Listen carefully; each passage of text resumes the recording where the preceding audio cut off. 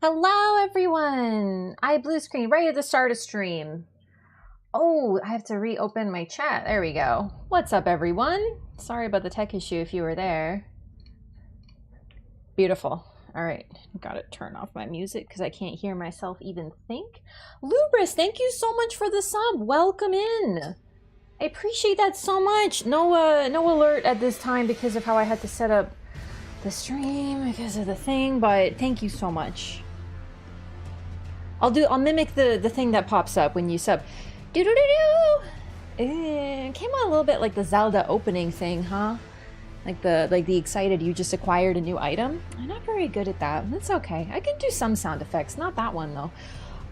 What's up everyone? Happy weekend. Hope you had a good time. We're back to Elden Ring. We're continuing where we left off yesterday, which is at a zone. I really feel like I'm taking my time. I have to talk about something though. It's not anything too crazy, but like, nah, you know what? I'm gonna wait. I wanted to talk a little bit more. I feel like I'm not gonna give details, but I think I'm sort of adjusting my concept of easy mode in Elden Ring. And one thing I'll say is I think even further that big bonkers are unbelievable because I basically hyper armor, stagger damage. That's easy mode. Period. I don't think anything else. I think you need both. If you have poise damage, but you don't have hyper armor, but if you have hyper armor and stagger damage, busterinoed. Absolutely like unreal busted. You are Miyazaki's favorite child. You know what I'm saying? Utana, how's it going? Glad you could be here. Yes, it's time for a DLC stream. Miyazaki's beating me to death. I'm having an excellent time. Why is that sarcastic? That should be, there's no kappa there. Did you beat the Death Knight? I did. I clapped his tight little cheeks is what I did. Paying attention to lore because of you and shit has been nuts. That's fantastic. I'm not gonna talk about it now, but once I start playing, I straight up had like a fever dream about DLC and like, but in a bad way. Like I was like I woke up in a cold sweat, as they say. So, you know, there are many ways to easy mode in my opinion. I agree. But what I'm saying is hyper armor and stagger damage are the key. And easy mode is a little variable, but I think that almost every single easy mode boils down to those two things. Because the reason Moonveil is so strong is because of the stagger damage, allowing you to riposte. And well, it's not quite hyper armor. Once you're casting Moonveil's Ash of War in either direction, you're pretty much getting that off. If you, at any point in the cycle, if you get hit, like, you're still going through with it. It's still making impact. And that's part of why it's so strong. Nebula, really high stagger damage, but no hyper armor. So if you get hit at any point in that animation, you're stopping. In other words, while it's still very strong, it's still easy mode, there's a caveat. Because if you get hit in the middle of your cast, it doesn't matter. You can't just cast and cast and cast through it. And a lot of heavy weapons have a lot of hyper armor with their moves. If you don't know these terms, I guess, like, I know most of you guys know what I'm talking about, but just to clarify, like, hyper armor is when you get hit, you can keep on moving, basically. Like when you can't get like hit out of it. That's hyper armor. Hyper armor is so strong, and a lot of heavy weapons have it. Jump attacks, a lot of them have it too, actually. So that's why a lot of them are really strong, because they hit multiple times, or they're just like a really big hit, and huge stagger damage. Like if I'm getting riposte with dual blades, or I guess curved swords. It's because of jump attacks. They don't do much stagger damage, but the increase in the jump attack with 4 hits plus the stagger damage helps. No idea what these terms mean unless you defined it. Yeah, no, that's why I try to, you know, I had a difficult time understanding the difference between hyper armor and poise, because there is a difference. But sometimes if you have a lot of poise, in other words, that's like kind of on your gear, let's say, you don't get stunned in your hit. But if your active attack has hyper armor, then even if you don't have poise, you'll just keep doing it. So there is a difference. There's like a slight difference. I'm starting to pick up on it. They're like sort of like technical terms, but we use them because they are specific, I guess, you know? JLs, thank you so much for the Prime. Welcome back for 3 months. Enjoy your new butterfly. Thank you so much for the support. I really appreciate that. I'm glad you're enjoying the DLC playthrough. I'm enjoying it very much as well. I don't know about my build if it's good. I think that anything can be good. Don't get me wrong. I'm not trying to disparage, but it's just I saw a clip today of something that I already seen. That's why I watched it. And I was a little bit amazed that their experience in playing the same video game that I played was so different. Goodness. I was like, what? So anyway, that's all I gotta say. Like, it's very interesting that the same game can look so different to different people because of different builds. New to using it, the boss have been so difficult. I have a theory, like, I don't know, I know nothing, and I've encountered like 2 bosses so far, really, but I have this sub-theory that they may have increased the bleed, like how much damage you get, like the bleed bars, like they have bleed resist. I don't know if it's on purpose, but for one boss, I did use scavs, which do have bleed on them, and I got like maybe 1 proc in the entire fight. And on my arcane build, which is like built to proc, I got like 2. So I don't know, it's not like a conspiracy theory, but I'm wondering if they might have some resistance to some of these elements. It's something I like to test in subsequent playthroughs, but you know. Hyper armor is like a motion value for poise. Yeah, that sounds complicated, but it really isn't. Basically, if you wear heavy armor, you have poise because it makes you tanky. So if someone hits you, you won't get stunned as easily. That includes bosses, enemies. Certain things will stagger you, but most things won't because you have high poise. Now, if you have light armor, but you have a hammer, that hammer has, a lot of moves have hyper armor. So even though your body doesn't have poise, although if you have both, like if you have heavy armor and a heavy weapon, it kind of just looks like, you know how I keep saying, when's it my turn? It's always your turn. Just keep on swinging, and you don't have to like think about it, you know. It's really intriguing, so we'll see. I've always talked about how hyper armor is easy mode, because that's another thing. Sorry, not hyper armor, stagger damage, but also I'm thinking I'm adding hyper armor because Rivers of Blood, for example, the main thing about it, not just sheer damage, but the stagger potential of the, you know.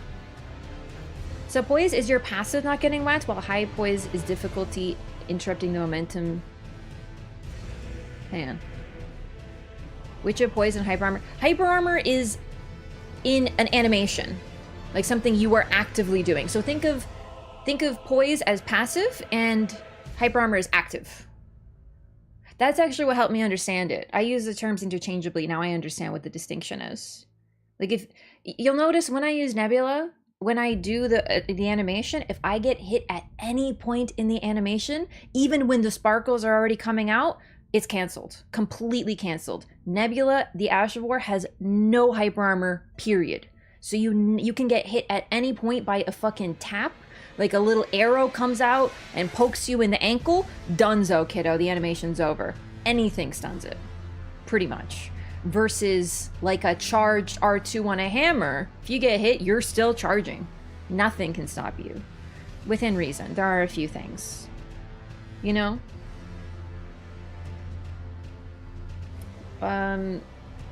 Less room for brainless summoning? I mean,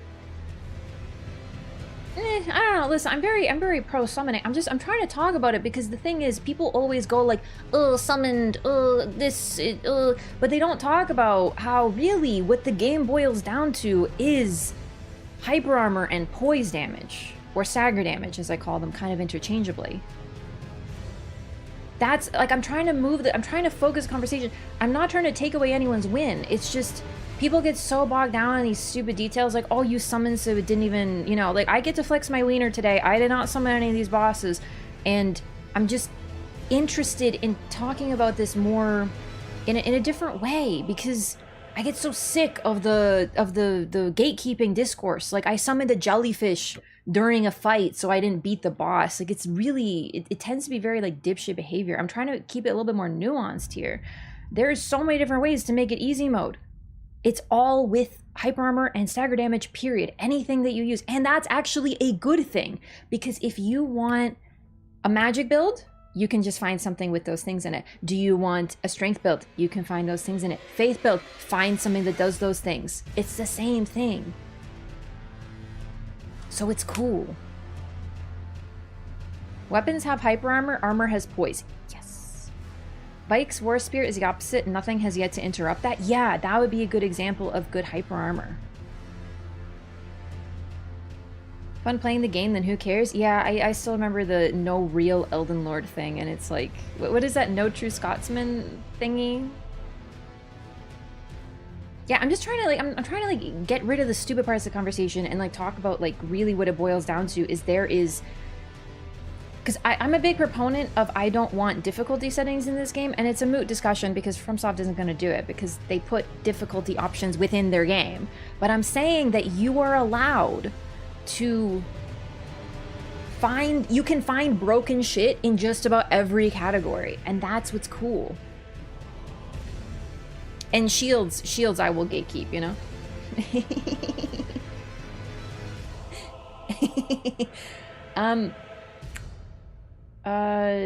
All different kinds of playstyles, almost always use summons, that's me. Yeah, like I talked about it. My very first time to Bloodborne, through Bloodborne, which I loved, I summoned help because I got stuck and I was like, and I beat the game, and then I just absolutely, I was in love all the way through, but there was something about it that stuck with me, and I was like, on my New Game Plus playthrough, I'm gonna do it all by myself, even the bosses that I got stuck on.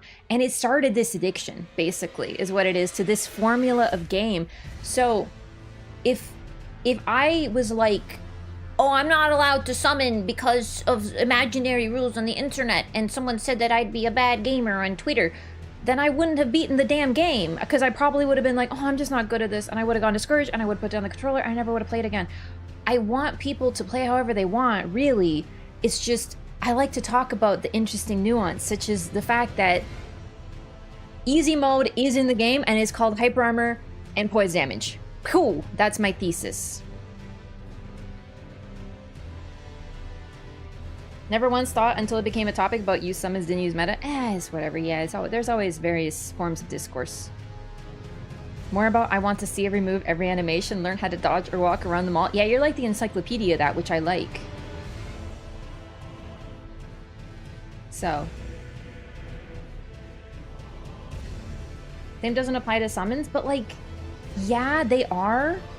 But the way I like to think of it, you know, when people say like, oh, you can't cheese this boss or whatever. That boss that you're defending just hit me twice and killed me. I can't kill the boss twice and kill it. That boss just cheesed me. If I'm not having fun with a bad boss, I'm gonna murder it. I'm gonna load into the game so I can like not have the opening music, you know what I mean? Anyway, I don't remember. I just want to talk about hammers, I guess. Sharing aggro is hugely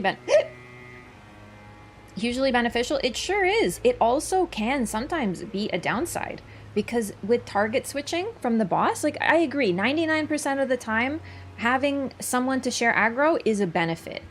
But sometimes you get used to a boss and you start getting hit by things because the boss target switches. So it does a charge attack toward the summon and then 180 flips to you, you know, and you're not ready for it. There's like, it changes the boss in a way.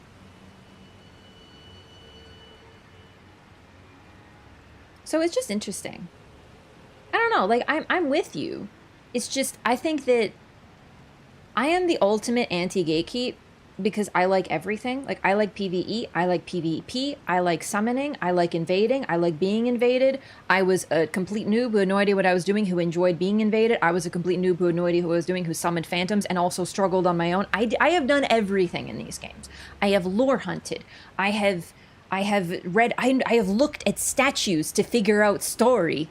I have done minimum level runs in at least one game, really just the one, but you know, maybe in future. I have done these things. I have tried everything and I love all of it. And I started by doing a casual playthrough and summoning friends. Well, I didn't have, not real life friends, just ring ring, random, come in. No one I knew played Bloodborne. 3 people started to look like the boss sped up 50%. It was kind of crazy. Yeah, and in Elden Ring as well, the bosses do these massive AoEs. A lot of them. I'm a hater at heart. I don't even know what it is I'm gatekeeping half the time, but I know that guy over there, not a true fan. Yeah. Yeah. The DLC's narrative, God, who knows? I'm gonna talk about it in a bit. I don't know. I'm just on my rant, like a positive rant, I guess, like a happy rant. I'm just like really excited about this DLC. Okay, you know what? Fine. Actually, you did find one thing I haven't done, and that is using great shields. I've never used a shield in my life. I have parried in almost all the games though. Now I'm evolving. I'm perpetually evolving as a gamer. That's what I'm saying. But I've never used a shield actually. So I guess I gatekeep shields instead. Not even jellyfish? What about jellyfish? Sorry. Oh, the jellyfish shield! No. Tier you got yesterday is busted for shields? I did think that it would be, and I don't want to talk about it. Because I was like, this looks like it's for shield users. Derogatory. Oh, man. Actually, this, like, Godwin, I am so tired of these nerds from base game.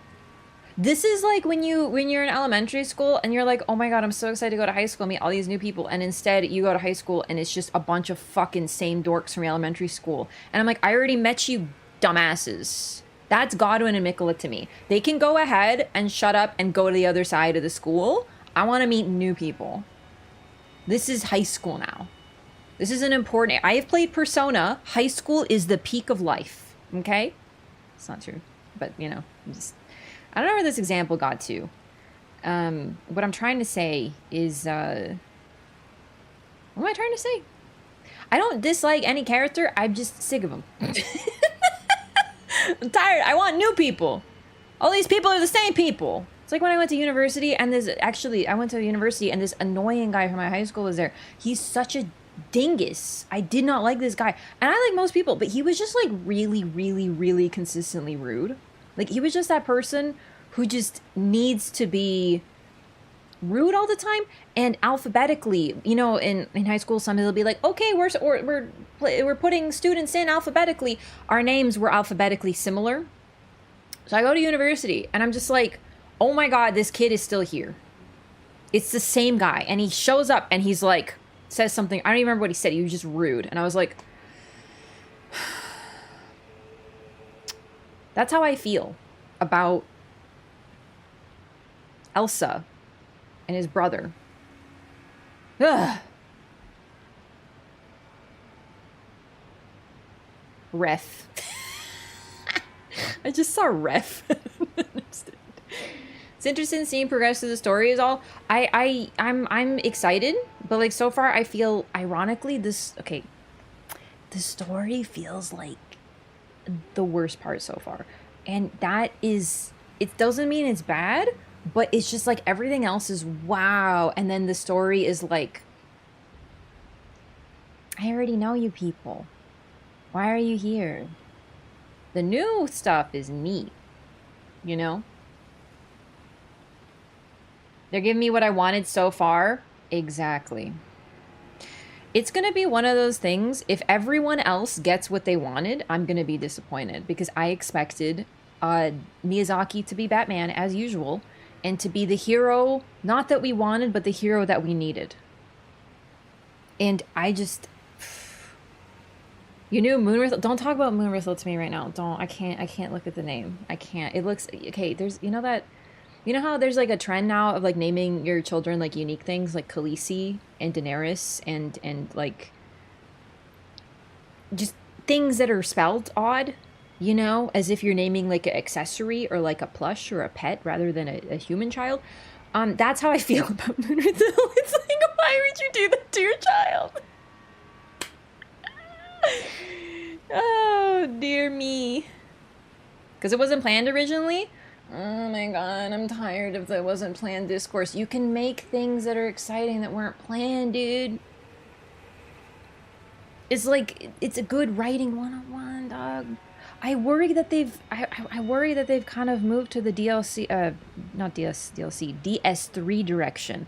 And are like, let's give the people what they want because we're worried about backlash. And I'm actually worried because Dark Souls 3 is the safest and most uninspired. Yeah, it's a tragedy. Exactly. Name a future son Jackhammer? Okay, but like Jack's a perfectly respectable name. No, not about DS3 DLC specifically, just about like DS3 in general. Still a good game, but frankly there's a lot of things that show that it's kind of like a downgrade in the inspiration department.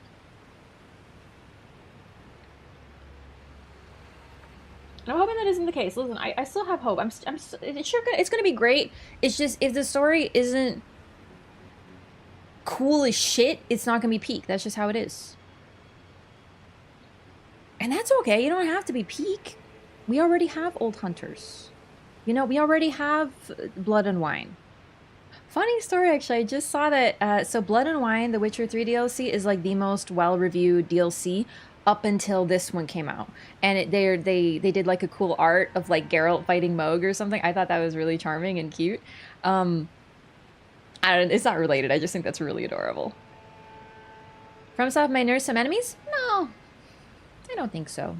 They only nerf things if okay, listen, they don't nerf things because people complain. I know the people get into that discourse sometimes. They talk about like, oh, Radon got nerfed because he was too hard. It's not because he was too hard. He wasn't working as intended. They only change things to make them how they were intended to be. Armored Core 6 had 2 bosses that were nerfed, and that's because one of them, literally, they accidentally doubled the amount of missiles it fired. They literally just, oops, doubled the missiles, and they fixed it. So they're not nerfs so much as they're fixes. So people can complain all they want. They're not going to change the game. Unless something's actually functionally wrong. That's pretty much it. Levissier, thank you so much for the sub as well. Welcome in. Thank you so much for the support. I really appreciate that. Please enjoy your emotes and butterflies.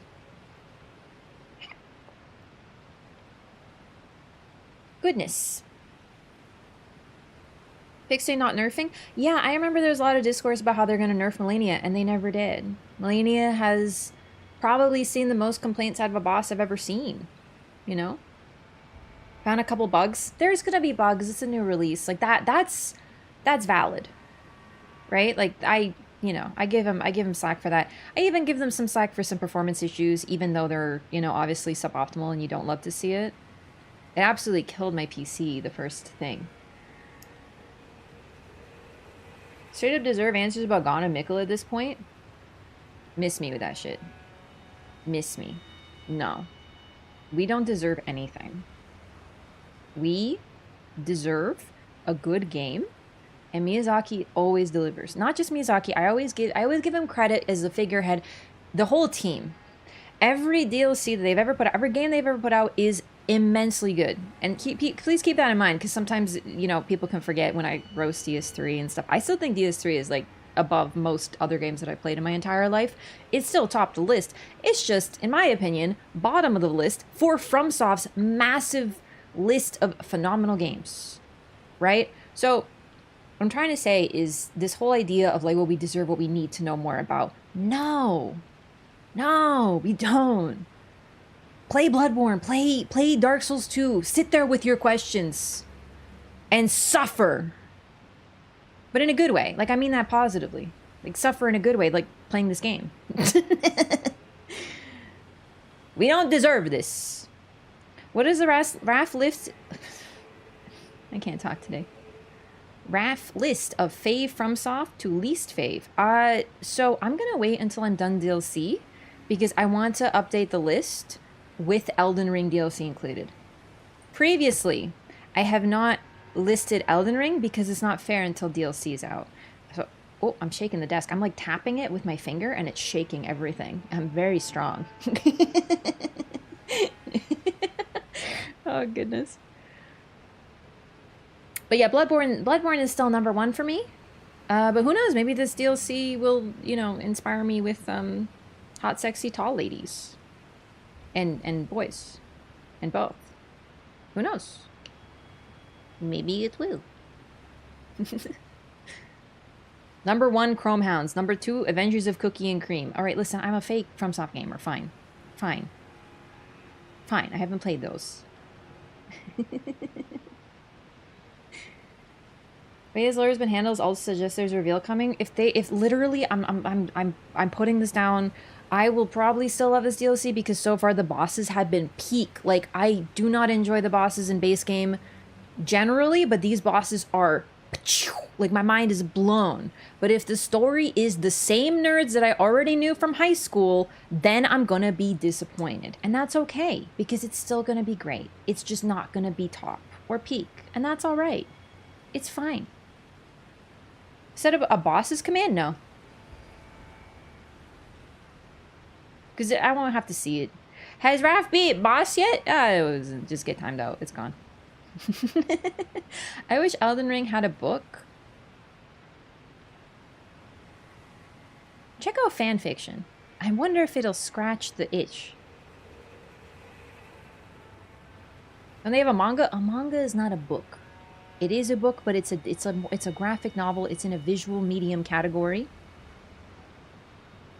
It's different.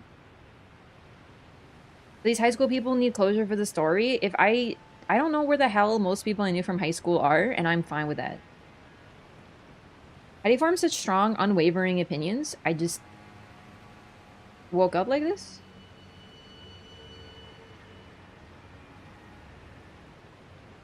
Yet protocol? Oh god, that sounds hilarious. Get in touch with them through Facebook? Who? Got like this and chose violence? No, I just have like really strong opinions. I don't know, like, I like what I like. I've always been unabashed with that. So where are you in the game? This is spoiler-free zone?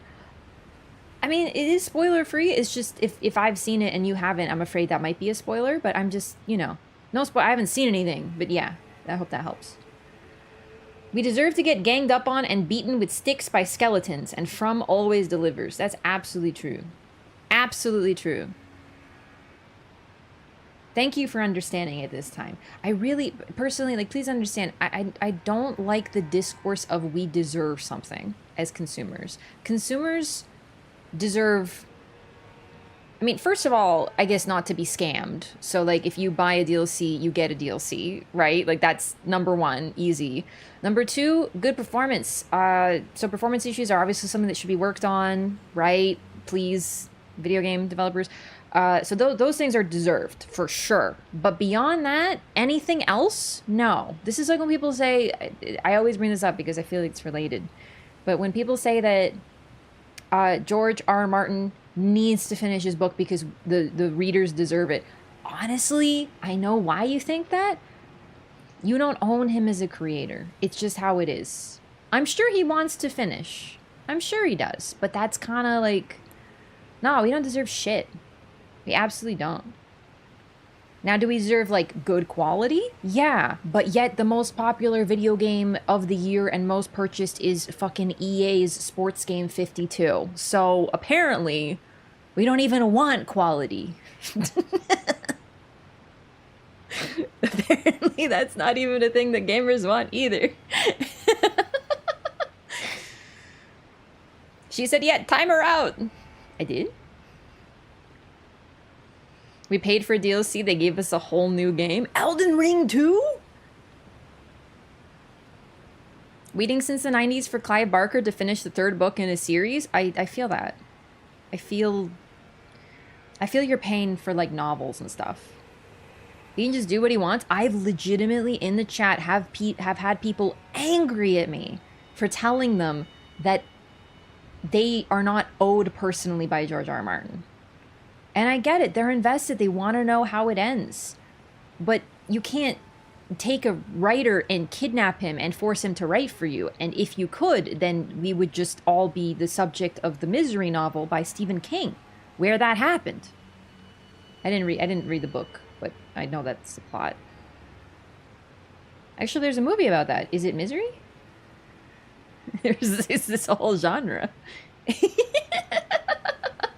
So anyway, I'm just saying, right? Like, this is We don't deserve answers to anything. And like, honestly, I worry that we're gonna get answers that like they're gonna be lame. You ever watch a horror movie and you're like, wow, this is so spooky, and then you see the bad monster and you're like, and it's not scary anymore. Sometimes not knowing things and not seeing what is going on is better.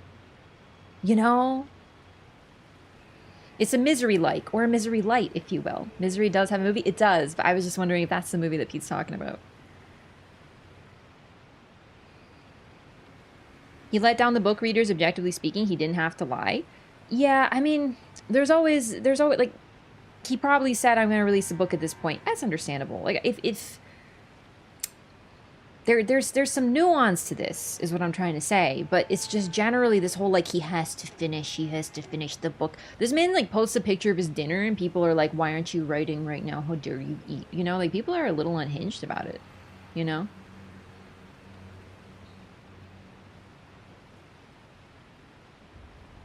I mean, look at the creator of the Hunter x Hunter manga. He has massive health issues, so like I'm not criticizing him. I'm just saying that, like, you know, people have been waiting for a long time for him to continue his manga, and well, he's got massive health issues linked to writing manga because it's an intense thing to do for your body, and the demands are really high.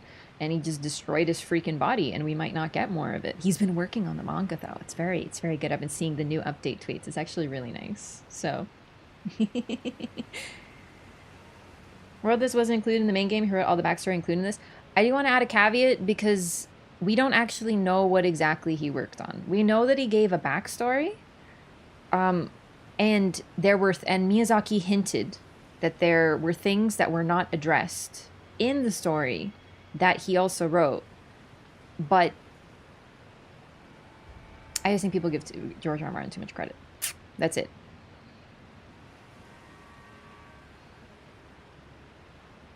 Favorite of all time, Togashi has to prioritize his health. Yeah, I know. I'm glad he's taking breaks and it has been on hiatus for a long time. I'm not, like, criticizing. I'm just saying that, like, you could argue with that same thing. Well, oh, he had a contract to work on the manga, so, like, why isn't he? Bro, the man's health is shit, dude. He's actually, like, he's got massive, huge back problems and, like, all his muscle issues because of hunching and drawing for hours and hours and hours and hours and hours and hours. It's destroyed his body. So it's like, you know, it's a similar argument to be made, I guess. He can't even sit up. I know, like, think about his life, the way that's so devastating. Oh, same with Berserk. Yeah, obviously very tragic.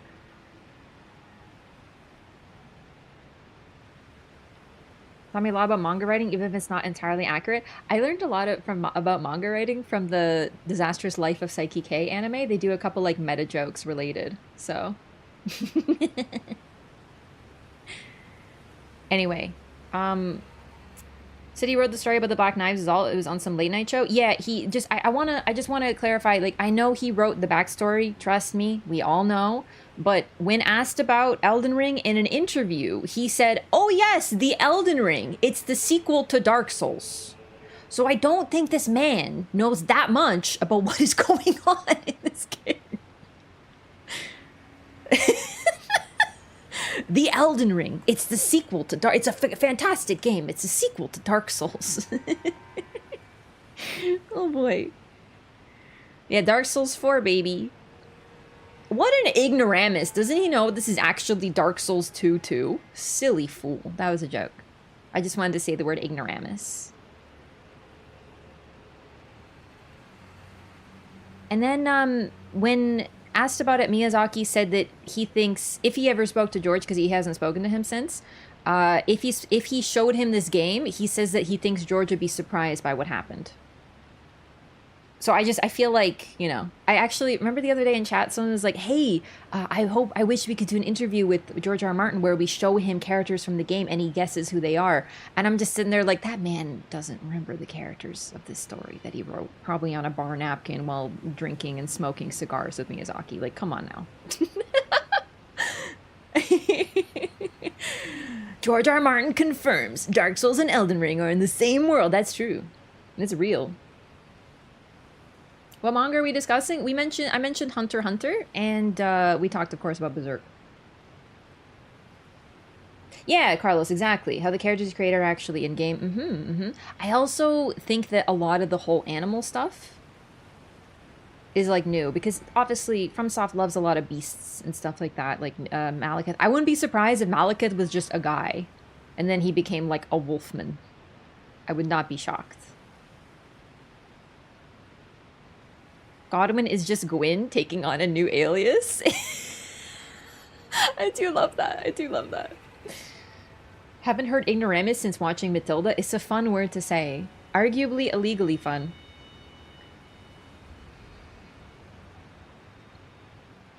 All right, I'm going to start playing the video game. So, you know, if you're looking out for spoilers, you know, this is your warning. The Thai Elden Ring trailer is interesting for that reason. God, I love that trailer.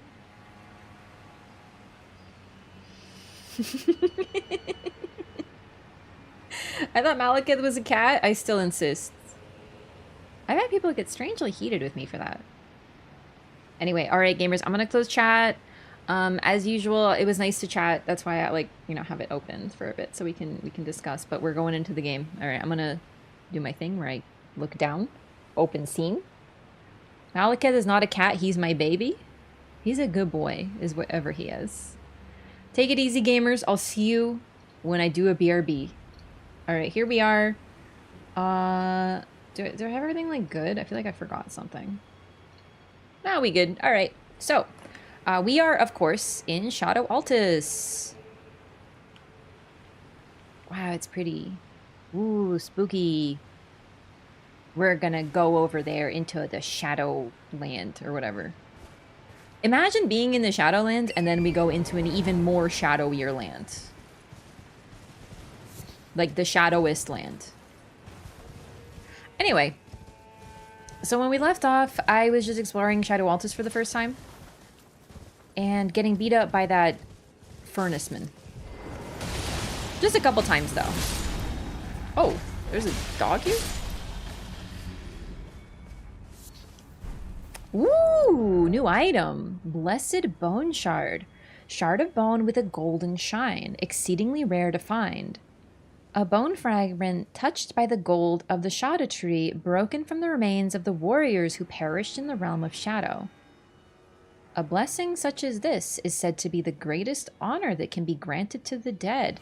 So we're kind of getting a hint over here to that weird guy from the trailer who's made of gold bones. I am curious about this. I know I've mentioned it before. I don't know like what we're going for here. Also, I really wonder, that might be the equivalent to Leyndell in this land. So, it's not exactly subtle. We are now in Shadow Altus. The place closest to the Scadutree. Okay, Godwin. Or sorry, Godfrey.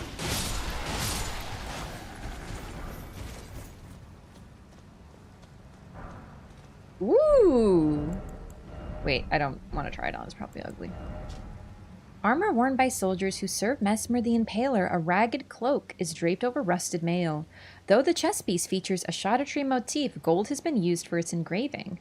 A small consolation to those forced to wage a war without grace or honor. Same as the Black Knight description, basically, then.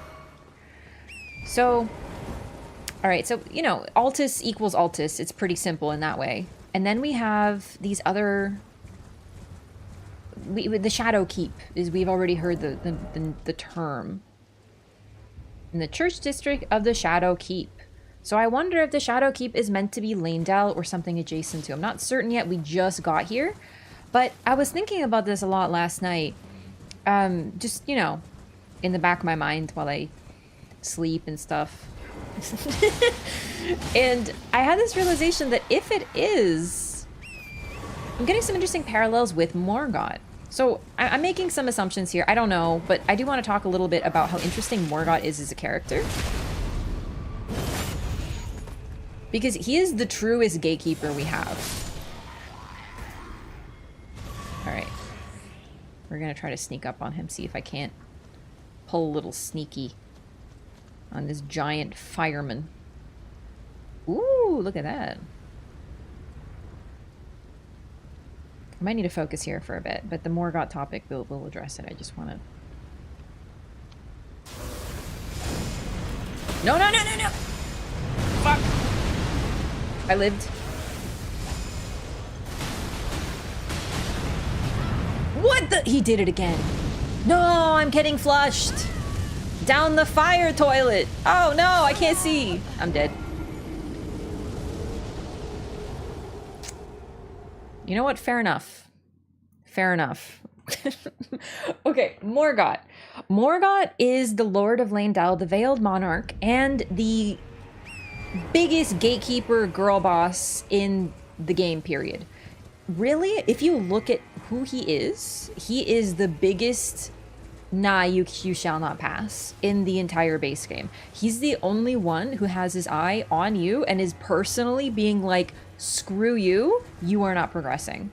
Everyone else is just kind of like, yeah, they block your way, but Morgot is petty about it. He's one of the first bosses you're going to encounter in the entire game in the form of Morgot. He talks a whole lot of smack at that whole moment.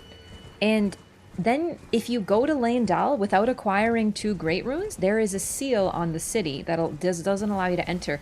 It is a 2-finger seal. And it just says acquire 2 Great Runes. But what's interesting is if you get into Landel later and you don't fight Morgot, the Veiled Monarch, you're going to notice that there are identical seals on 2 different locations, one of them leading to the Forbidden Lands and one of them leading to the Frenzied Flame in the basement. And they specifically say, sealed by Morgot, the Veiled Monarch. So, while he may not be directly the one gaslighting, girl bossing you at that interval, like entering Landel, you could argue that he kind of is.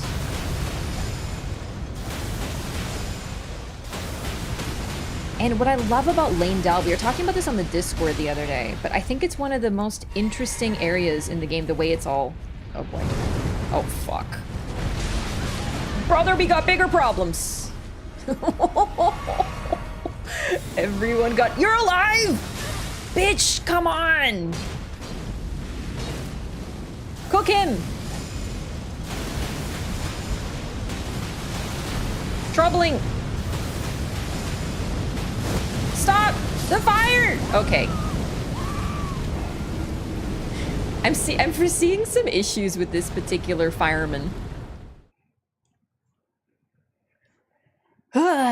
Anyway, Landel, all roads lead to Landel, basically. If the story of the game is multiple threads and multiple paths, and really there's a lot of paths that you can reach to enter pretty much every area, at least 1 or 2. Quest lines have multiple options, like it's really hard to miss things, but no matter how many threads you're pulling, eventually all of them knot at Landel, at Morgot specifically, at the throne, at the Erd Tree. And it's very final boss-like. You walk in, you've been told that, you know, you just have to take the throne, get Great Runes, go enter the tree, boom, you're the Elden Lord. And then you get there, and you walk in, and there's the throne, and there's the tree, and there's a boss, and you're like, is this it? And no, it isn't. The game is just starting, really. Landel is arguably mid-game, but it has all these epic moments, and all of it really links back to Morgot, the only petty bitch who's like, nah, you are not getting past me. The only one who's taken shit personal. He's like, no, fuck the Tarnished. No, this one hurts real bad.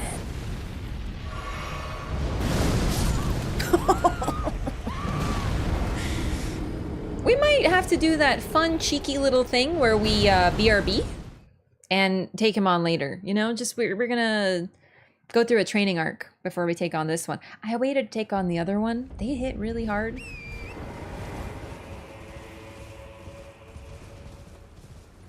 And I'm not really getting that far, even with Nebula.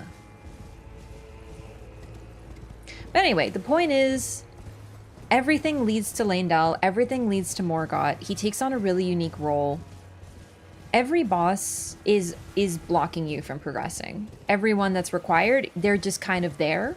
And you walk in and they're like, all right, okay, there's someone here, I'm gonna beat him up. But Morgot is like, to you personally, the Tarnished is a problem. You're not getting past me. Screw you. Everything he does is specifically to cause you issues. In particular. It's not an accident. It's all planned. And I love that. And I'm wondering if if this Shadow Lane-Del, potentially, in terms of story, if this Echo of Lane-Del is not going to have a similar role.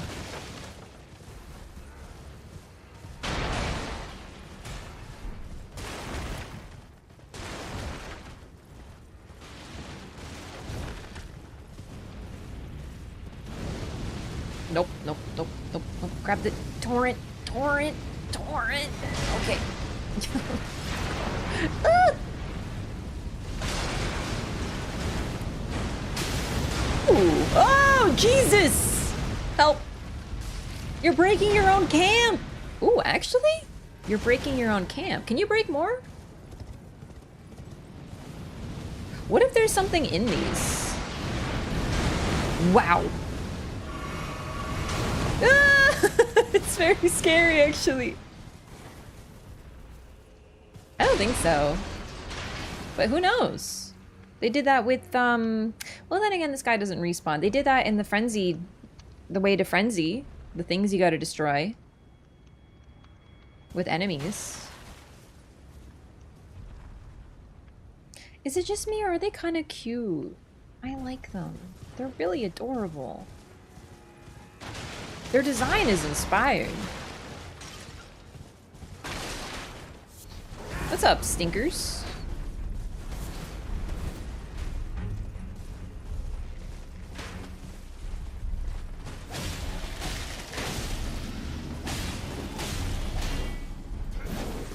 Oh, Jesus. Oh, God.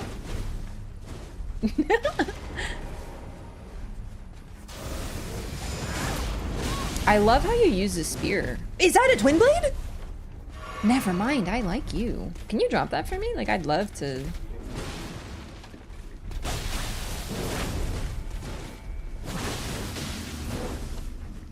That's a sick twin blade. Oh, come on. Dude, look at him go. He's like a death ballerina.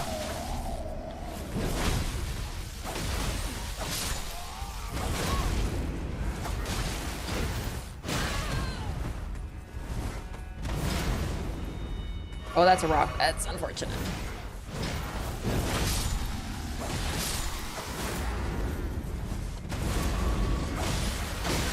Oh, I got greedy.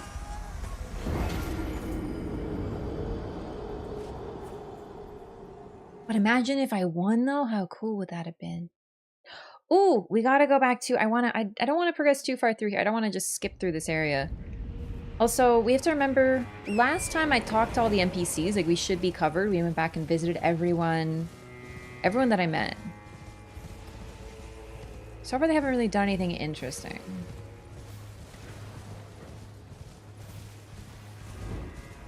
I think so far the most interesting NPC to me has been Queenline. And he's just a genuine hater, top to bottom, toe to tip.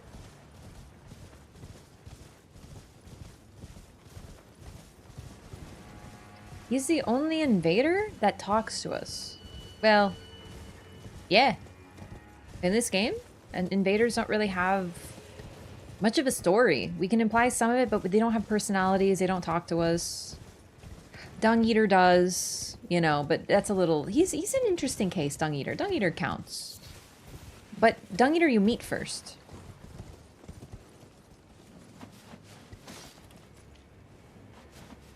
Are those the sunflowers? No, those are just grapes. Okay. Wow, look at that. Ooh, don't look. That looks like something cool over there. So I went in here, got invaded. I want to try to look to where we found that forager. Near, Rilana?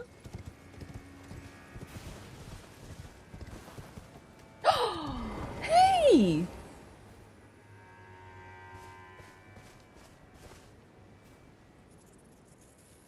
Are you okay? Like, I feel like you might not be. Are you sleeping? Maybe it's a daytime thing?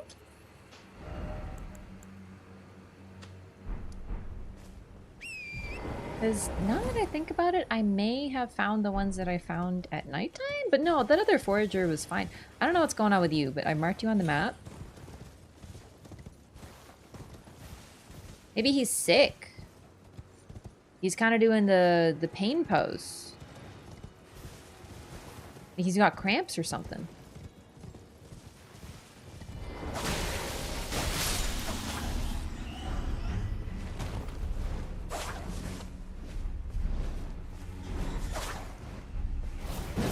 Get back here.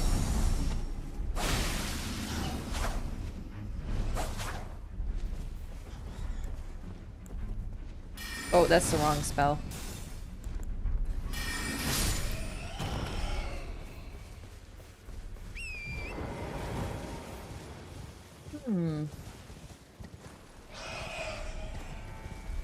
I'll switch it to nighttime and see. It could be something else, too.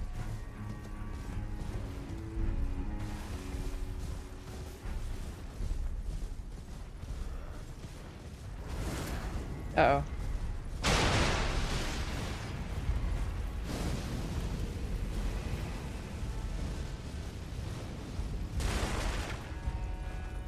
Anything interesting in the camp?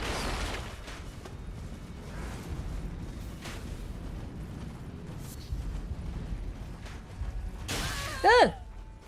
I don't like how the doors are just open. Oh, quit it! What the? Hello? Hello? What? I knew it. Oh no. Somewhere a great rune has broken. And so too has a powerful charm. What? Oh man, I thought I was gonna get like kidnapped by the Fae or something. That scares me. Maybe I shouldn't. This is why I don't go on the main path. It's okay. It's probably fine. A great rune? Oh, I forgot about the invite to 1v. I had to go east from the thing. Just gonna investigate here real quick. I should probably talk to the NPCs, but that just feels like something important.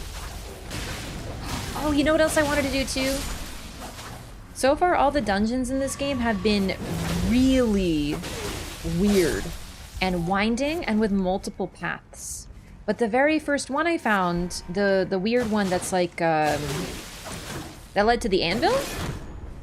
I just kind of went through that one with one path, and then now that I've done, I don't know, like 3 other dungeons and found like 15 different paths, I'm like, I gotta go back there because I think I may have not found stuff that I should have. So we're gonna re-explore that place.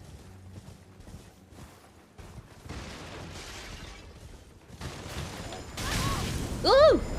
Owie!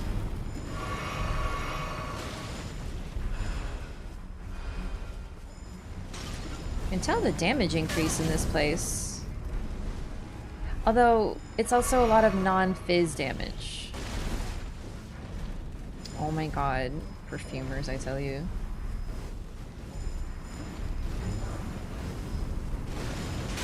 Okay. Freebie? That looks neat. Alright, we'll go to the bonfire, we'll go east. I want to find this guy who challenged me to a monk 1v. A great rune has broken.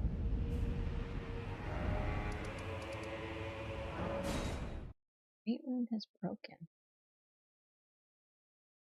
That's weird. Hello. Oh, hello. Did you feel it? Mikula the Kind's enchantment appears to have broken. Uh-oh. But while my devotion to kindly Mikula remains unchanged, by my troth I am not so sure about the others. No, wait. Nice! Perhaps this is a blessing in disguise. I can wield my sword to cull the undeserving, those unfit to bask in tender Mikula's presence. Okay. I should have thought of this earlier. Oh, you're so sinister. Damn, I'm into that. Okay. Oops, potential oops, not sure. Unsure if oops.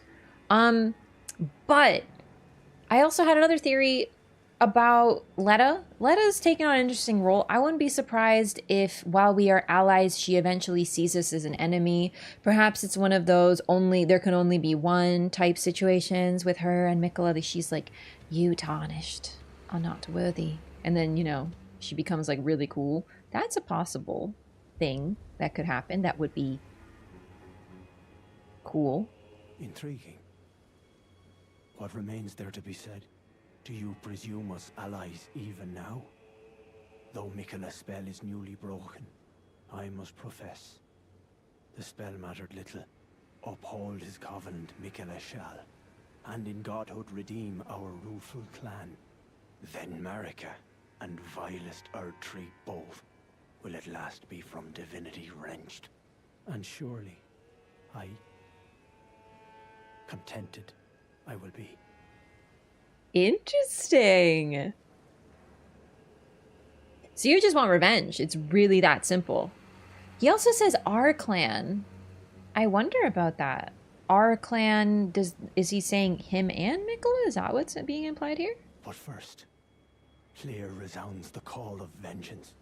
The Impaler, Mesmer, must pay his due. In vengeance for the flames. My blade I wield. How could I allow myself to forget? Revenge alone assures me peace of mind. It's a very typical story. If you go out on a quest for vengeance, be sure to dig 2 graves. One for, you know, the victim and one for you. Don't do revenge. Don't do revenge. It's bad. Is the whole lesson. And he's just in it for vengeance. You remind me of Simon. Simon from Bloodborne, actually. It's probably the rags. Then again, Simon also has a kind of sinister hand thing like this. He sort of... No, Simon does a... Like, you talk to Simon, he's just like, are you too seeking secrets? And I'm just like, bro, he's the edgy anime boy. And now we have Horn Sent. I do love that. It's very blatant. Like, oh yes, I need to murder everyone bad, and then I shall be contented. Will you though? Not to hinder me upon my path, lest you too wish to face the reckoning.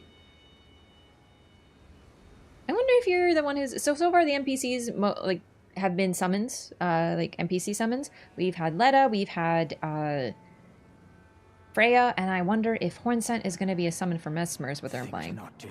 Okay, relax, Uishe.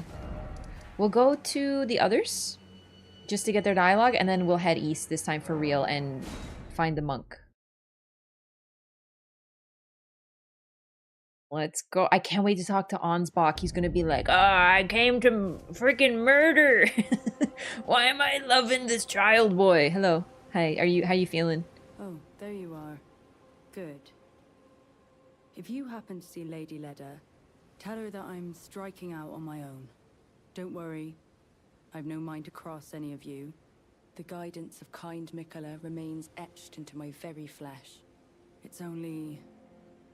there's something that I must know. What do you intend to look into? Kindly Mikola spoke of the vow he once made with General Radahn, and it is here the vow shall be honored. I am a Redmane. I must know the nature of the vow. Oh my god, dude. Mikola's literally the ultimate Mary Stew right now. Or what is the English?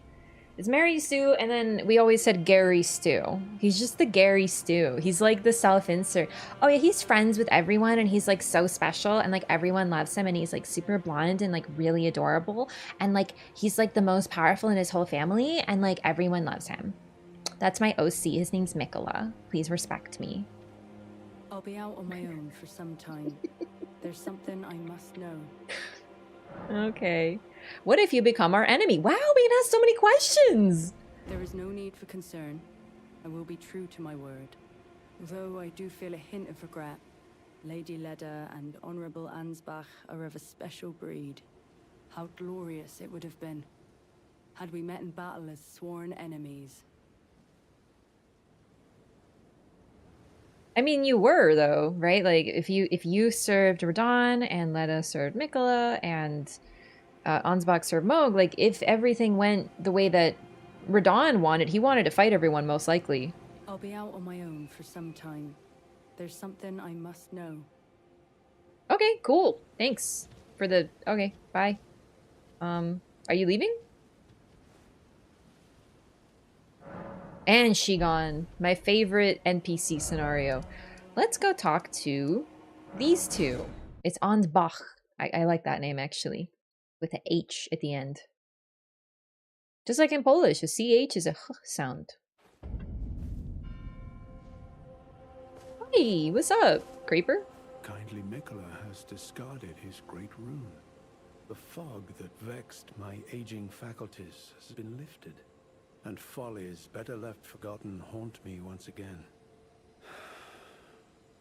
Once, in an attempt to free Lord Mohg from his enchantment, I challenged tender Mikola, only to have my own heart rather artfully stolen. I knew not how weak I was. I believed that with sufficient mastery, even an Empyrean would be within reach of my blade. I could not have been more mistaken. Mikola the Kind is a monster, pure and radiant. I was waiting for this line. Love to shrive clean the hearts of men. There is nothing more terrifying. Terrifying. They might be like, Raph, how many times did you watch that trailer? Too many times. I was actually thinking just today, I was like, I wonder who the old man is who says that line. And it turns out I knew all along is this old man. I'm bad with voices, can you tell?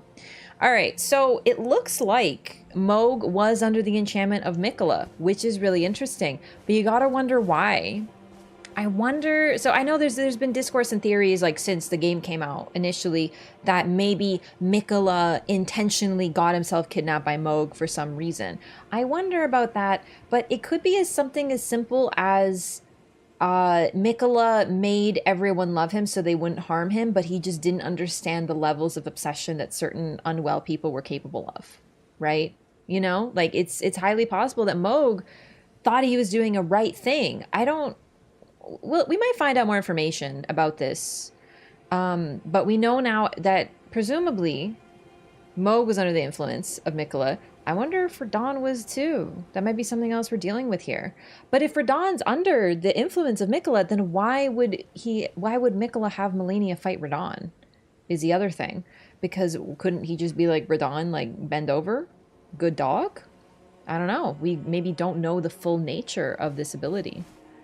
Associated with his great rune, though. If he discarded the can I have it? God, he really is such a Mary Sue, though. Sorry, Gary Stu. Righteous tarnished.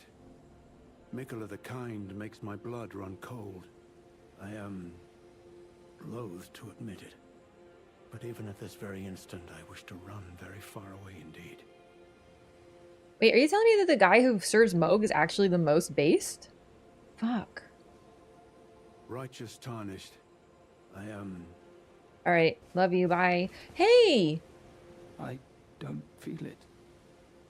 It's broken. Kind Mikola's light is gone. But I stand tall. Together, we work. Together. For Mikola the Kind. You're so sweet, you little cutie patootie. You need to find better friends. I don't know what to do. Our mother abandoned her brood.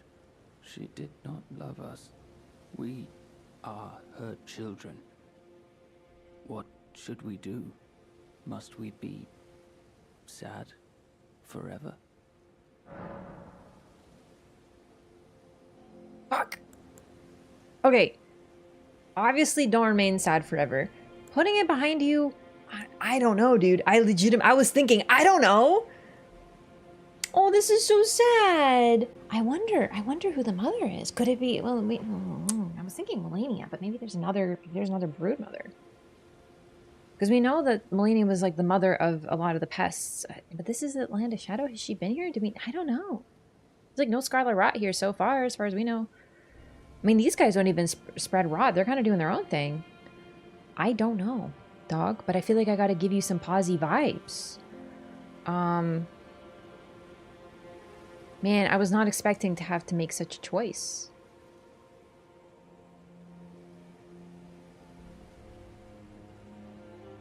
I want to say put it behind you, but then, like, what if they're like, yeah, you're right, time to start murdering everyone? You know? Like, what if it's like, what if I start an uprising of the insects? And then raining sad forever, you're too cute. I can't say that to you. Of all people, you're the most intriguing to me because you're so adorable. Also, are you like a pest under there? Like, is that the sort of twimst? You know, because you say you're brood and stuff. Why are you more human than the others? Well, then again, I don't know. Theorizing. I don't know. Put it behind you. Maybe that's kindly Mikola's love. No. Love for all the unloved.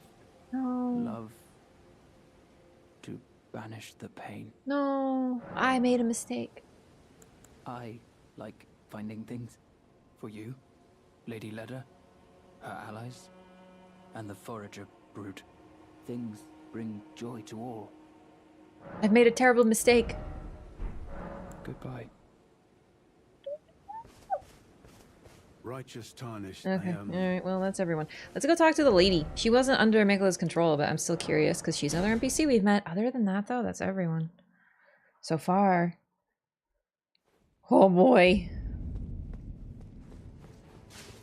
I was gonna say this, Mikola's Dio, dude. Y'all know JoJo's Bizarre Adventure? He's just Dio. Decked beast from higher sphere delivered. We welcome, oh glorious sculpted keeper.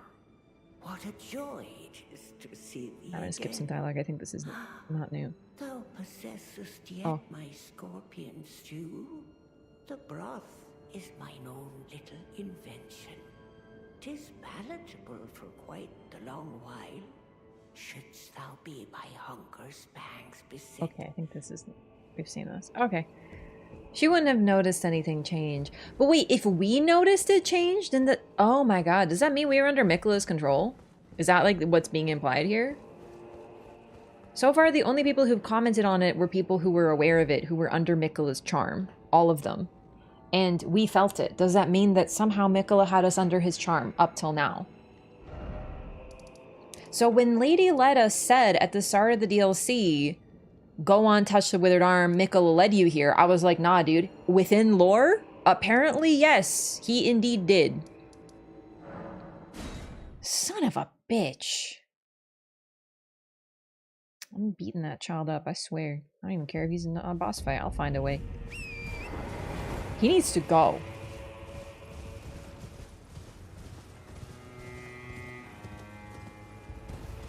I'm so over the perfect blonde cheerleader characters. No. Listen, you may not know this about me. I grew up reading. I was a part of the fan fiction community for a long time in my formative years, and I'm just saying I have seen a lot when it comes to exactly this type of character. I'm not impressed. I'm not impressed with Mr. Perfect. Oh, he looks like an angel, but he's actually like a devil inside. That's the twist. Been there, done that. That was the peak of fiction when I was 12 years old. I'm not impressed by it anymore. Give me something better.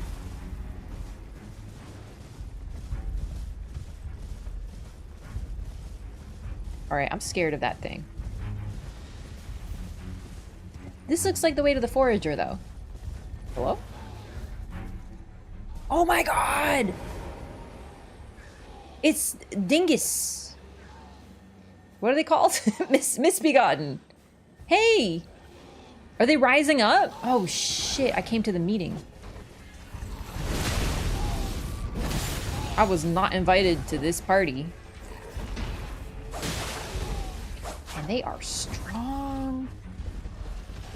Oh no. Oh Jesus! Brother, really? We both got enough problems, no?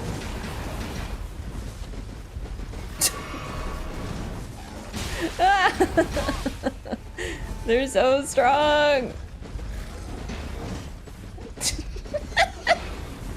Help! Nothing dies!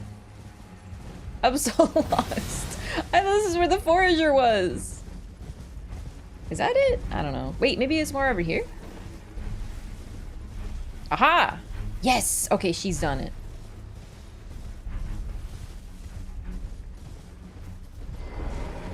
Alright, you have done like a cross-country marathon to meet me, brother. You are worth fighting, I guess.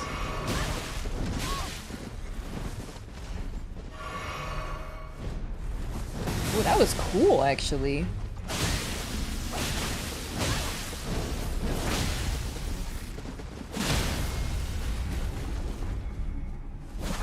Okay, get up.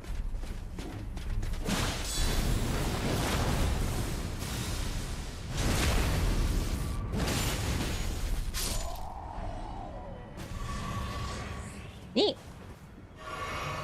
Alright, so this is what I saw from the castle. Hey, bud! Are you okay?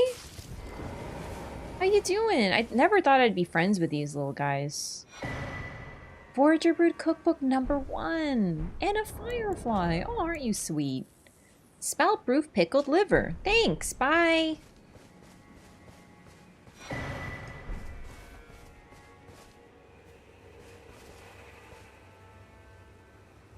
Interesting. So you dropped a rune arc. You're just like a guy from base game. I should look at the bodies too. Like, do they have a new default like horn set model, or you know?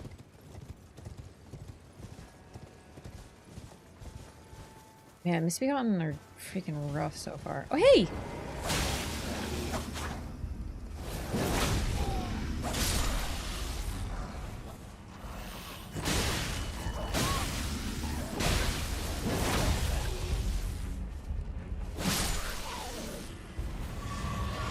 So this should be another mine cave forge. And we'll see if this one's more linear, but we're gonna go back to the other one too. I don't want to forget. Wait, shit, I want to go east for that guy. Oh my god, I'm getting so distracted. Ruined Forge of Starfall Past. Ooh, Starfall. So maybe Radon, maybe that guy, the boss? The little demi-human guy? Ons? Ooh. Oh, wow. That'll help. We're at 7 now rather than 5. I didn't realize I had so many Scadutree blessings.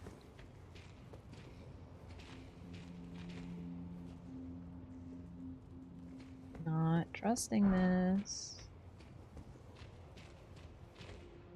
Misbegotten. Interesting.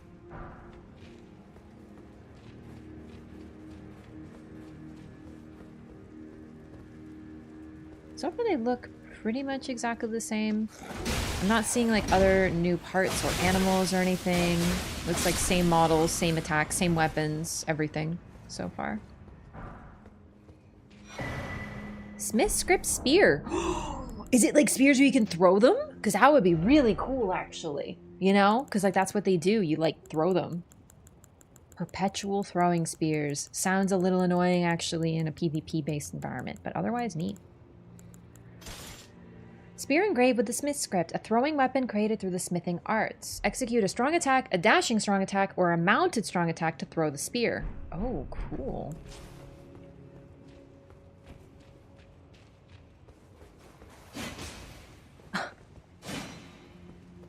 It looks rather silly, doesn't it?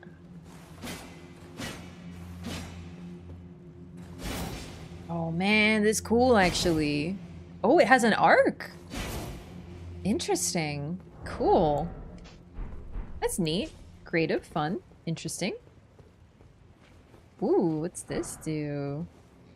Uh-oh. Aha! What's in there? Ooh. Something gonna come out? What? What? Wait. What happened? Oh, he's pissed!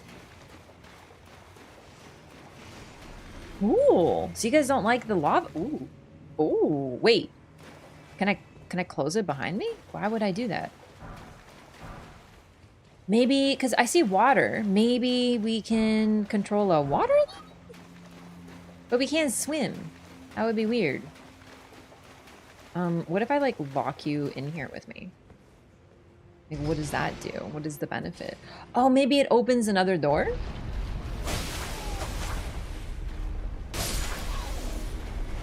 Like, maybe one door opens, another closes or something?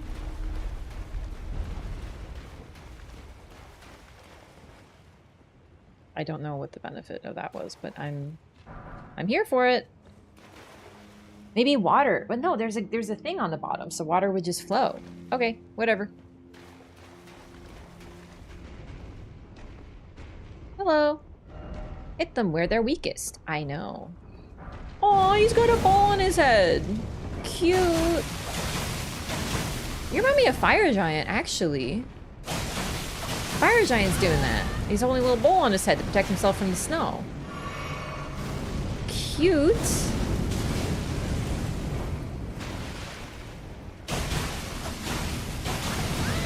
Man, I'm not rated. Wow, good start. Oh man, I'm gonna have to open the door again. We might just leave it open. But something might change in here. Like, what is the purpose of that? That's weird.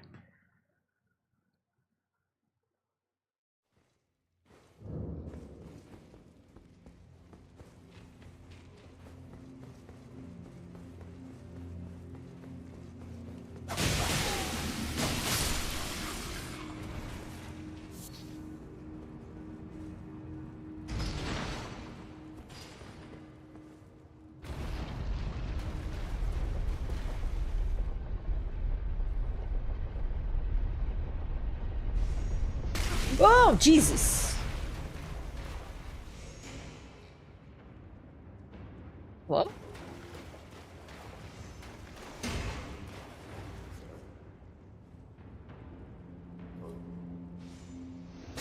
Well, now he's pissed. There we go. Damn, you're getting schooled. Oh my god, these things are mimic tears. Oh, I didn't notice that before, actually. I didn't realize it's the same sound animation. I can't believe I didn't pick that up. I thought they looked weird. Oh, damn.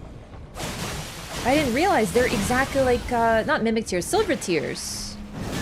Oh my god. Ugh.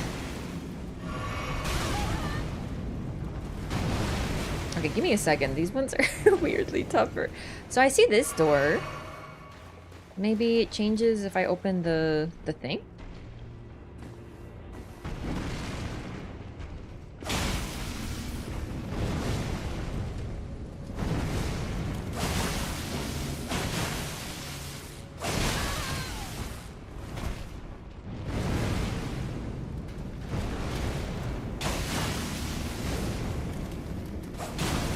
Oh my god, seeking the butt is such a challenge.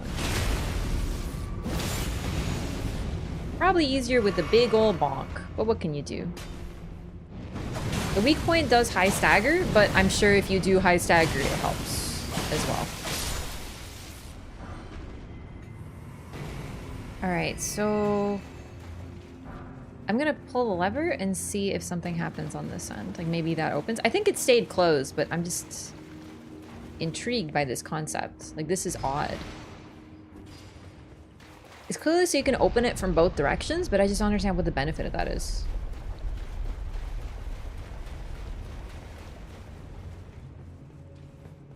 Nothing. Okay.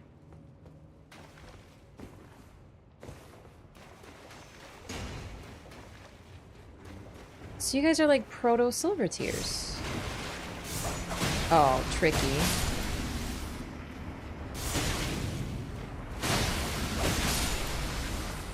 Well, maybe not proto, but you're conceptually similar. Ooh, here we go.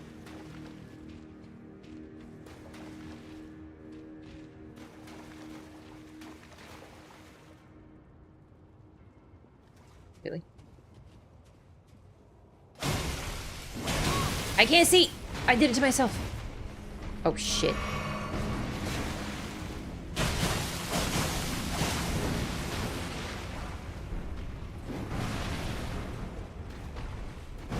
Hammer ones are not as bad as the fire ones.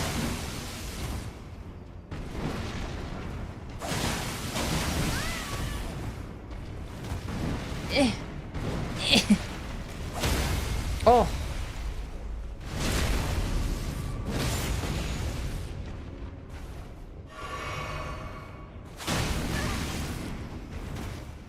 I don't know why I'm so insistent on fighting these guys, actually, all things considered.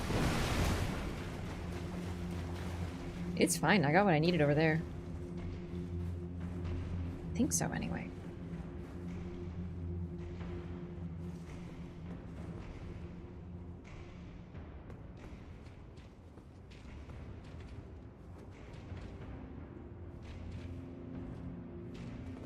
Ooh. Oh! They throw needles at you! Uh-oh. Ugh!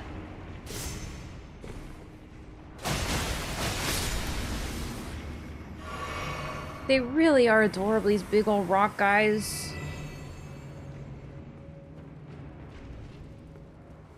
Just looking around, sorry. Ow. Okay, don't walk in the lava, it really hurts actually. Ow!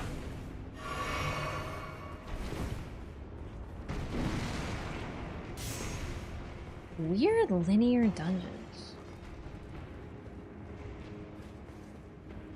Ooh. This can move? Is that where we started? No, it's not. But it looks just like it, because there wasn't a guy there, right? Yeah, wow. Ooh, interesting. Okay, well, we can go down there, but first... we check over here?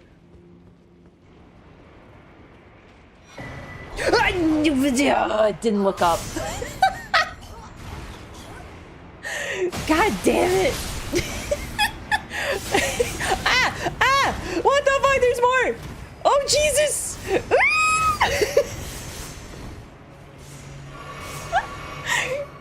Okay, you know what? You got me. You got me really good with the slime. This surprise slime inquisition. Woo!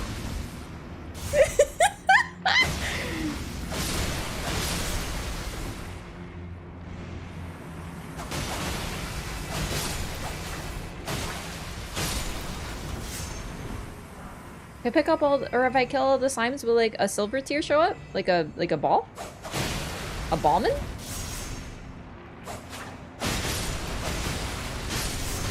Ow.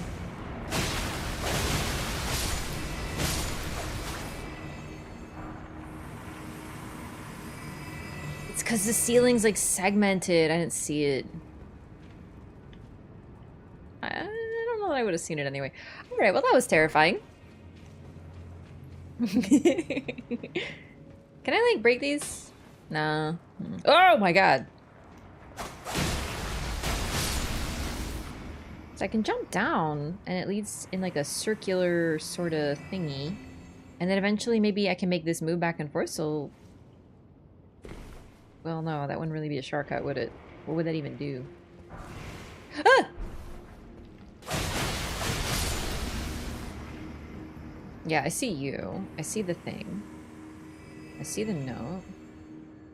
Wait, wasn't there a ladder that I saw that I could kick down in this room? Wait a second. Hang on. I know where this is. That's... I thought I saw a ladder, though. Wasn't there? Oh, don't tell me there was, like, up there somewhere. Ah, whatever. Hey, you just stay napping, boyo. And this opens... there? Alright, so it's not really a shortcut, I guess. It just... it leads to... like, go back around to progress.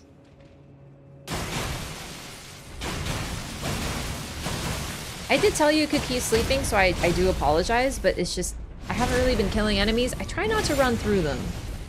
But it just, you know, I wanted to see what would happen.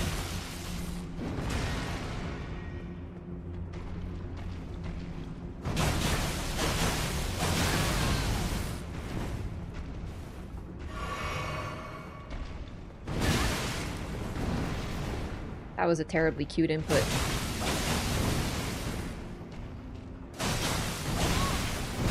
No! No! Well, I hope you don't drop anything, but whatever. I got the door open, so it's actually joke's on you. I don't need to go there anymore.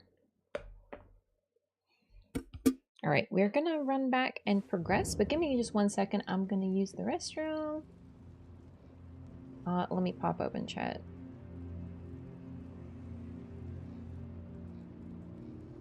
All right, we'll do a little chat when I get back. The benefits of a break.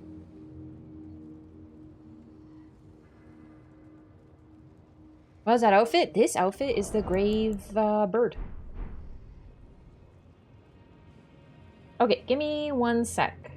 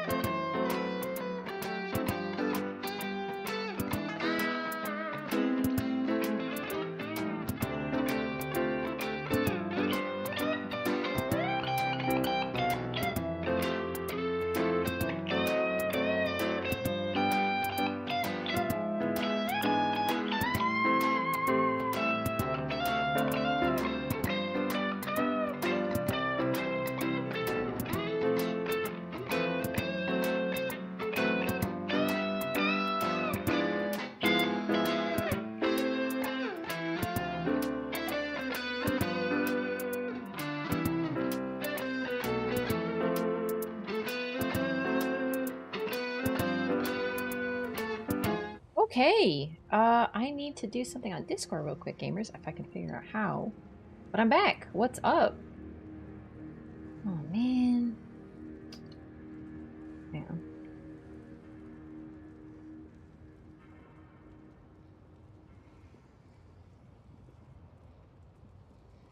Server.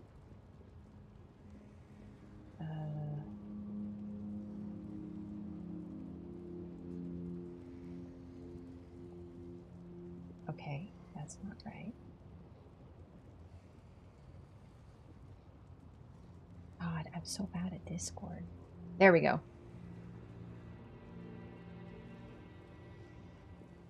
There we go. Okay. Okay, there we go. Done.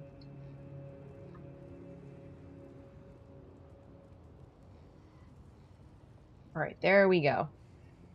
So your Sunday been? It's been great. I'm playing FromSoft games. I'm making fun of Mikola. I'm in my strongest state at this time. Really exposed midriff. I love a crop top. I love a good crop top. I'm a crop top enjoyer, so I'm very posy about the grave bird armor. Mikola wanted to mow the kidnapping. You didn't like it very much? Yeah, because it's creepy. But now that I know that Mikola sucks, who knows? I actually am still not sure. I personally think it's just an example. Maybe it's just me reading into it, but I think that you'd be parasocialness, obsession, people fixating on people. I really find it interesting that Moog is like, I'm doing this for you, babe. And babe is a corpse. Do you know what I mean? Right? So honestly, whether Mikola charm Moog or not, I don't think he knew to the extent it would work. It could also be an interesting weakness to his power. He can make people love him, but that doesn't mean that they will listen to him, right? Doesn't mean that they will always behave in a rational way. Moog is basically a yandere in this really interesting depiction. Mikola and Marika suck both? Yeah, I mean, like, the thing is, at least Marika's interesting. Do you know what I mean? As I've said many times before, my only crime is to be boring. And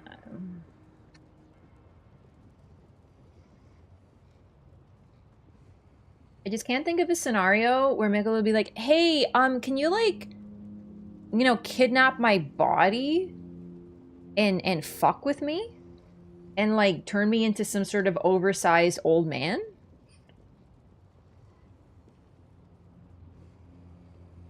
Can you like, can you desecrate my corpse, please? That's just weird.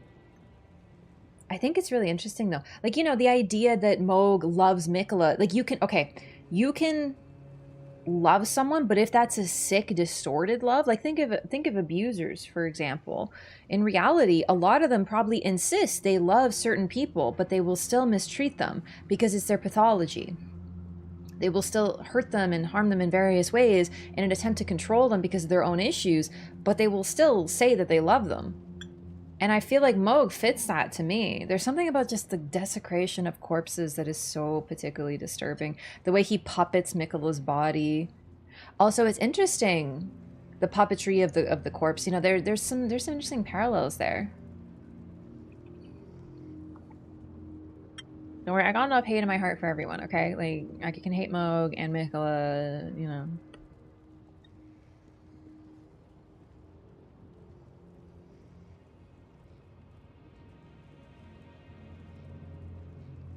Maybe there's a power associated with Mikola's rune that he can't really turn off?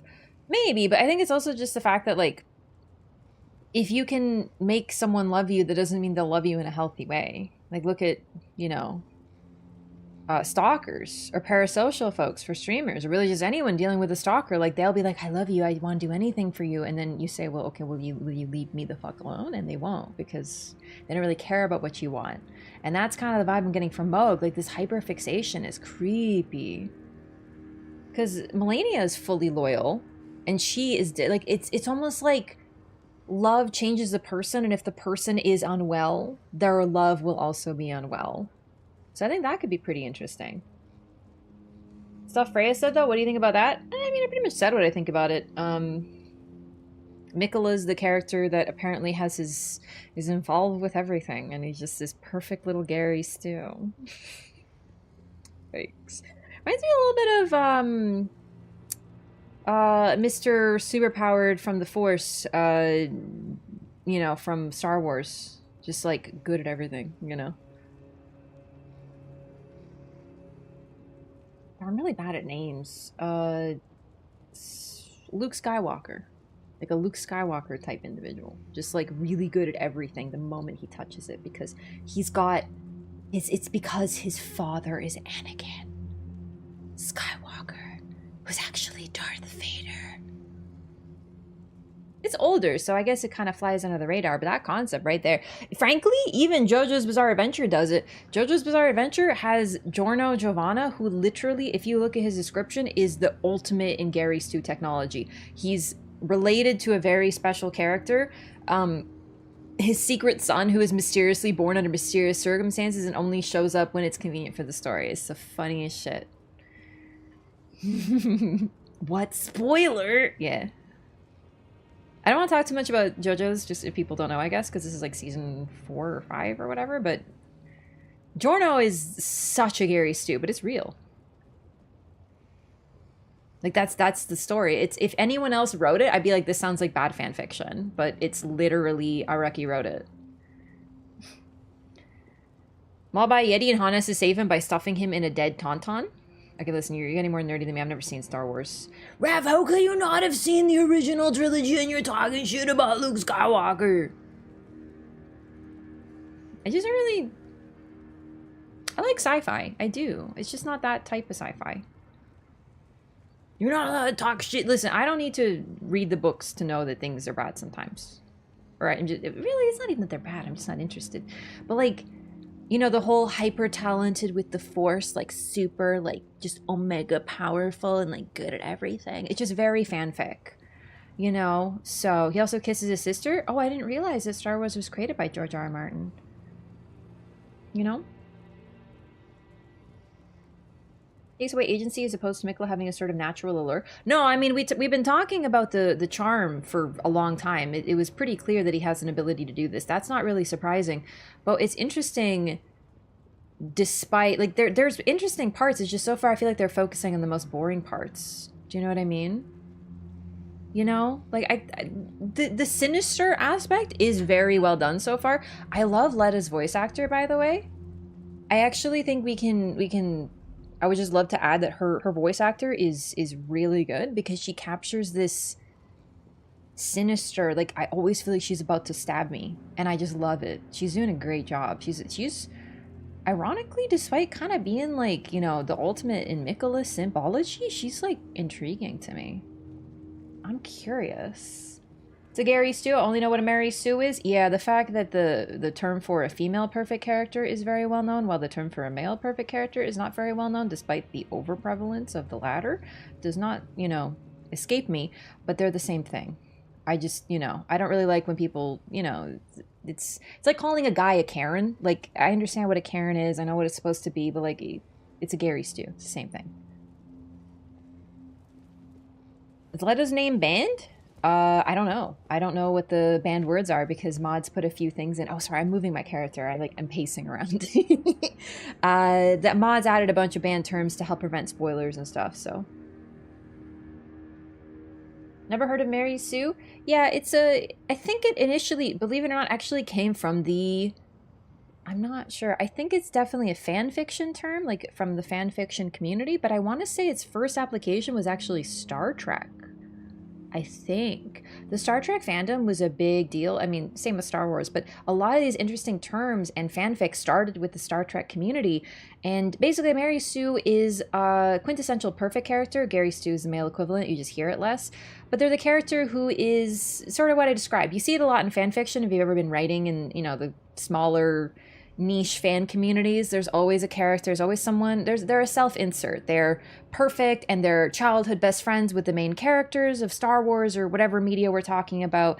They're related to the most important characters, so they have super cool powers. Everyone loves them. They're gorgeous and beautiful and everyone is friends with them. They have a dark side and they're like edgy and they got cool powers and they got a traumatic past that just makes them so like emotional. Everyone like feels for them. It's basically baby's first character. I definitely had some Mary Sue characters when I was growing up because it's like a formative writing thing. You know, a lot of people will sort of create these characters and put them into their own stories, but a lot of the time there are stories that are absolutely about, you know, these characters. So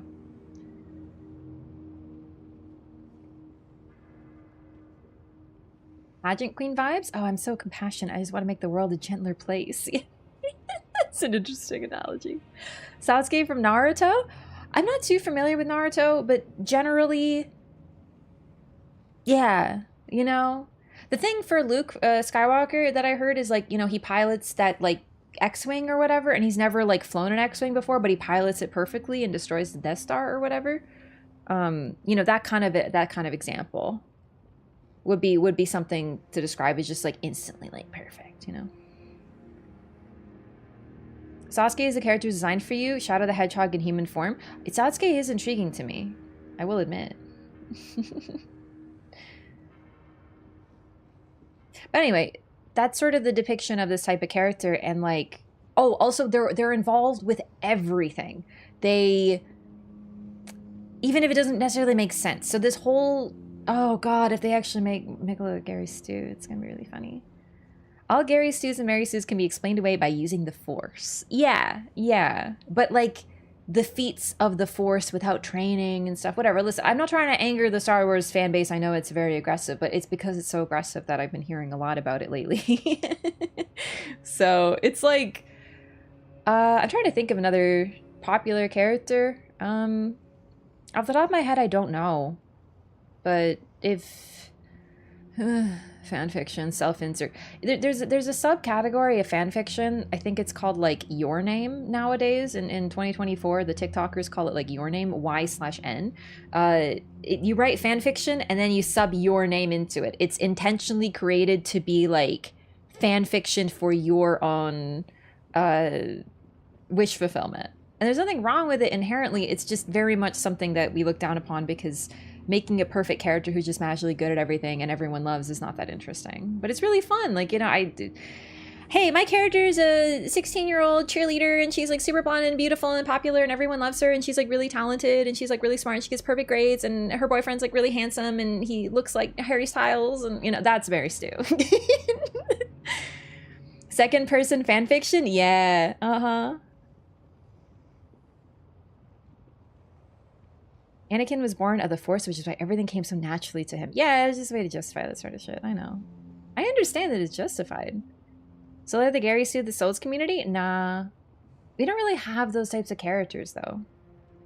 Talking fanfic? I'm talking fanfic.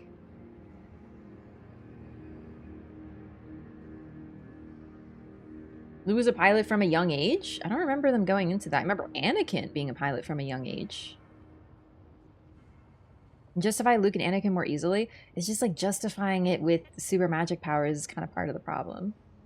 Listen, Star Wars came out a long time ago. It's fine. It's still really beloved. But if you look at some of this stuff, it's why it's a little funny that everyone's like always pissed about like Rey or whatever in the modern Star Trek or Star Wars. Sorry, and then they're like, no, it's okay with Luke because, you know. Even Marika is very clearly flawed. Dude, Marika is so flawed that everyone fucking hates her in the world. You didn't watch Phantom Menace? I don't remember any of their names. I've seen the prequels. And I've seen like bits and pieces of the original trilogy or whatever. Fanfic world is crazy. There are honestly gems in there. You're preaching to the choir. I grew up on fanfic. Fanfiction is my life, dog. Not anymore. It used to be. I'm very pro fanfiction. I'm like goated.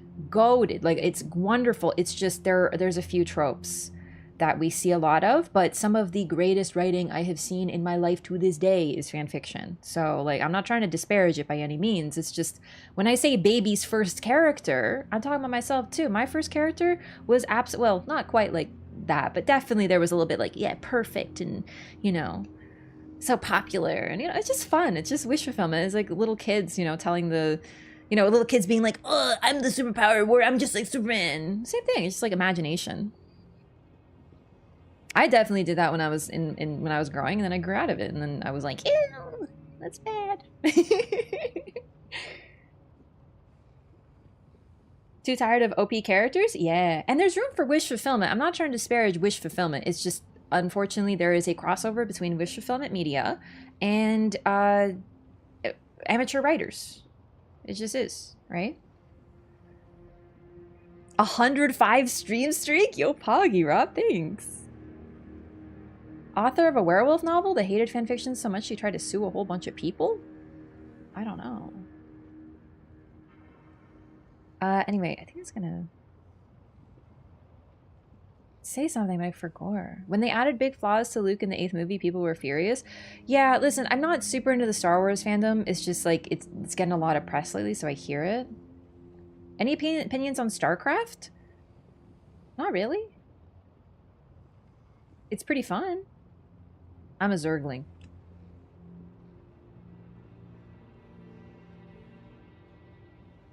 Is DLC making her seem even worse? Bro, everyone already hated Margot. It's like not even new. Chat's talking about fan service more than fanfic? Are we?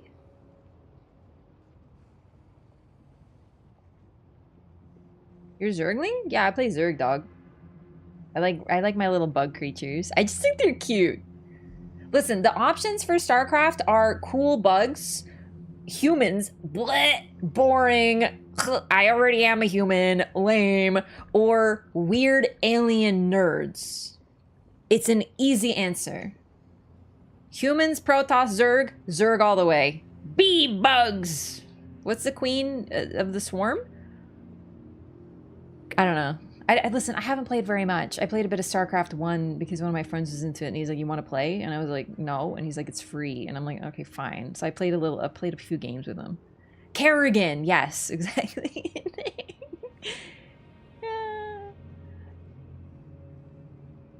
Zerg female characters like that? Oh, listen, I don't know that much about StarCraft, dude. Also, yeah, the whole idea of Kerrigan is a weird concept for the Zerg. Trust me, it's not perfect. I just don't know that much about it. Fan service is so annoying. Yeah, fan service is different than, you know, but still, I know what you're saying. Absolutely. All right, gamers, I'm gonna get back to it. So I'm gonna close chat. Good chatting with you. Good chatting with you, chat. Sorry, I need to stop. Let's play the video game. But yeah, I don't know. It's like interesting so far, but like the story is just like not exactly a highlight, is what I'll say for now. Did I close it? Yeah, of course I did.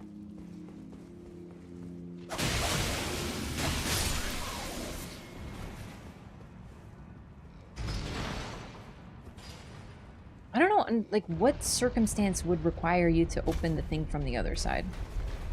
Wow! Thanks for the sound alert. I'm just leaving those on.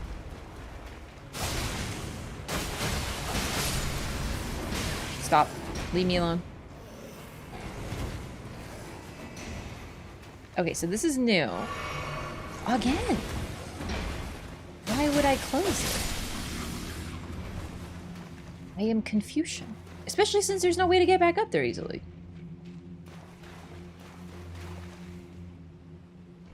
Okay.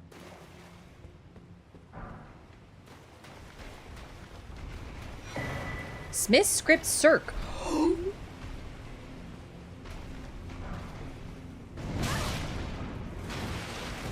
Is this what I think it is? Is this a chakram? A thingy?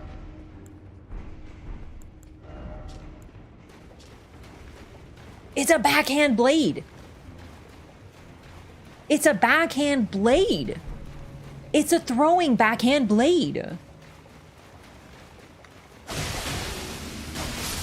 Oh my god.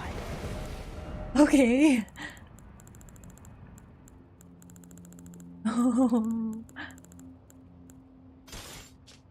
Circular backhand blade engraved with a smith script, a throwing weapon created through the smithing arts. Execute a strong attack to throw the backhand blade, causing it to fly in a curved trajectory. Ooh. Ooh, this is like close enough. It's really interesting because they're crescent moons. Intriguing. Smithing arts, huh?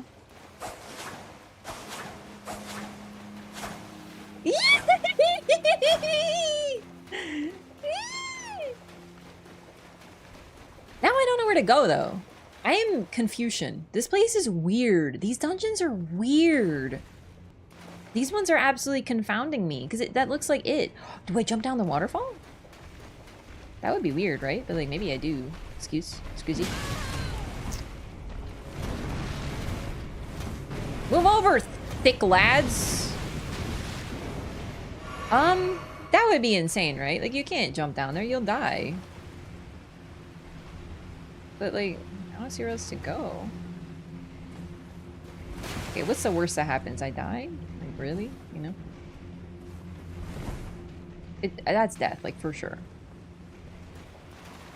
Whee! Yeah, okay, I wanted to try it. You never know.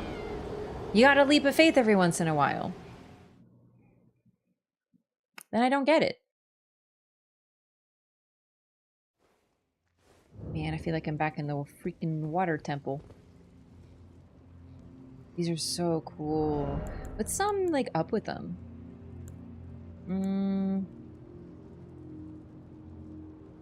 I can level them up and try them out sometime.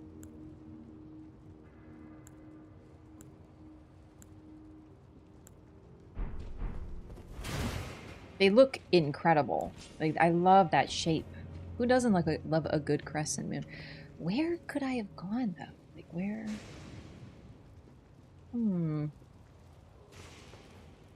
The other place I found...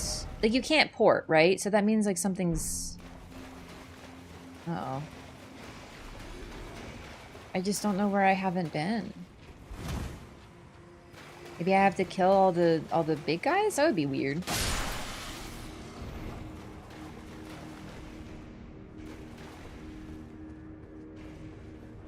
Maybe if I close both the doors? I don't know. Wait, I can't. And they started closed, so that doesn't make any sense. Well, I'll close this one.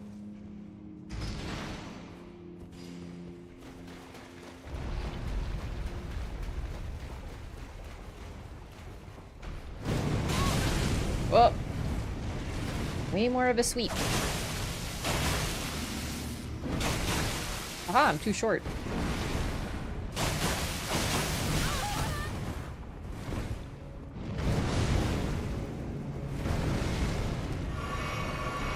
Three hits? 4 hits? 5? In this economy.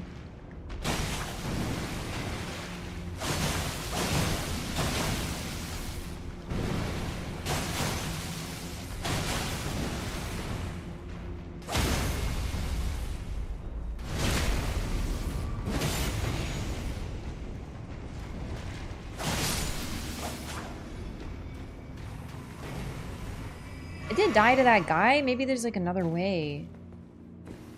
I don't know. There was that platform that looked like it could move. What would that do though? Maybe...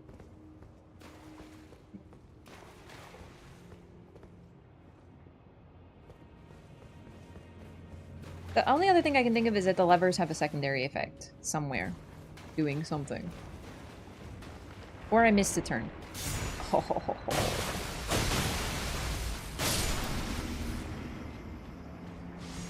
Oh.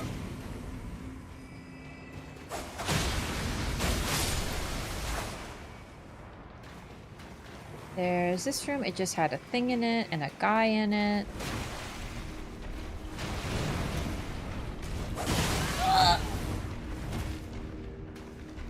You know, they even kind of fight like Fire Giant. Really, now that I think about it.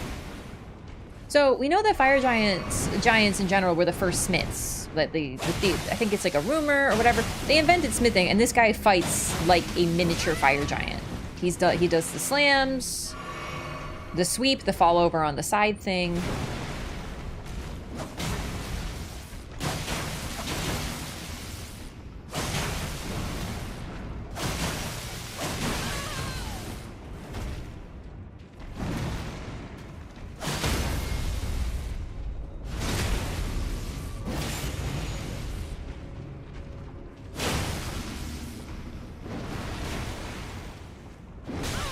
Come on.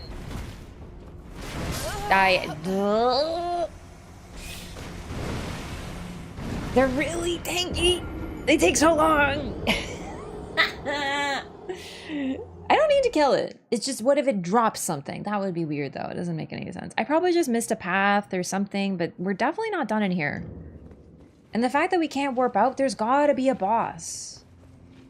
So far, the ruined forges are the ones that absolutely, you know, fuck all my shit up mentally. Like these are the ones that I haven't found stuff as much as the others.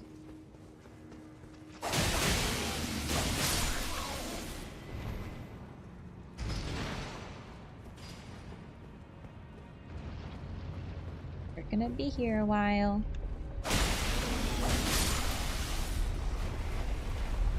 Wait, can I...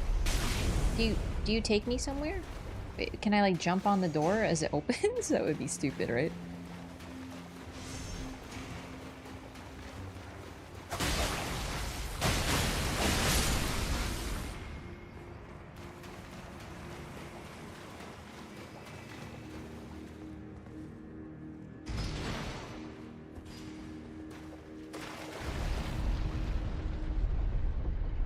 Well, I mean, it's not stupid, but like, what is the point though?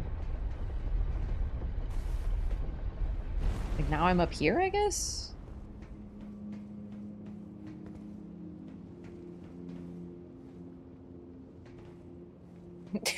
Okay, it doesn't seem to be. Maybe the other one leads somewhere? That would be... No. I don't know. This is weird. I'm getting Zelda vibes, and by that I mean I'm really confused. I am really bad at Zelda games. I haven't played many of them. I feel like it's maybe because I didn't play them during my formative years. So like, I just don't think of puzzles very well. the amount of time I spent in like Ocarina of Time and Majora's Mask as an adult, absolutely boggled by the puzzles.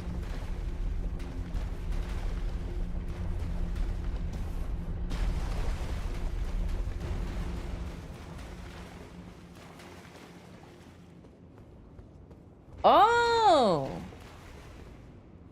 Oh! Okay, so I am thinking of the right stuff. Oh, damn. Here, I was roasting myself as some sort of non-Zelda gamer. It's the other one.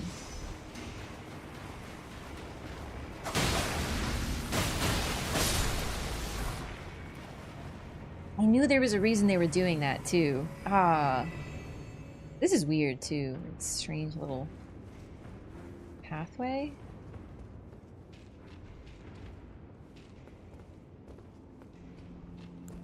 Can I, like... You know, I gotta find illusory walls with this. I want to see if, like, you can... if they work from range. I don't see why not. Okay. Doesn't really want to let me do it.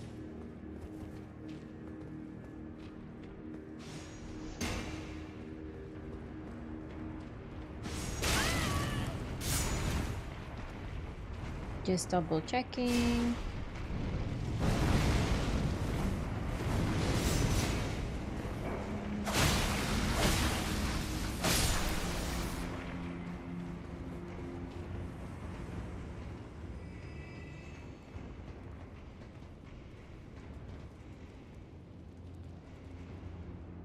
Yeah, it looks like I got it. Okay, so we'll go down here.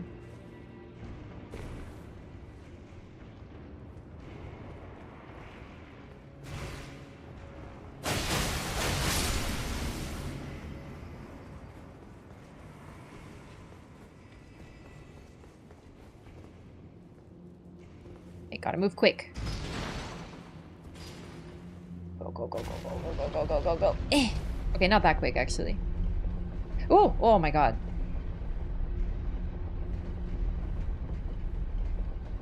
Just checking. Alright. Onward and upward. Oh.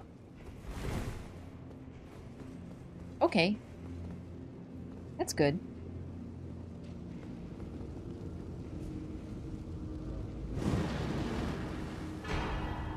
Ancient meteoric ore greatsword. And an ancient dragon smithing stone. And I can teleport out. Okay, so maybe these ones are actually just get to the end type situations. Because, like, you know? I went through it twice pretty closely. I don't think I missed anything. I'm just gonna trust myself. One of the treasures of the ruined forges, greatsword of ancient meteoric ore ending in a sharp point, fashioned from an excavated shard of an arrowhead that once was a part of the old god's arsenal. A capable piercing weapon that excels at thrusting attacks. Bro, what? Like, which old god? Like, are we talking, like, on the land? Or are we talking about space? Are we talking about space old gods? I don't know.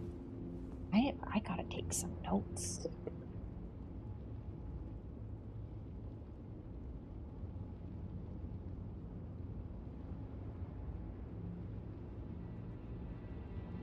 I don't know whether to use the back page or not. I think we'll use the back page. We gotta maximize our lore potential. So I want to add some world notes. Miquella's rune allowed him to charm others. Others, he used it prodigiously.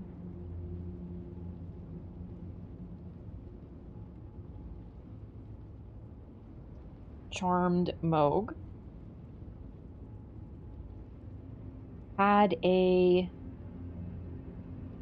vow with Radon. Now, I don't know what that means, like, right? Does that mean he charmed him or no? It doesn't, it's not really certain, so that's no.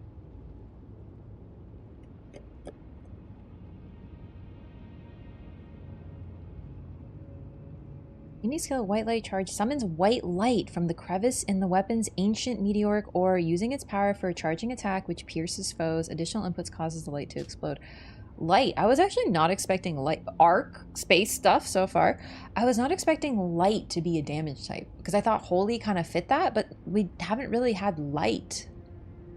And we have it with this and the solitude weapon so far. It's a colossal sword. We'll take a look at it.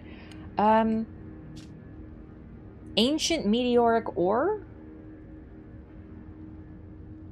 Meteoric.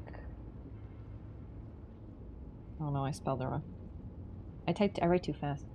Ore was used in old god's arsenal. And is from space. So I still don't know. Oh, it could be the Titans. Remember those bodies we see on the ground? Like the giant corpses that we've seen in the mountaintop of the giants and Kaled, and we've been like, what's up with them? Maybe those are the old gods. Maybe, because if this is an arrowhead, it's a great sword that was an arrowhead, that's gotta be big, right? Like, no doubt.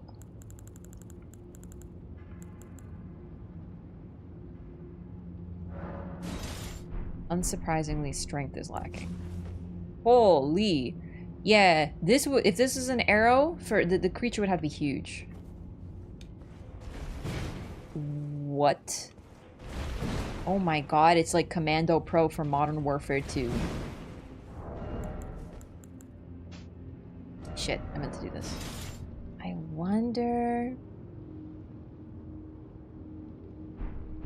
wonder if I can get enough strength to it's like just to show off the moveset. I might be able to pull that off. Let's do that. Interesting.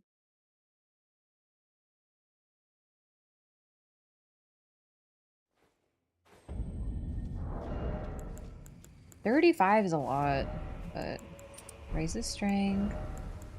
Radigan's Source Seal. We gotta remember to wait, did I get a new talisman? Oh shit!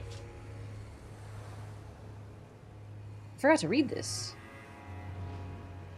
A talisman depicting an ancient smithing hammer inscribed with the smith script enhances weapon throwing attacks.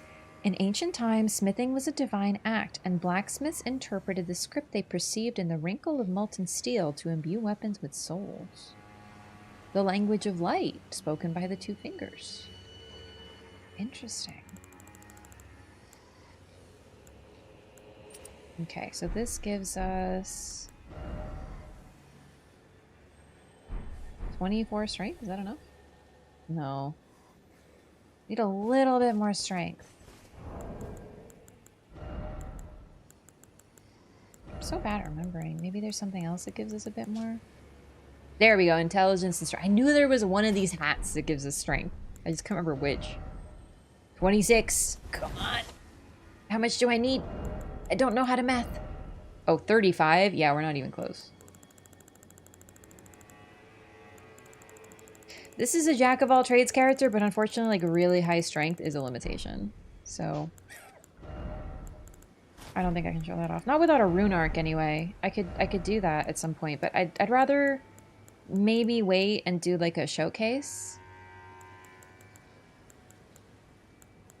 near the end. Like when I get a bunch of different weapons, because a rune arc isn't going to last too long and I don't really like using them. So we could use Godric's rune.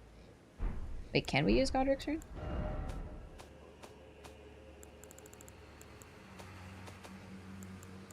Damn it. Well, we'll have to awaken it real quick, but yeah. Oof. That should give us enough.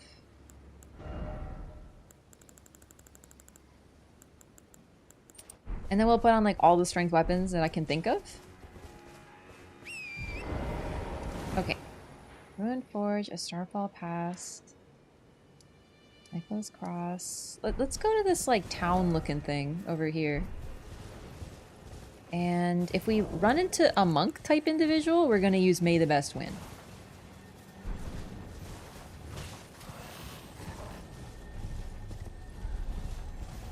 Oh! Oh my god, I think I mentally started ignoring the sound of beetles, because like too often they were nothing. I gotta, because I was hearing that for a while. I was like, beetle, but I literally just disregarded it. Wait.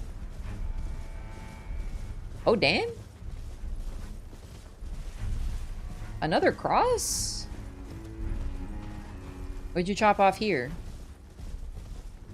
Wait. Sir! Are you mayhap a monk? You're bald. Patches? Sorry. That was mean.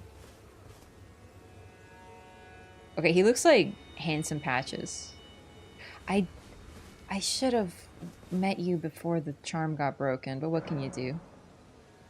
I abandon here the flesh of my body. Okay, Drama King.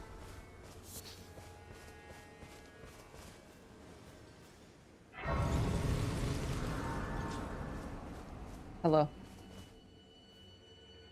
Right, we don't need words. We don't need words. Remember what the note said?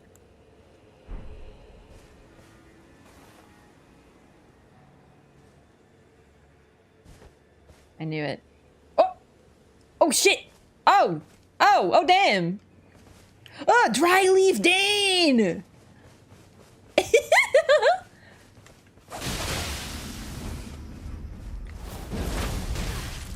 Oh, Lord, he kicking. Wowzers! Damn, Sekiro! Looking good.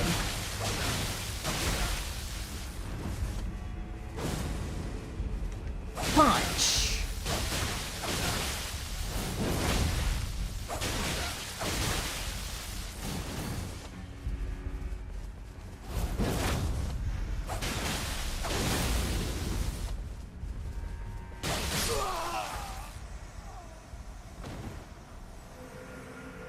Got him.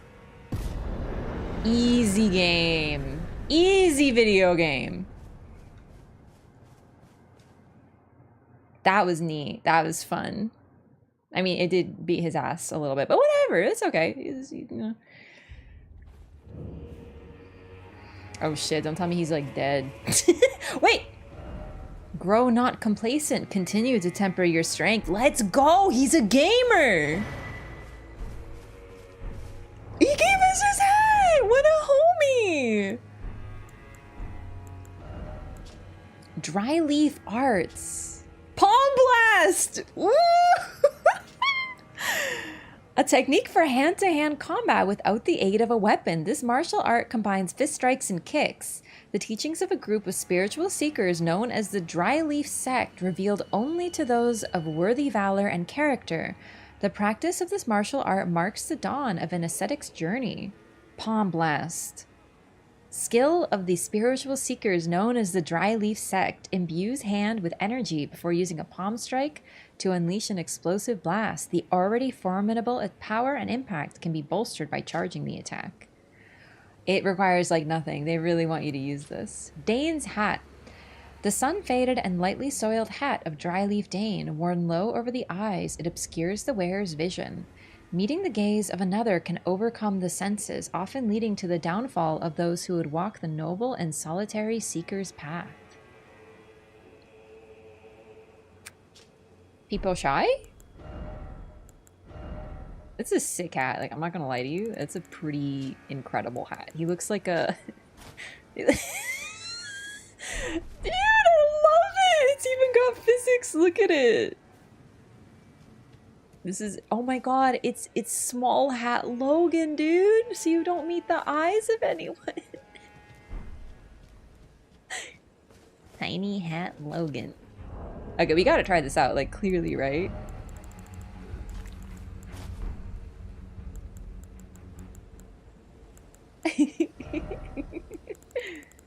I'm so excited.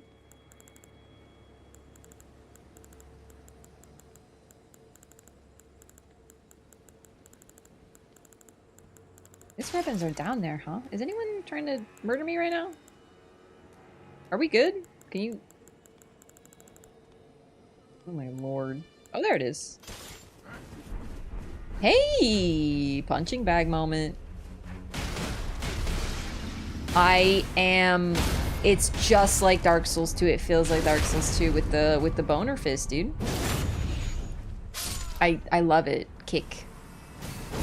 Oh, yes! Yes! Ew!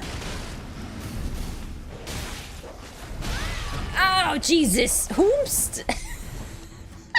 I'm just trying to have fun with my new hands. Boom!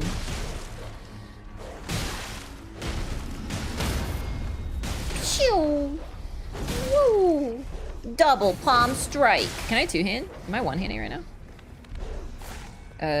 No, I'm two-handing. Okay. Yeah. Yeah. Yeah, it's Kick City, kids. Ooh. Yeah, I'm leveling this up. This is sick. I feel so powerful. Truly, this game gives a girl what she wants. The ability to murder everyone with your own two bare hands. Oh, and kick people right in the face. With your freaking toes. Do my toes become like bared when I do this? I could have sworn my leg becomes visible. No, I'm just seeing feet. Oh my god, this is so cool. Wait, I'm gonna go level these up like immediately. Wait, can I infuse my fists?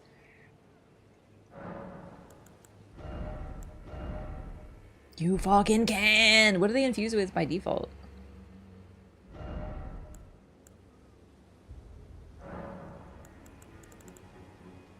Well, we gotta try lightning, right? These hands are now rated E for everyone! Whee! Alright, hang on. Oh, wow! Did you see the hyper armor? One punch!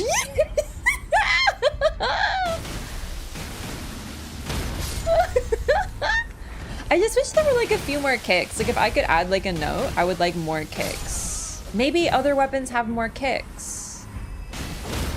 Like I like the kick, but I just want... I would like a purely kick-based moveset. Like I would like to be Chun-Li. Or like the other one. The blonde one. Whatever. I don't remember any of their names. I don't play fighting games, but they look cool. Let's go level up our hands! Oh, I'm so excited about this.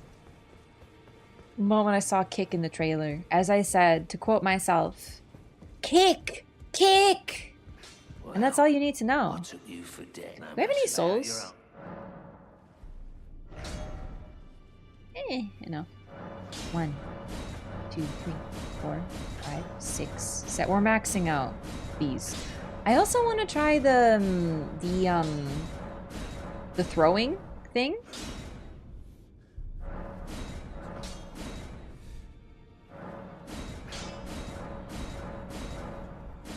There we go. Okay. What level am I anyway?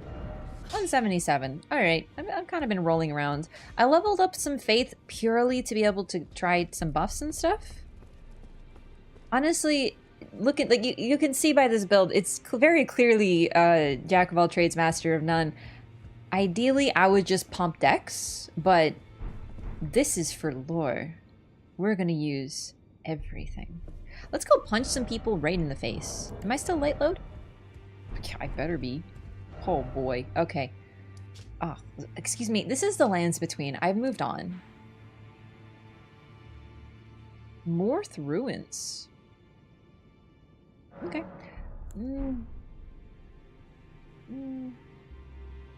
This looks so pretty. Is that a greenhouse? Oh, dog. Oh, God. I'm having so much fun. I just want to punch everything. Wait, Dryleaf Dane. I have to add onto my notes. Did I meet any new NPCs? I've been very excited, but, you know, I've been neglecting some of the note-taking. Moonrathil, Rolana, Dryleaf Dane.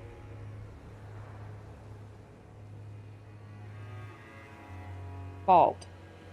Punches. Honor Duelist. Duelist,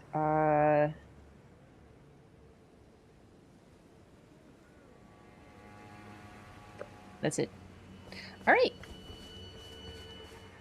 Let's see how much better my hands do now. Holy shit. I'm hooked. I'm hooked.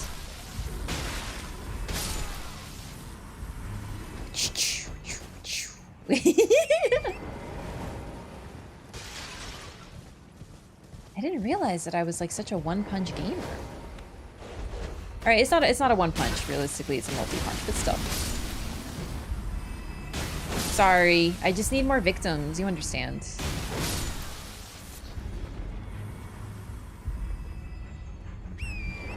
What is this place called? I forgot. Oh, someone's mad at me.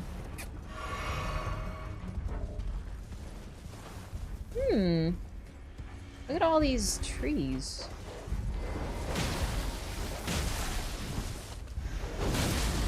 Not bad for like insta-charge there.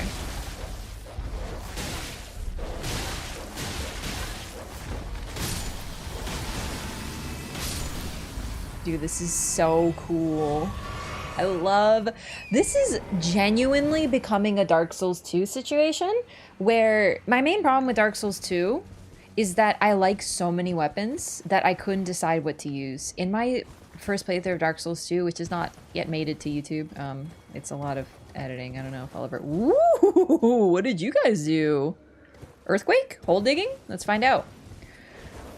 Basically, I didn't stick to a single weapon type the entire time. I used so many different weapons. And the benefit is they gave you so many upgrade materials to upgrade your materials. You could upgrade all different kinds of weapons. It was sick. But I couldn't decide what to use because I liked everything. And I'm kind of running into a similar issue here. Ooh, let's go. What is this place called? I keep trying to open my map and someone's still mad at me. Annoying. String. Why, thank you. More Ruins.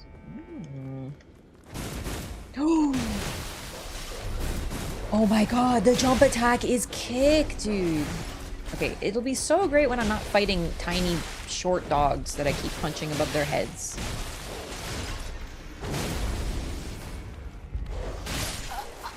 I don't want to talk about it. I don't want to talk about it. I'm too tall! My fists! It's hard being a 9'6" giant, you know? You wouldn't understand.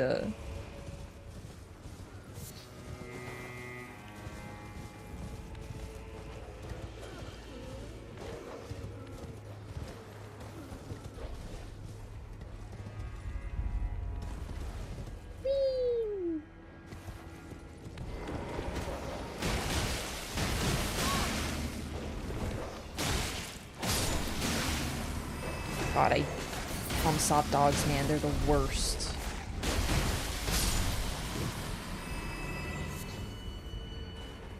I wonder what happened here.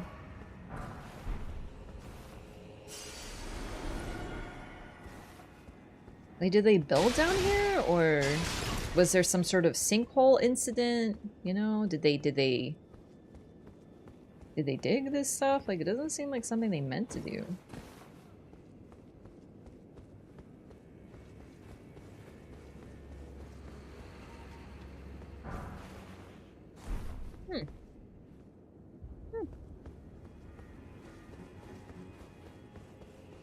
You know, it's interesting they call them horn scent. If that's like their name as a people. Horn scent. Like the horn sent them? That's a very interesting name. Ooh, it does look like... Ah. Wait, what? Look! The people! The weirdos! Cool! Oh, finally we're seeing them elsewhere other than like the very, very start where you found the original backhand blades. Woo! Oh, jeez.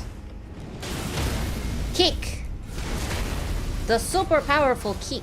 Oh my god, are you shooting rune arcs at me right now? Hello? Is that allowed? This is so good. The stagger damage is unreal. What were they worshipping here? Golden arcs! Oh boy!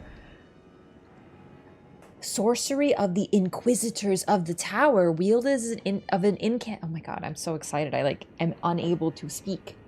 Sorcery of the Inquisitors of the Tower, wielded as an incantation of the spiral. A swing of the arm releases a procession of golden arcs. The arcs resemble barbs, a known symbol of coercive questioning. That's one way to put it. Inquisitors of the Tower. So are these Inquisitors? Oh, you know, wait. I mean, these guys use it, so maybe. But, you know, like the weird guys? That doesn't narrow it down. The ones with the golden mask, the ones who kind of use the chakram, like backhand blade looking things. The spinners with the gold mask and the hunch stance. I wonder if those are Inquisitors or something else. Whee!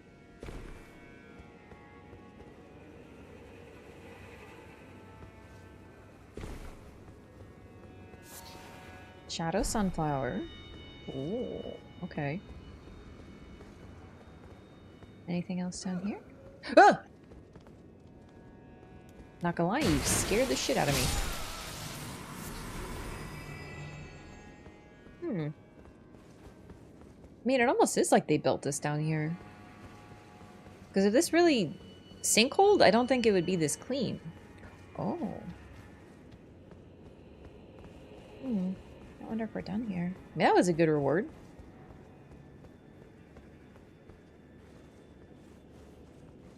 We can actually use it and try it out. I want to take a look at the seal. So now we know that's like a... of the tower? So that's Bellerot.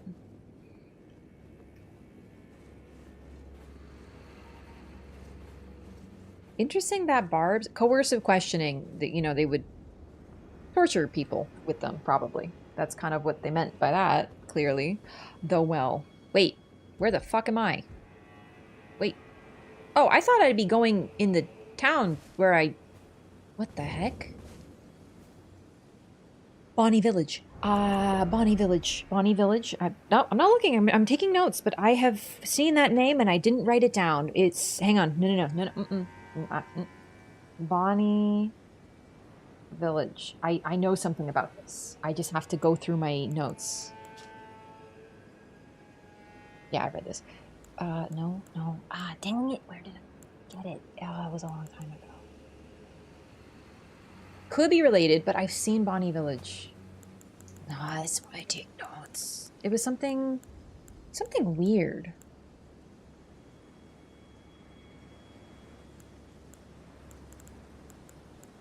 I got too careless. Whatever, we're about to find out. Hi, pot friends. Scary though, because now we know that they're like condemned criminals. It's not their fault though. Wow. Made it far. Hello? Man, what if Jar Baron comes here? Maybe I should have done Jar Baron's quest line. No, that would be weird. That would be very strange. But you never know, but probably not.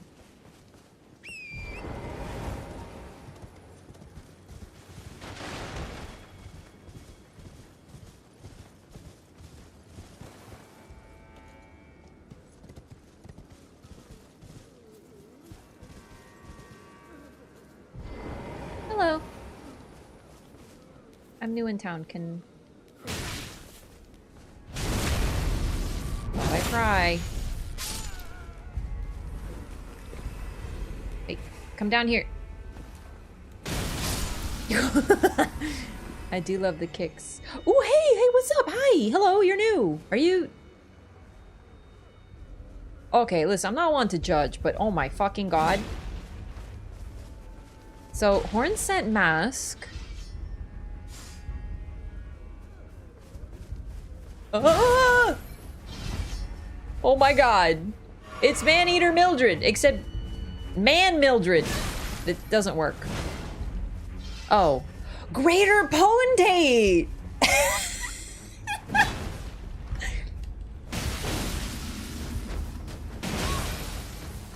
I'm not used to having such short range. Hey, I love your work. That doesn't involve, like, eating people. Damn. Okay. Hang on. I can do this. Come here. Boom!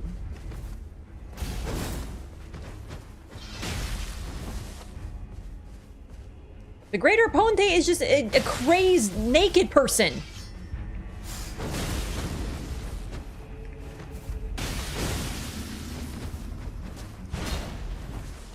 With the butcher knife. Are you gonna make more pots with that or what? Boom, hyper armor. Observe the power.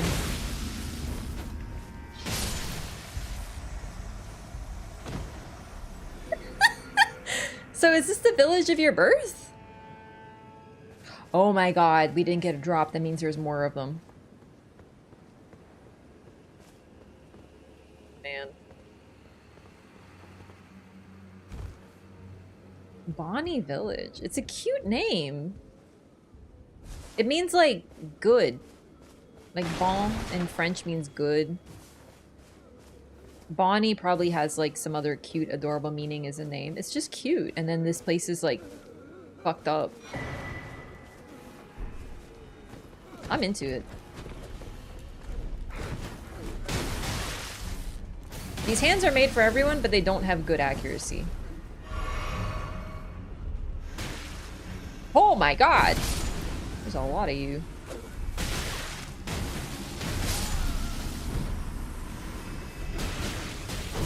No! Auto tracking.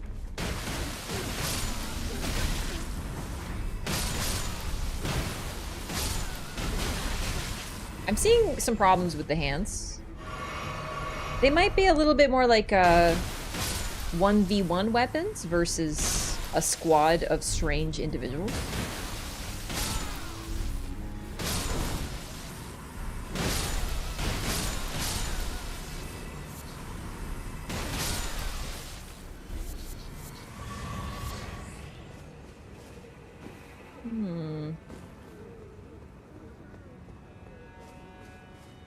Come on, give me some lore in this cute village. Cute is relative, of course.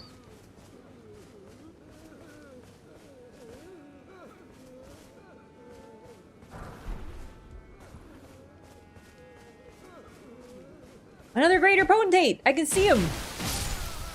Look at him over there!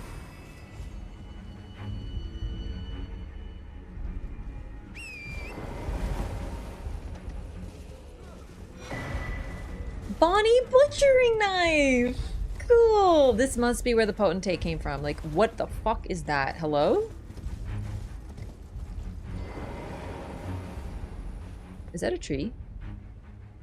Oh, it... I don't know, it looks mysterious. It looks just like a suspicious tree. I don't trust that tree very much. Weapon of the Greater Potentates of Bonnie Village. An outsized butcher's cleaver used to dismember human bodies in the making of the great jars stored in the jails. Restores a very small amount of HP when it squarely strikes an enemy. Perform a stroking action to sharpen blade, honing its cutting edge and increasing amount of HP recovered. The Greater Potentates treasure the tools of their practice. Fucked up.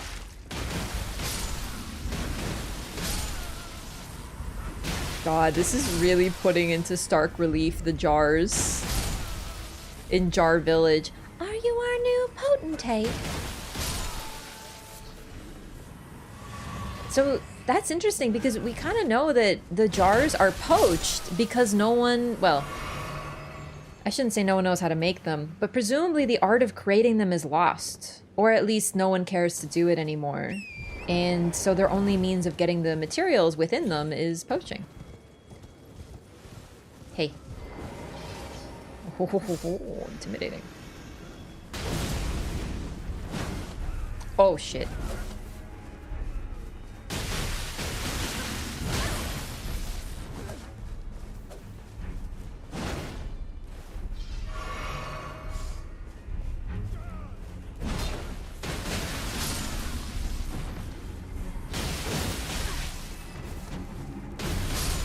Oh my god. Stop! No! It's all the little guys. You always think it's the big guy that's the problem, but it's the little guys. Woo!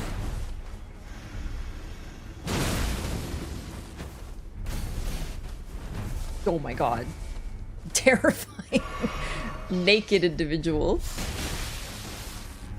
I gotta be real with you. Terrifying naked individuals with huge knives and strange masks gotta be one of my favorite subcategories of enemy in FromSoft games.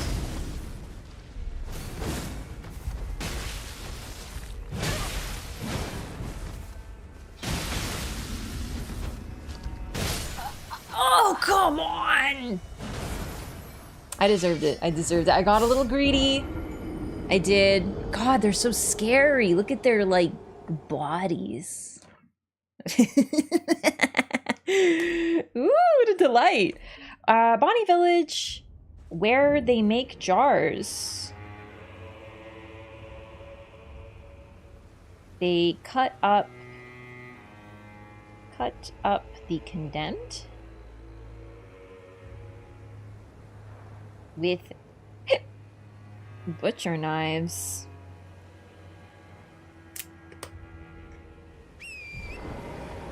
So these guys are just straight up enemies. Like, they respawn and everything, probably. Yeah, they sure do. Well, then I can leave you. Well... Wait, is there an item there? Oh, wow.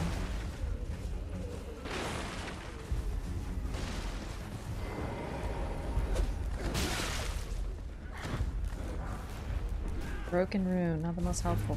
There's something over there too, but I wanna really take this village in.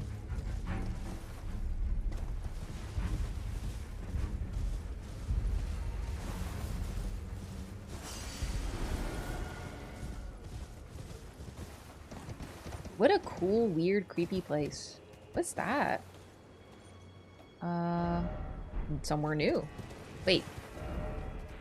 Yeah.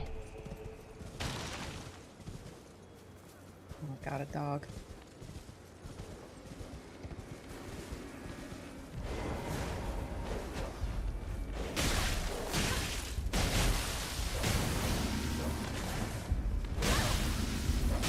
Oh my god. Ugh. I like fists, but it's really hard to not have a lot of range. Oh, come on, man.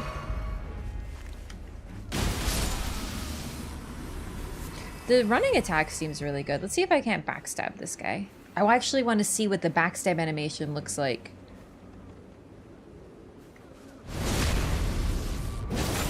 With bare fists. There's another greater potentate over there. Okay.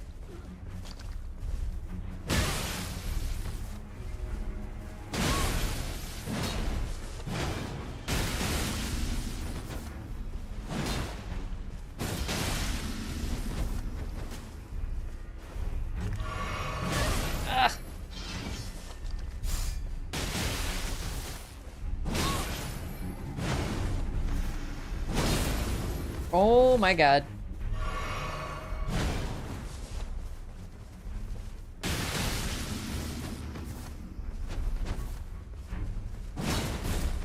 Stop.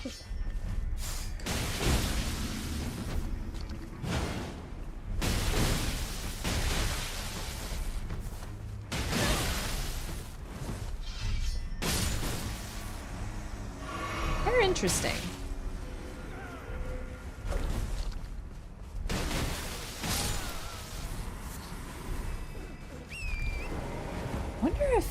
The man-eater Mildred character in this game came from there, like Anastasia?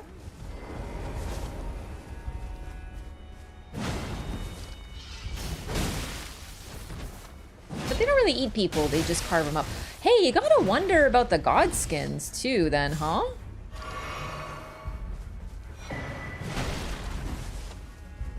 Just another form of consumption, I guess. Using body parts and stuff. Oh my god. Wait, dude, he's so clever. He's actually a PvP gamer.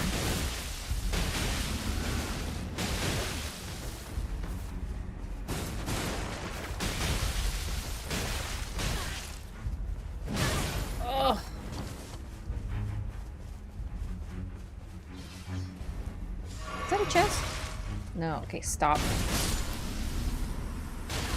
Oh my god, it's all the little guys.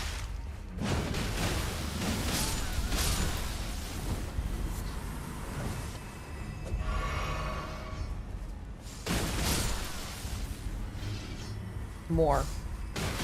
Jeez.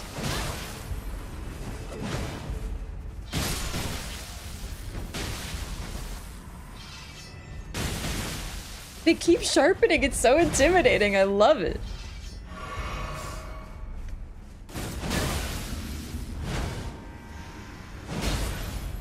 Boom! Oh, that did like less than I thought it would actually.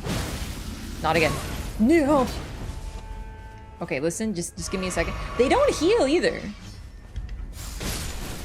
Thinking about it, in Elden Ring base game, I think the only NPC enemies are the weird torch holding guys in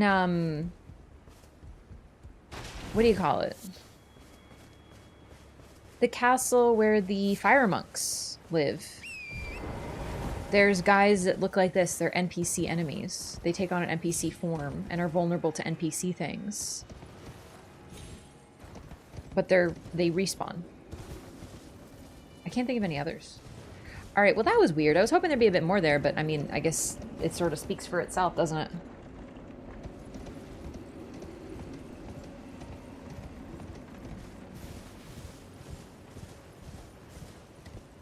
What a cool place.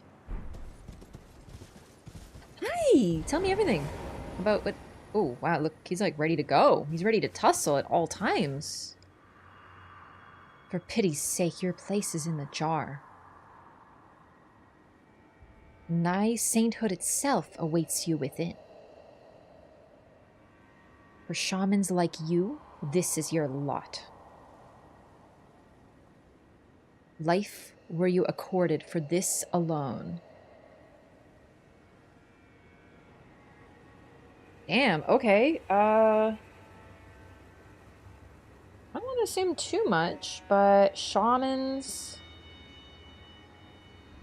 went into pots, became innards.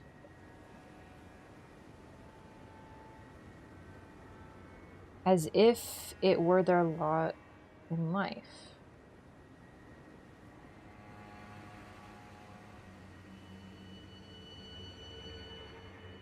I bet some shamans weren't a big fan of that. Interesting, we're seeing like the flaws in Hornsent society. Maybe like a caste system? Caste system. Gotta wonder what a shaman is too, if you're like born into it or what.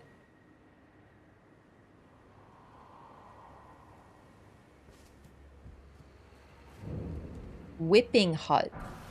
Tooth whip? Okay, I didn't think there was a whip in this game that would make me go, but like, tooth? They built a hut specifically for whipping? Are you insane? But why?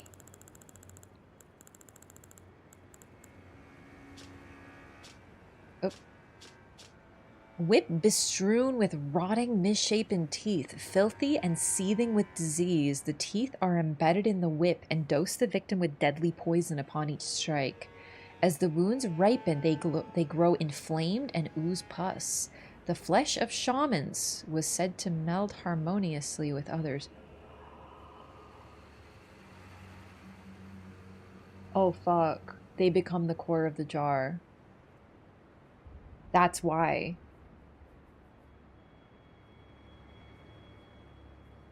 So... Remember the dungeon that we went to? The jail that had, you know, the core, and we saw them walking around and stuff, and it looked like a humanoid shape surrounded by all this additional tissue, like an amalgam, but there was a core.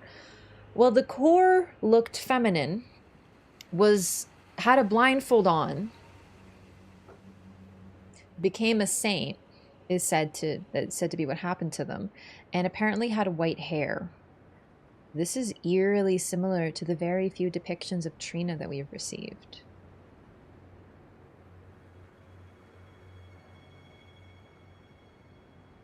Ooh, this is interesting. Maybe Trina was a shaman, whatever that means. Okay. Shamans became core? Question mark? I'm adding question marks. I'm not certain about that. Because their flesh... So they were tortured until they were wounded and their flesh oozed, and that was used as part of the process. That's what this guy's do. Oops, I equipped it. I did mean to, but this he's whipping. Like he's like about to whip, maybe. Their flesh was said to blend harmoniously with others. So we might be understanding something about what they do with pots. So first of all, the condemned make the flesh. The extra flesh. Hi, Marlo. The extra flesh is condemned criminals, but the core is a shaman, and we don't yet know that they've done anything wrong. But based on this dialogue and the inner description, it sounds like all they are is born. So criminals are put into jars as punishment to be reborn as saints, but the core is potentially an innocent. Wow. All right, let's try this fucked up whip up. FromSoft loves whips that cause bleed. It's a very fun thing in Dark Souls 2. I do love a good whip. Painful strike. I should read that too. A chastening whip strike honed to maximize pain temporarily reduces the rate at which stamina recovers. Thus does the pain encourage obedience. Holy fuck. Oh, but it's hot though. Wow, that is so sick. New whip, who dis? Oh, that's a fucked up whip though. I'm into it. Cool. Okay, I see a Grace over there. Let's run on over. I want to see what that is. Also, what's that? Do I see a shiny something? Okay, you know what? We'll grab the Grace in a sec. I'll be right back, though. I'm going to check on my cat. Maybe he wants to be helped. Maybe he wants to be helped. I'll do a BRB. And talk to chat. All right, give me 1 second to pop it open.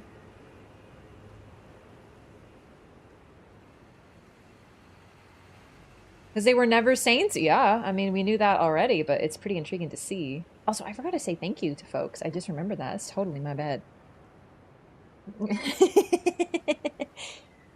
My first job was an intern at my local whipping hut. Set you up for it. All right, give me 1 sec, all right?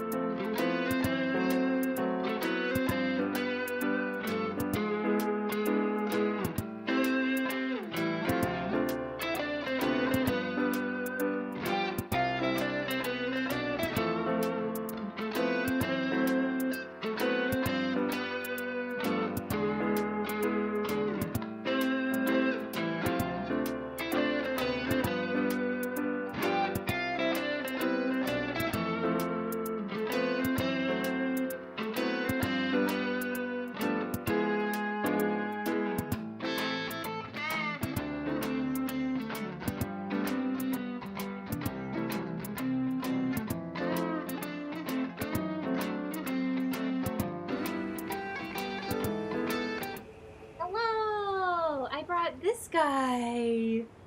Really, he brought himself. Oh, he's gone. Just a little cameo. Isn't that right, bud? I'm sorry, I gotta get back to it, sweetie. We streaming out here. Okay, sorry. One sec. Sorry, bud. I love you. I love you. He wants to play real bad, and it's so cute. And I petted him and I play with him a little, but like, you know, he's endless. He's an endless. I could pet that cat all day and he wouldn't get tired of it. He is genuinely. Oops! I just clicked the wrong button and I opened up my editing software. I don't need that right now. Did I? Oh, yep. Okay. Alright. Jeez. New to Elden Ring, gonna watch your playthrough original one? Hell yeah, please do. Thank you. Appreciate that. Glad you're enjoying. Scale 1 to 10, would you score this game? I'm gonna score it once I get the DLC. Base game Elden Ring alone is like beyond a 10 out of 10. It's an extraordinary game, really special. Yeah.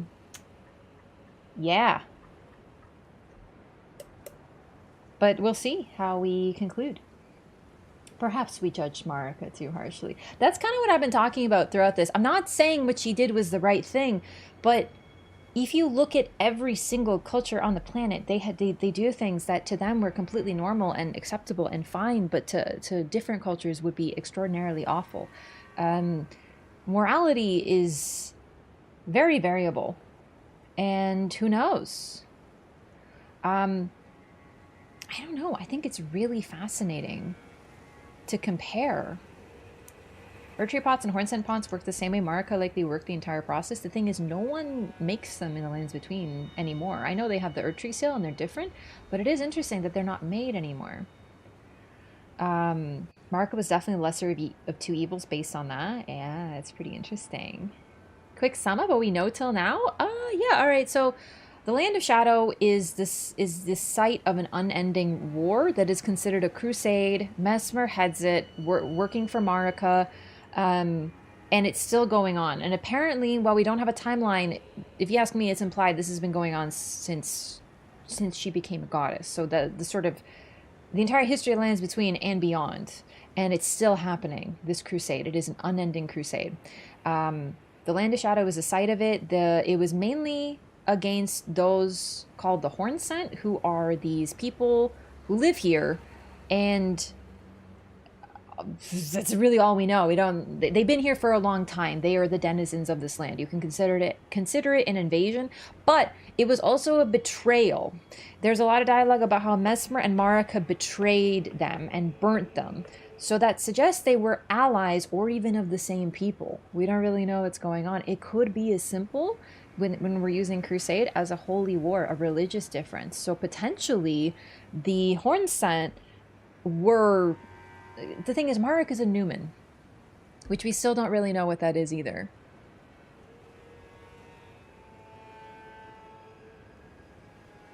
I don't know. The point is, I don't really know. We don't really know. We have hints and bits and pieces, but we're not getting like a full cohesive history right now. Yeah. Old gods on the arrowhead sword is pluralized? Yeah, I've been talking about it. There were old gods. Intriguing. Yeah, I'm still really early too, so like please understand this is very early stuff. Yeah, no, it's really cool. It's cool because the Hornsent and their culture were clearly getting some cracks in it, and so far the entire dialogue has been like you know. And the fire giants, we're getting a slight background on them, not too much. Yet to meet a Land of Shadow jar, at least one that talks. True, that's a good point. So I'm not saying they're the same, but the process of making them seems similar, but they're not making them anymore as far as we can tell. They're just, you know, I don't know. But like the process is likely similar. However, what's weird is we do see a bunch of cracked jars at the foot of Erdtrees. And initially, the whole conclusion was that the whole point was for the jars to carry dead bodies to the foots of Erdtrees. Feet of Erdtrees, foots. I don't know. There's lots of... I've been considering the idea that Marika might have been a Hornsent. as well. Like maybe she's like part. Maybe Hornsent is what Newman are called, because if Marika came from here, this is arguably another world. But then the trailer implies that this place was created after the lands between. I don't know, man. I mostly have questions right now, but a lot of this is very intriguing. The stuff that's detailing things from the past, I find very interesting. This is what I was most interested in. Yeah, we also know a little bit more, just a tiny bit, about the Karian royal family. We have uncovered R'Lana, a sister of Renala. So the role of the potentate is completely different. To be fair, we don't actually know what the potentate does, because the only character who speaks to us and seems to be excited about a potentate is the equivalent of a child. So, you know, you ask a kid, you know, what to play doctor, and they'll be like, okay, I, you know, hold the little thing up to you and I check your heart and I tap your knee and I give you a pretend shot, and that's what they think of being a doctor is. But, you know, doctors do a lot more than that, right? It's kind of a similar concept. I don't really trust Jar Baron's perspective of this. For him, maybe a potentate just taps you and gives you some pets, but in reality, it might be something else. However, I did talk about the innards being different, but that could relate to the fact that the jars have risen their own culture perhaps over time.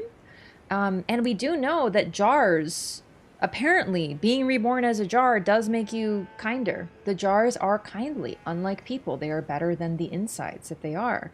So if they were left alone for a long time, presumably maybe a culture rose up, and, you know, some people might want to be a part of an honorable kind pot versus it being something forced upon them culturally. There are differences, but I definitely think we're getting some potential answers to this.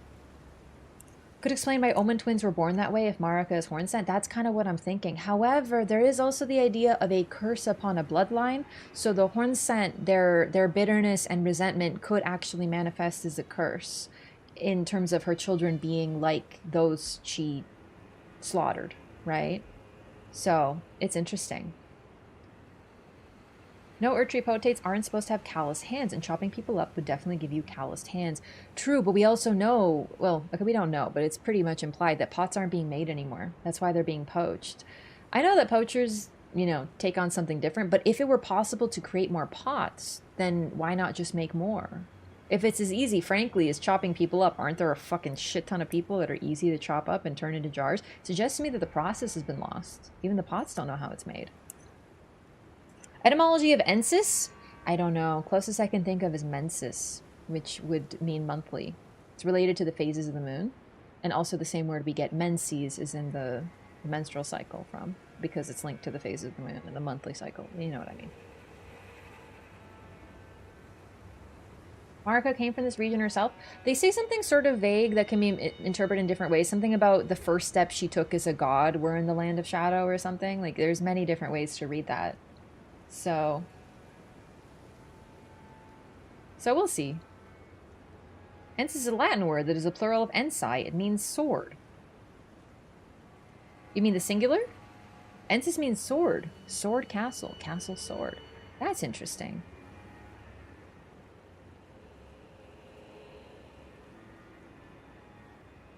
Old Lady of the Divine Peace calls her, they call her a strumpet because they hate her. All you have to do is look at the internet in the year of our Lord 2024 and find a hated woman, and you will find them calling her all different times and names, whether it's accurate or not. So I wouldn't really trust the old lady for that.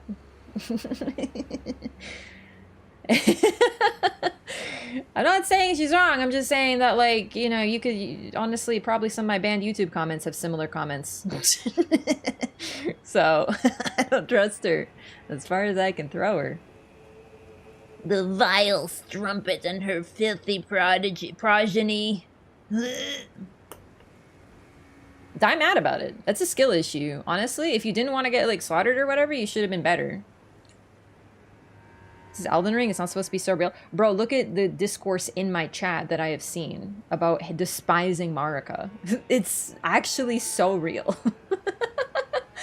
At least, you know, Empyrean Grandam is a little bit more, you know, she talks cooler. Did I have a reason to hate Marika? Yeah, it's just like no one's saying, damn, I sure hate Radigan for killing all my people. He sure is such a slut. Like, you don't hear that shit out of him. You know what I mean? Damn, he sure does rock wearing no shirt. What a slutty slut that Radigan is. And the thing about Radigan is it's true! Right? Like, that would be more justified if you ask me. Show off the Orc Greatsword if you two-handed. Did I not two-handed? I could have sworn I put it in two hands. Okay, chat, how much strength do I need in order to be able to two-hand a weapon that requires 35? Someone please do the math. 1.5 times is the formula. Okay, is there a way that I can, like... I don't know how to math that. What did I miss? 13? No, it's not double. It's... Wait, 13. That's not right. It's 1.5 times 24? Well, then I might not have been two-handing it. Okay, let's take a look. I'm gonna go back to the game for a sec, but I'm not gonna close chat yet. Hang on. Maybe I just forgot to two-hand it after all that work.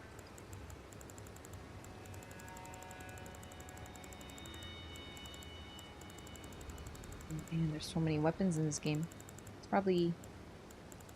Are the colossal swords above the other colossal things? Oh man, I definitely passed it. No, I didn't. 23.3? Okay, so that's probably 24 then. Thank you. Looks like I just goofed it.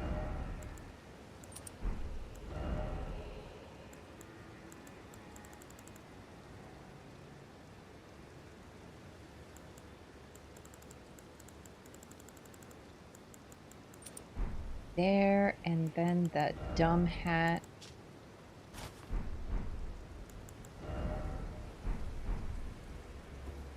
It's true! God, we look stupid. Alright, you ready to see this?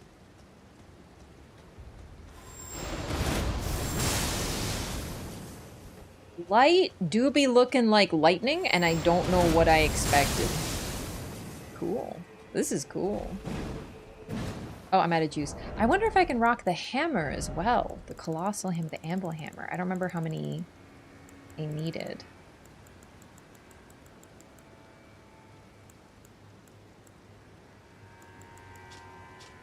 $39, huh?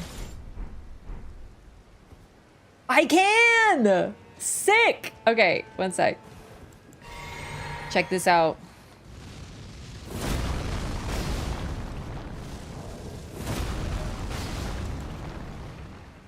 Like, it's not as cool, but it's still pretty cool. Wait, sending up countless spears. That's not count. Oh, those are the spears! Oh, I didn't even see them. They were, like, camouflaged. Do you see that? They look like spikes. Choo! Not quite what Mesmer does, but in the trailer. But okay, anyway, that was cool. Got to show it off. Required strength, 2/3. Is that how you math it? Oh god, that's so simple. Well, I'll remember that for next time, hopefully. Get this. The new weapons were definitely a highlight. Yeah, honestly, DLC weapons tend to be really, really intriguing. Let's do this, and then instead of this, let's put on Talisman. Alright, we're gonna go back to exploring now.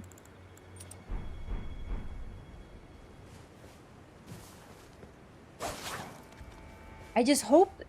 Okay, this isn't going to be the case. People are really bad at nuance, I will say. It's not human nature to be good at nuance, so I understand it, but I hope that some of the really biased, like, Marika evil discourse can chill the hell out a little bit, because obviously it's a little bit more complicated than that, right? They were never saints, they were just on the losing side of a war. We've been seeing this since the get-go. What's going on with these people? It's really interesting. And I wonder if that might be part... Okay, I'm not saying this is the case, but what if, for example, Marika was a part of the society? What if she was a shaman?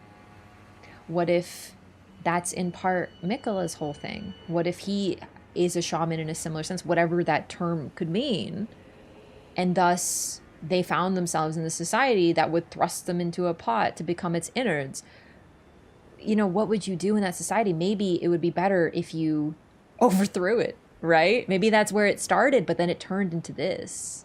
I'm not saying this is the case. I'm just saying, like, this seems like a very real world. There's no, these guys are good and these guys are bad. And FromSoft has always been a little bit more complicated than that, even way back in Dark Souls and Demon Souls. Like, we've had hints of exactly that. It's just a little easier to gloss over all that and just be like, yeah, you know, like, this group of people is good, this one's bad, and whatever. But we even have this idea of the dragons just sitting there existing, and they all got slaughtered because Gwyn needed to start his age. So hurting this Marika's evil talk, it's everywhere. Like, people are like, people despise Marika.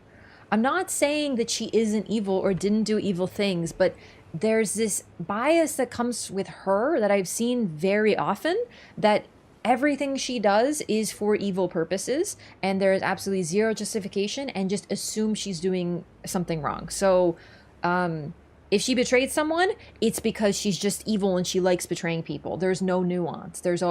She hates her kids. She despises this person. She's manipulating Godfrey. She's jealous of Mikola. I've seen all of this sort of stuff.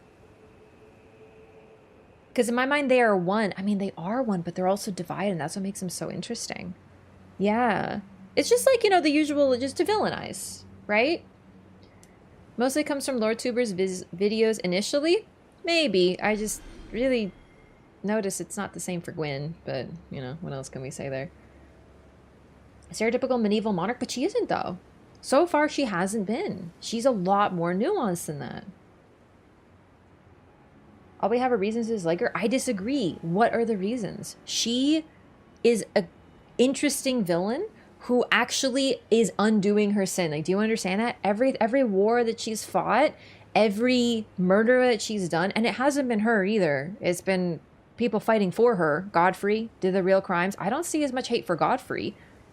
He did all the murders. He killed the giants. He killed all the bad guys. I don't see the same attitude, but people just go, oh, well, he was manipulated by Marika, which is another very convenient thing that, you know, always seems to come up. But basically, Marika realized she created this entire empire, and then she went, oh fuck, this is not right, and she martyred herself to fix it. That's why when we enter the final boss fight, she's sitting there on a goddamn Runar cross, because she realized, I really, really, really fucked up. And unlike every other stereotypical patriarch in these games, the ruler, the Gwyn, the Vendrick, she went, oh shit, I have to fix this. And she did what she could, which basically was to undo it, to martyr herself, unlike the others who just cowardly ran away or hid. So that's what's so interesting, is she wanted to undo what she did, and you gotta wonder why, because it wasn't for her. That's for sure.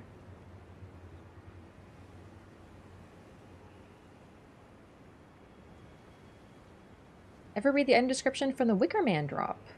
Yeah, both of them. The tier.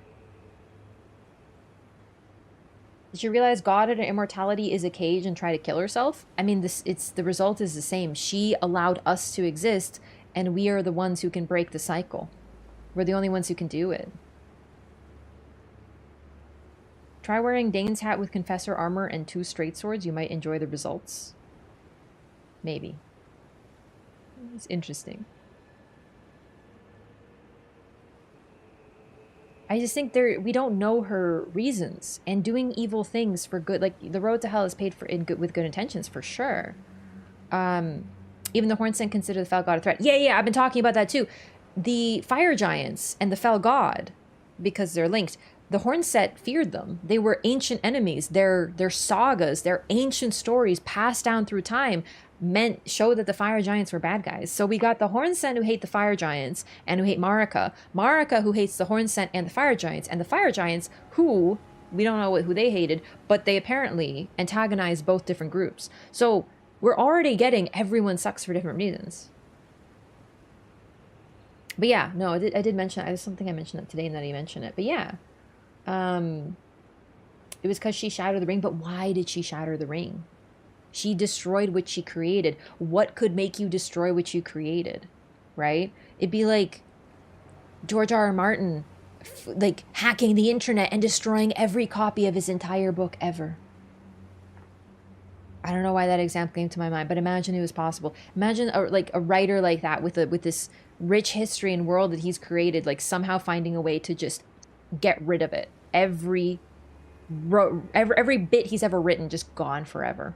No one else can. What would make someone do that? That's the level we're talking about. Building an empire and then smashing it to pieces with intent. Fire giants hating the dragons?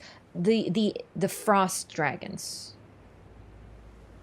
There's this, I also thought it was all dragons, but it's specifically the frost dragons, which suggests that even the dragons have different groups. I too made the mistake thinking it was all dragons, but it's specifically frost dragons. Oh, the Zamor, who we don't know anything about either, also hated the fire giants. So far we have 3 different groups who hated the fire giants. How did Marika end up like that anyway? She shattered the ring. Because she's the only one who could do it. Also, like, once again, everything that we need to do in the game, showing up in the lanes between it all as the Tarnished, acquiring runes in order to strengthen, taking out Ratigan, defeating the Elden Beast, all of these things are traced directly to Marika's actions. She was the first domino. She's the one who knocked it down. So if you consider yourself a good character and doing a good thing for the world, siding with Ronnie, fixing the world with this, whatever you choose, if you consider yourself good and what you're doing good, then Marika is the savior in the end. And that's what's so fucking interesting, too.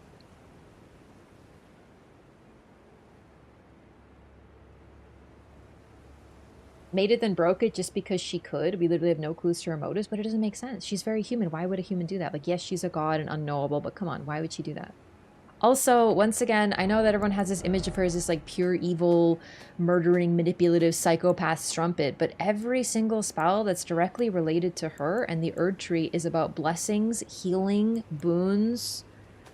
The symbols that we see of her are of her giving plenty to others. Like the talisman, this talisman, I don't have all of them, but I put them away because I have too many talismans. This is a depiction of Marika, and she is giving blessings. She is a giver of gifts, boons, blessings, healing, succor. This is how she's depicted. So, like, it's interesting. Like, I know that as the Erdtree stopped giving blessings, it became an object of faith, and there was no more blessings to give, but the lore and the history comes from her as someone who provides gifts. Hanging from the ring specifically because the fingers punished her? Well, yeah, but it's a crucifixion. It's a symbol of martyrdom, one of the ultimate symbols of martyrdom. So, like, she martyred herself intentionally.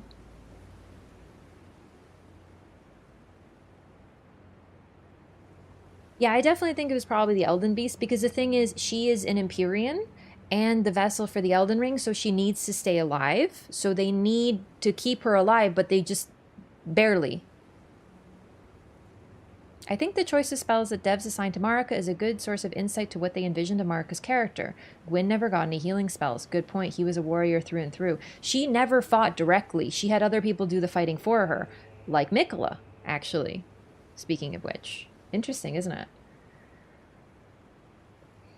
Is it lore for perspective and she doesn't have this cool boss fight? Yeah, also people just don't listen to a FromSoft gamer's opinion on any female character ever. Unless they're hot. Because good God, people have the worst takes in this community. I'm not gonna lie. It's one of my main criticisms of it. Give through horrific deeds. The only reason she changes her mind is because Godwin's death affected her too much. I actually disagree with that. I think she killed Godwin on purpose. But I guess we'll find out. But like, if I think the part of her that's the most interesting, the reason I don't dismiss her like Gwyn and Vendrick, who are the most insufferable, annoying characters, yet get all the defense in the world, is because she tried to change what she created. And that's the most interesting part of her character. that is the one missing step. We go from Gwyn, who went, I'm so scared of the dark, I'm literally going to light myself on fire, and Vendrick, who went, oh shit, my wife scares me, even though I made her this way, time to dip out and hide in a tomb until I literally die. We're dealing with that level of bravery, and then we have Marika, who's like, I fucked up, trying to try to fix it. Here we go, let me break everything. And that is so fascinating. That is the only difference between her and her two predecessors. Dark Souls 3 doesn't quite have a ruler in the same way, so that's why I don't really list it. A lot of gray for her too. There's been gray. It's just, I sound like a defender because everyone and their fucking mother hates Marika. So I'm the person who's like, hey, actually, she's really nuanced and interesting. People go, this is not black or white. I don't need to tell you she did evil things. Everyone knows that. It's the most obvious thing. That's all I'm saying. I'm not saying that she didn't do evil things. I'm saying that there's nuance to her character that no one else wants to admit because they're too busy jacking themselves off about how evil she is. Did the giants a favor by killing them, which freed them from the fell god curse? Interesting. We'll see about that. Vendrick also stopped Nashandra from getting the first flame. I'm not giving Vendrick credit for that because the whole thing is that he made her the way that she is. That's it. That's the main difference, right? Like, Nashandra is just evil because she's a shadow and dark. And people don't get any more nuance than that. Dark Souls 2 is the most interesting nuanced game, and the daughters of Manus are so cool. But people just go, Well, they're all evil because they're of the dark. and it's like the Patrick meme. You know the Patrick meme where you like slowly explain everything step by step and then they don't, like Patrick doesn't get it. That's how I feel because I'm like, okay, so you know that the dark is just equivalent to humanity, right? And people are like, yes. So the dark, like humans, can be good or bad, and it's simply a power. And no matter, it's like how you use that power. And people go, yep. And humans are complicated, not good or bad, just, you know, what they choose. And yep. And then I go, okay, so the queens were not all bad. And they go, no. And I'm like, oh my fucking God. You cannot get any further than that. The queens are like their kings. That's pretty much it. They feed off what they can acquire because they are weak and scared. And if their king is an asshole, they are an asshole. Right? Like, that's how we see with Alsana, who is the only one who is brave and good. Well, her king was a baller, so of course she was. So anyway, I know this is Dark Souls 2 and most people here don't know it like I do. But what I'm trying to say is we already have nuanced, interesting characters and people don't want to listen to it either. So like, I'm just sitting here yelling at clouds over Dark Souls 2. We know the queens weren't bad. When I try to tell people this, Rusty, like I'm with you, Rusty, but when I try to tell people this, they go, no, she was just the exception. She was just good. Oh my God, I yeeted my pen across my desk by accident. I was just like, what? When I say that to people, they go, no, Alsana was just good. And I'm like, but why? And they're like, I don't know, she just was. The others were evil, but Alsana was good. And I'm like, oh my God, you can't get through to some people. You absolutely cannot do it. Also, Sid, thank you. Thank you for the sub. Welcome. Sorry, I needed to get my lore rant out. That's how you get me heated. Talk about the queens. Heated in a good way, though. I just get very passionate. It's my favorite topic to talk about. Thank you so much. Enjoy your butterfly and your emotes. Welcome back. Welcome, not the back part. I appreciate that very much. Please enjoy the mesmer emotes. People just watch lore videos on YouTube, think Marika's evil, don't make their own research assumptions. Yeah, I mean, it's really easy to just dismiss characters and paint them with an entire brush, but it's just really funny the vehemence that people use against Marika when we literally have lore in Dark Souls 1 of Gwyn canonically doing things directly to his children that were quite evil, and people just don't care or don't really discuss it. And I know the games are older, but trust me, when I was playing them, we were still getting the discourse, and you don't get as much hatred as you do over Marika. Typical Imperial ruler committing atrocities while keeping a veneer of niceness. Potentially, but to her people, she treated them well, as far as we can tell. That's the thing that's so interesting. Raph versus Boss, Party Parrot, Raph about Nashandra, Genji Pace. Golden Kappa Train! What's this? You have a limited time to earn an exclusive golden kappa emote for 24 hours. Yo! Oh my god. Elden Ring stories without being morally tarnished is perhaps Bach? I say Jarbaron too, but then again he started eating people. Gold kappa, Poggy! Do people really argue Gwyn wasn't a bad dude? It's less that they don't say it or they don't really know. It's just not something that really gets mentioned. Like, you mentioned the name Marika and people are like, bro, she's evil, dude. She hates her kids and, like, is a murderer and she sucks and she did genocide. And you mentioned Gwyn and people are like, I sleep. There's only one golden kappa a day? Wait, really? Yo! It feels like a scam. What is kappa? I don't know, but it's gold and it's shiny and it's popping up on my screen. Is this what happened with Marika, do you think, actually? Now I think about it?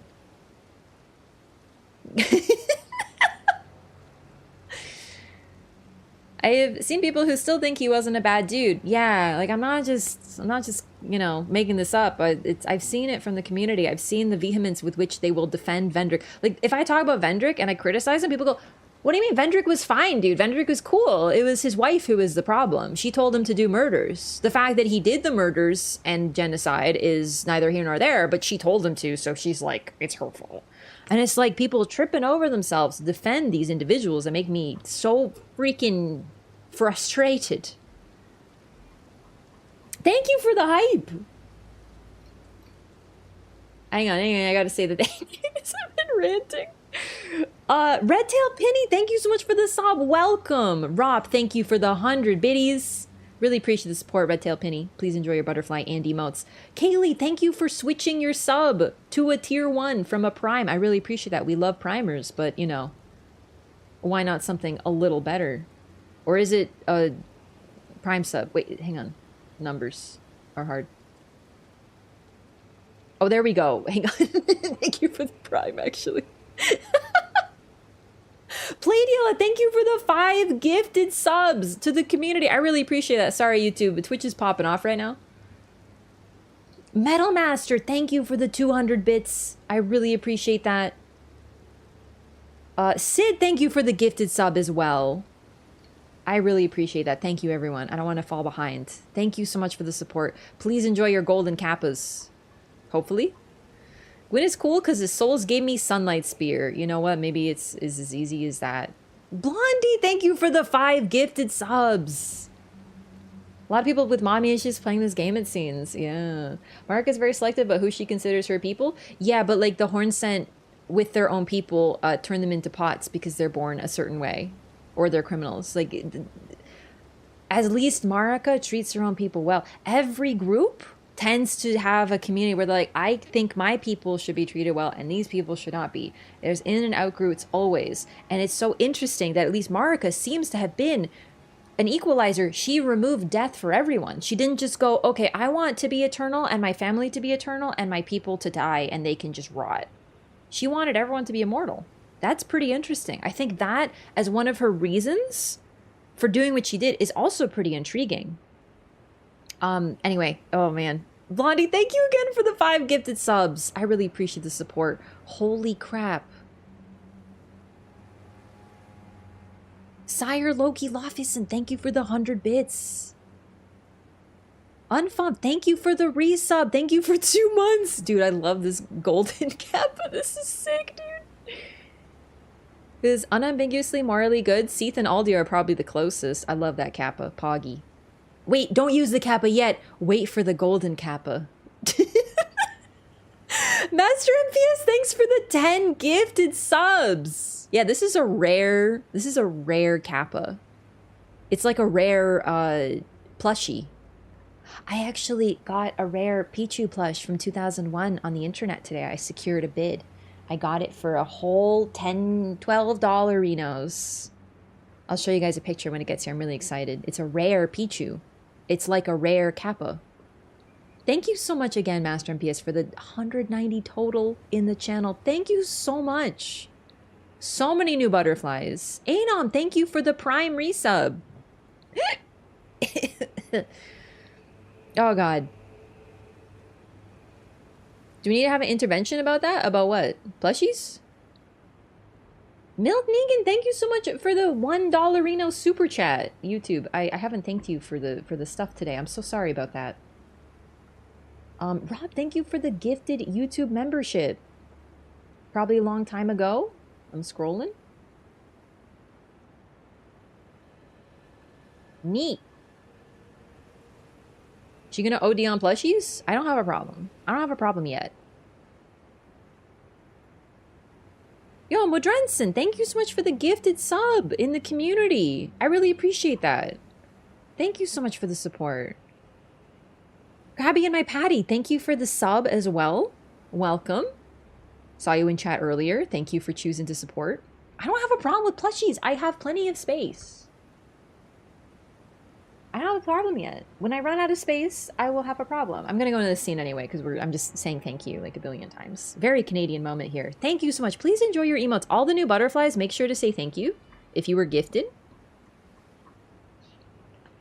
Look at all these plushies. I really do love them though. I do. I might have like a little bit of a problem, but like I love all of them so much. They all have a story to them. I used to do the whole thing where I would like show a plushie and tell a story about it.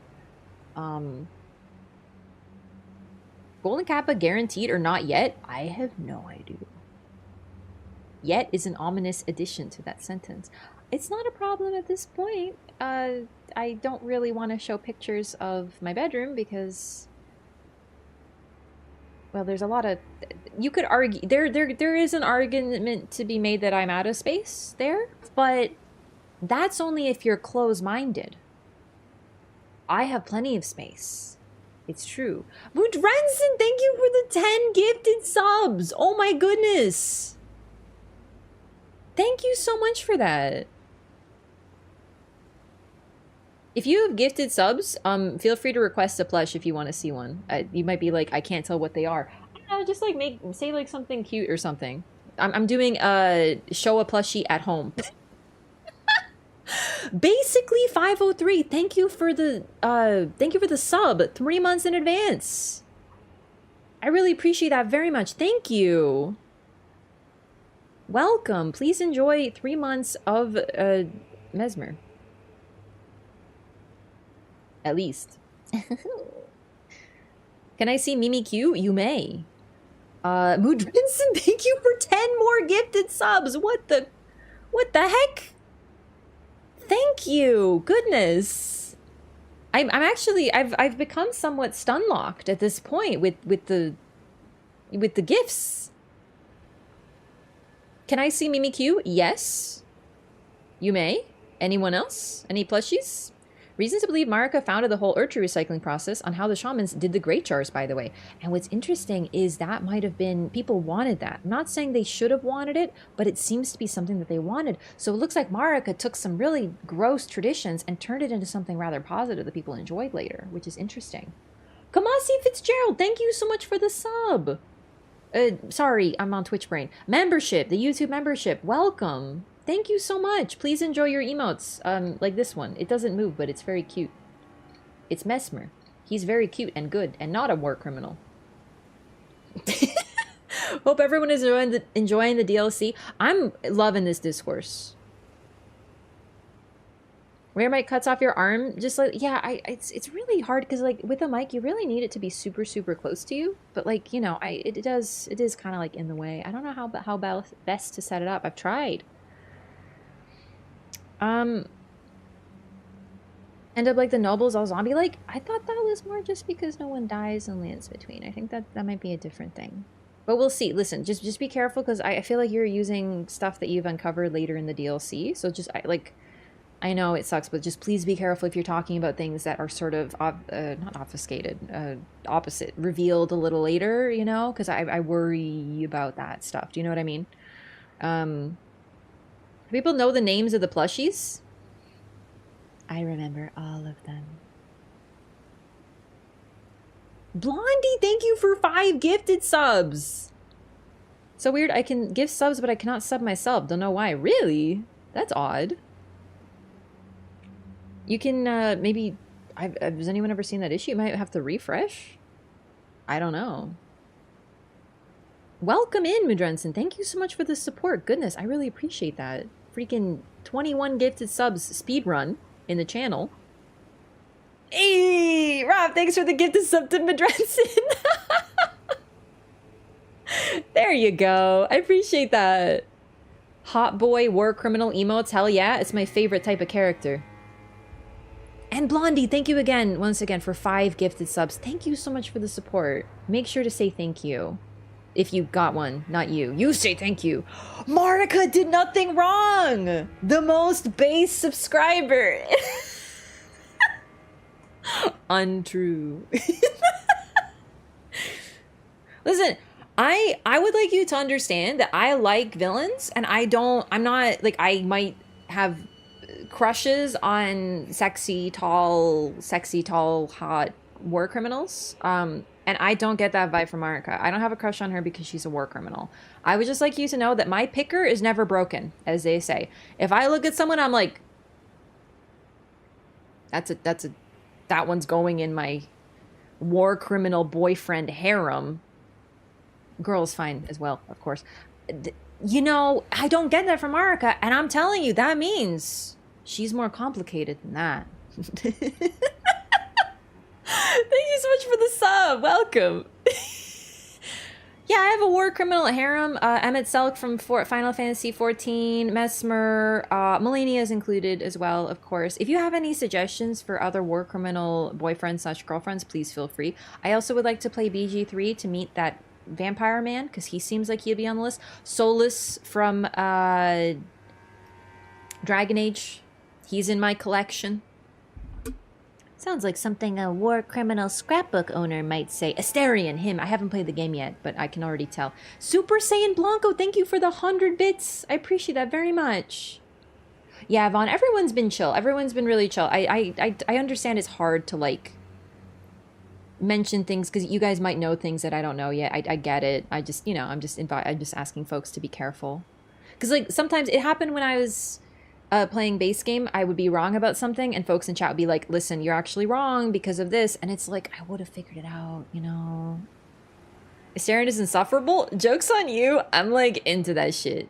You don't understand. He's a snarky little brat. And I might as well be a brat tamer.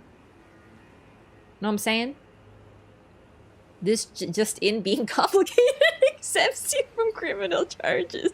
Who's gonna put her in prison? You? You're not strong enough. Rob, thanks for the gifted sub to Bloodbirth. That's gonna be the sequel to Bloodborne. Just you wait. Oops, sorry. He's a snarky little brat, so he's just like you. Hey, like begets like, alright? I need someone who can keep up with my ass. Who else could do it? Holy crap! Exclusive Kappa emotes. This is so sick, dude. Yo, post them if you have them. Check Discord. One moment, please. What? Oh no, what did you do?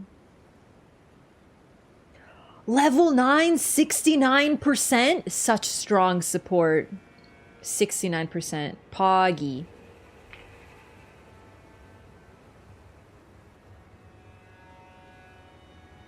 The logic is unassailable. Thank you. Thank you for understanding. Is the Pale King a war criminal or just a bad dad? I don't know who that is. Unless you mean Mesmer. Whoever takes the god slot after her, Ronnie or Mikola, I guess? It's not gonna be Mikola if I have anything to say about it. That Gary stew needs to be put down! And I'm strong enough to do it. Pale King from Hollow Knight? Oh shit, good point. I totally forgot about him. He sucks. Definition of providing daddy issues. It's true. Then their successor can put them in prison? Horny jail?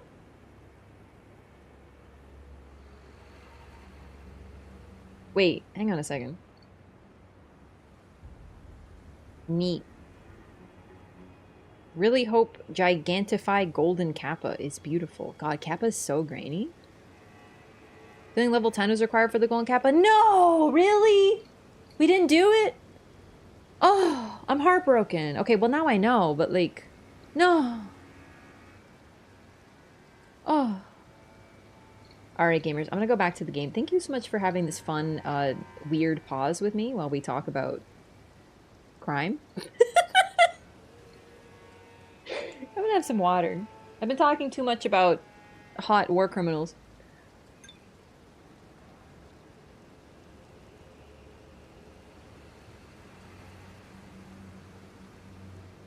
Give subs but can't sub myself due to continuous payment restrictions in my country. Oh damn, really? Alright, gamers. It's fun to catch up and rant about nuance. It's my favorite topic.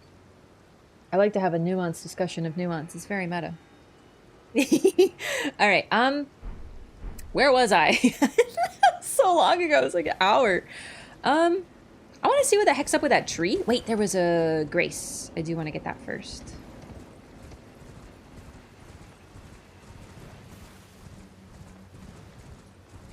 It just, because Marika ends up, so I'm just to continue the discussion, basically, Marika's a nuanced character. We just uncovered something pretty awful the Horn Scent were up to. We've kind of been comparing and contrasting the jars. How Marika's jars, I'm not saying they're hers personally, but it is interesting that she is a craftswoman. Anyway, not to get too assumptive here, but Marika's jars, rather than as a punishment, there are jar rights who specifically would like to become jar innards, right? Rather than something that's inflicted upon people against their will, it seems to be something that people want. Like Alexander, this lore description. The warrior jar once told the nameless man, "You are not yet ready to join the warriors inside. No, you must apply yourself and better yourself, and one day I will return for you." So it's like we stuff the dregs of society. I'm not trying to moralize here, but I'm just saying that that's how these people saw the jars. They shoved the criminals into them as punishment to make them better, versus Alexander wanted the parts that are put into him to be already as best as they can be. And he put the best into him, and that's really interesting. Also, the idea of a jar that creates itself. Gotta wonder. I don't know. There's a lot of questions. This is kind of what I meant, though. As an example, this is what I meant with the DLC. How it's going to answer questions, but in an unexpected way that maybe we don't have all the answers. So, for example, we've just uncovered the origin of jars. But was every jar created this way? Were there different types of jars? Is it the process of making them? Were the jars always intelligent and sentient? Did that develop later? We are asking more questions because of the information we received. Now, I'm not saying that's all the information we're going to get, but this is kind of what I meant with how DLC normally operates. And that's what I love, is we get, rather than just a simple question, yeah, they made jars by sticking people in them with a shaman, we get more discourse related to it, and I love that. Alright, so I'm gonna go back to that weird looking tree over there because it's looking sus.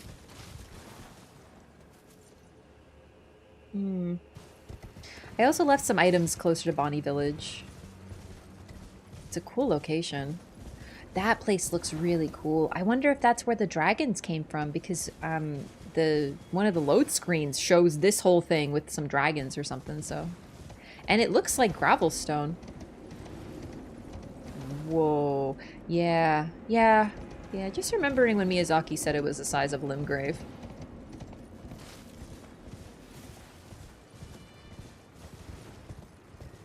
I did wonder if the DLC was going to feature some, like, verticality. Like layering, just like base game does. We sort of have different levels of things.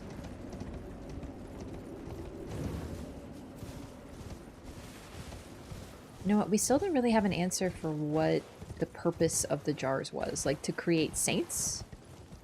Oh, actually, I do want to mention one other thing. About jars.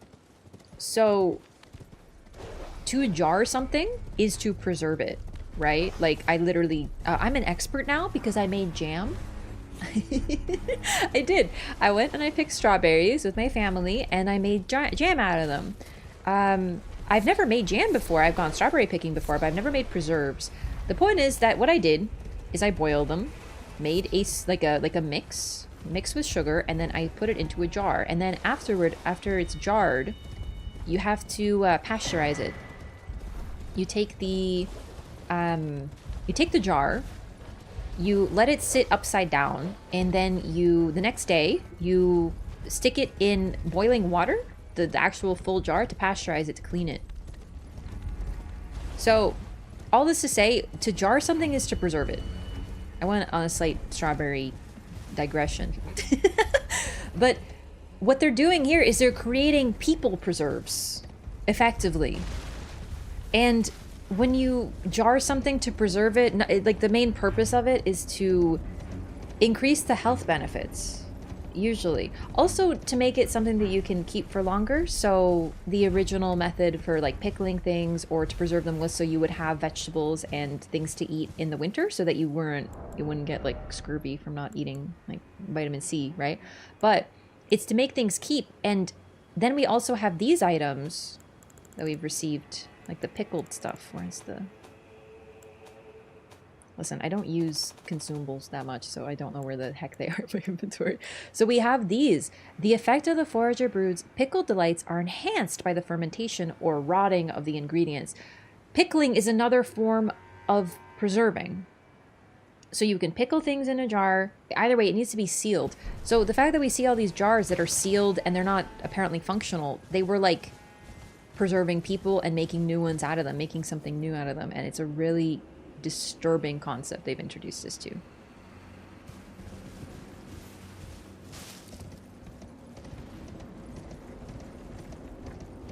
And I'm just thinking about my strawberries. God, the jam is so good. I had it with a scone yesterday. Oh, delicious.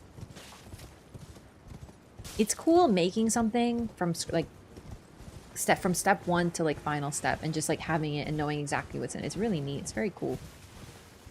Hey, are you gonna like come to life and eat me? Listen, I played Dark Souls 3. I'm not scared of trees. I'm a little scared of trees. What the heck is this?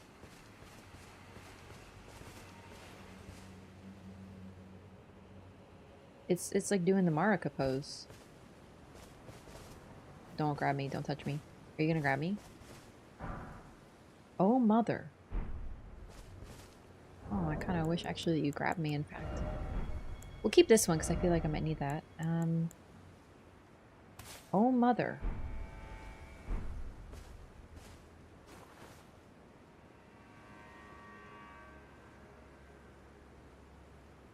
Interesting.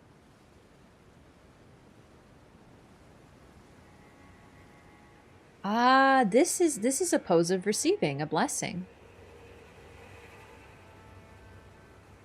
At least it's my read of it. So, the mother bestows the blessings, Marika perhaps in this case, maybe another mother. Also, this individual seems to have transformed into a tree, or is becoming a tree. Interesting.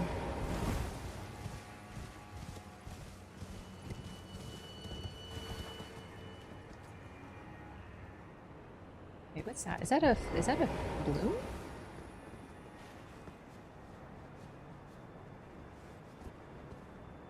It's a Miranda bloom, looks like.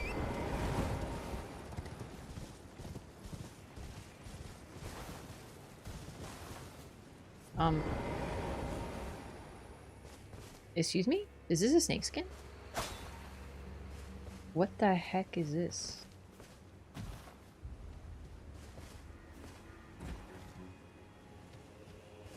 Is it a statue? It looks like snakeskin. I don't know what this is. I can't figure out what it's supposed to be. But it's weird.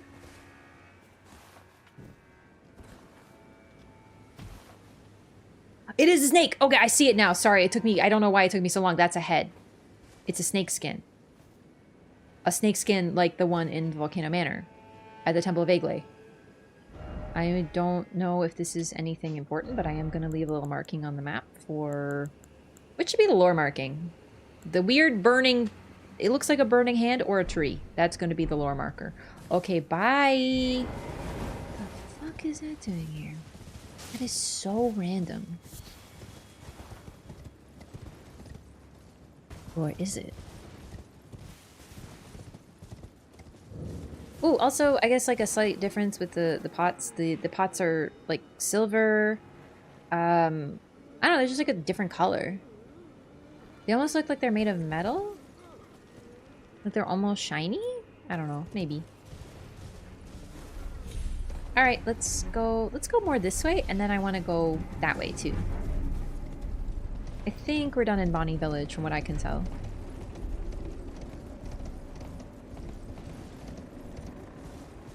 So cool so far. I was hoping to get some jar lore. I can't help it, I love the jars. Who doesn't? Bridge leading to the village. Oh, so I might have taken like the back way, but it looks like there is another path. Interesting. Ooh! I was gonna say, there's never one path to anything in this game. It's so peaceful here. Like really, there's been very few enemies. The village seems kind of out of the way comparatively. Within the village, of course, there's a few. But other than that... Is that a wolf? Yeah, and it's the first one we've seen in the entire DLC. Damn it, it's one of these. It's okay, I can deal with it.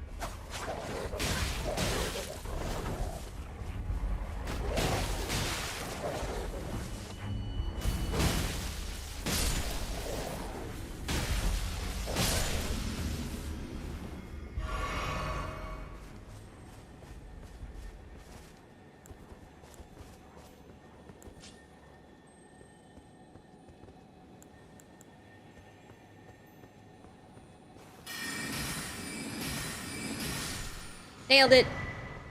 Ash of War, Raging Beast. Keen affinity and the following skill. Step with the swiftness of a beast. Leap high and slash foe from above. Initial step can be taken forward, backward, left, or right. Strong attacks allow for a follow-up attack. Usable on Beast Claws. Cool! We do have a Beast Claw weapon. We got it from Loger at the very start, so we can check that out.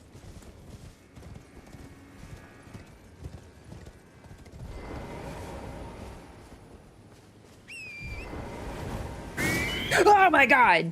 Okay, so now I know what does that sound. It's the freaking owls.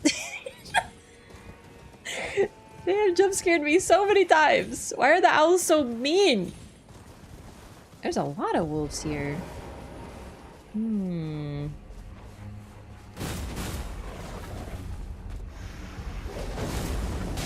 damn, they're gamer wolves.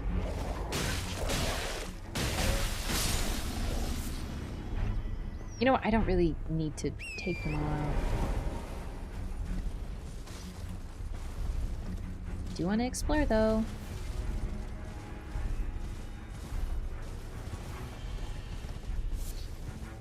Hello, sweet Torrent. Thank you for being here. Imagine if the DLC took Torrent from you. Like, imagine.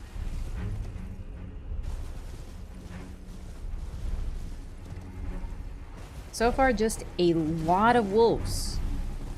Like, so many wolves.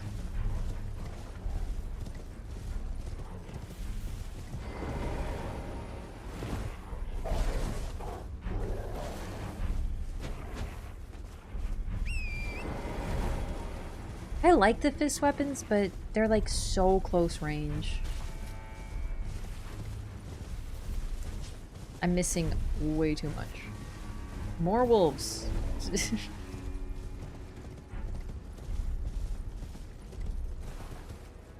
Oh my god!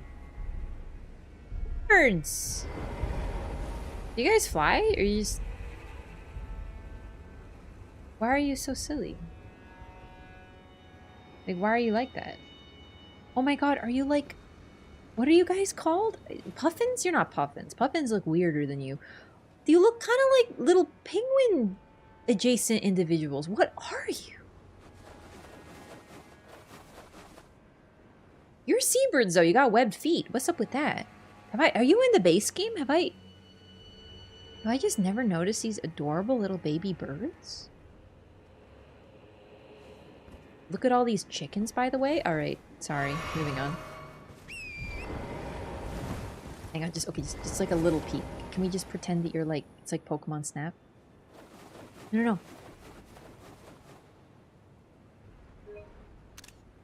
cute. Okay. That's gonna be a weird screenshot to explain later.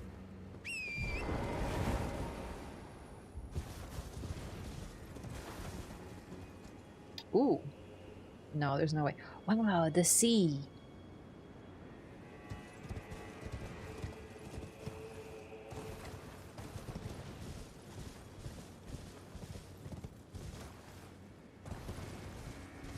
I am coming to the conclusion that there isn't really much here.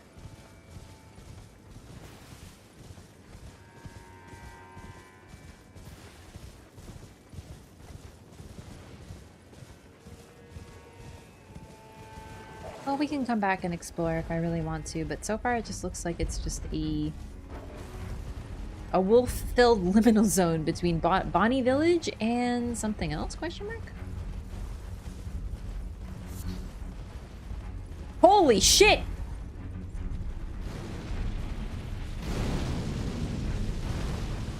That's not good. Those are the homing ones. Uh-oh. Oh god. Bob and weave. Bob and weave. Woo, boy. I'm gonna try to kill it. A spirit spring! Whee! Ooh, where do you lead? Oh, wow. That's the first one I found in the DLC, actually. Okay. Not really the most helpful. Oh, wait, can I use it to, like, smack you directly in the face? Oh, shit. Maybe. This one just feels so pointedly placed. Oh my god, that is weird.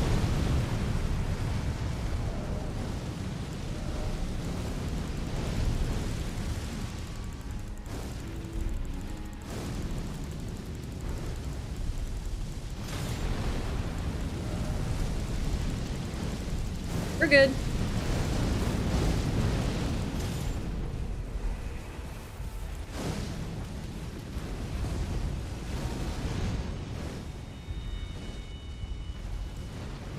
Maybe it leads to something over there? You know what? We'll find out later. I do want to try to kill it, though.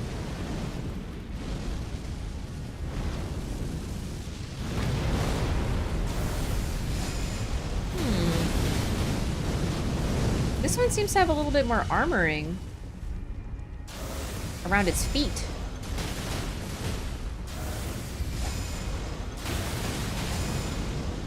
Maybe that's like intentional. Maybe I'm supposed to look at this and be like, wait, I can't hit it. I should hit something else. But like what?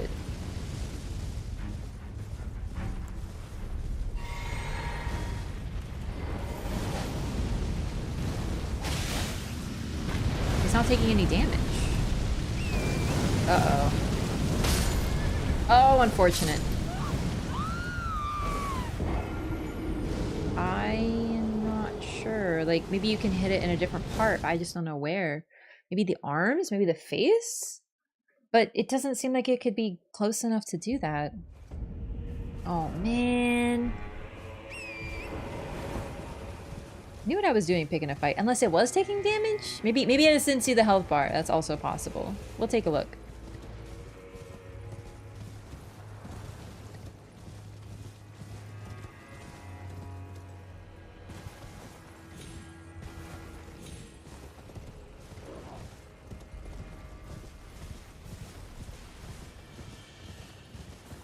I don't know how I feel about the furnaces. Like, they're kind of cool in a way.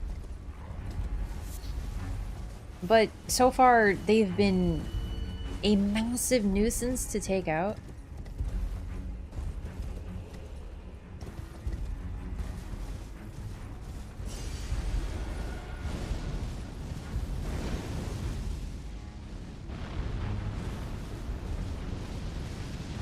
So he can still hit us here.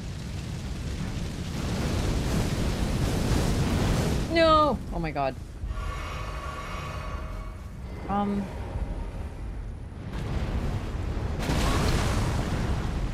Weird?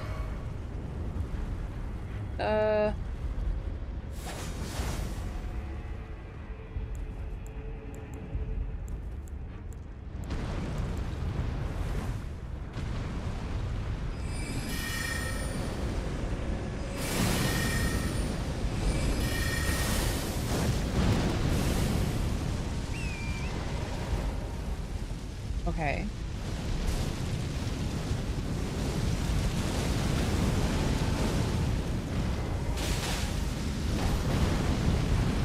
Maybe I gotta break parts of it off, like Fire Giant?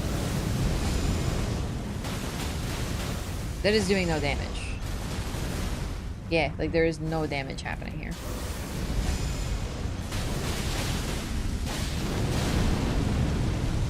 Yeah, I ain't dealing with all that right now. I see its hand seems to have vulnerable points, but like... What was that?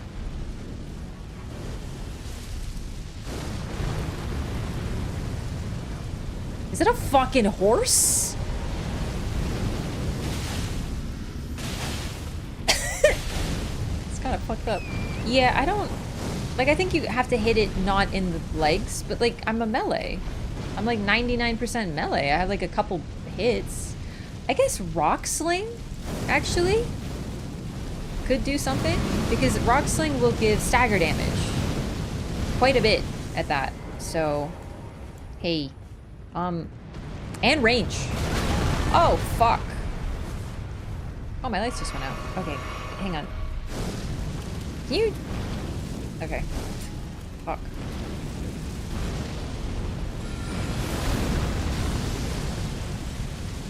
Uh-oh. I may have made some mistakes. We'll be good. Like, if I could hit it in the face enough, it'll fall. But, like, how do you hit in the face if you're melee? Is it just one of those... That's the neat part. You don't.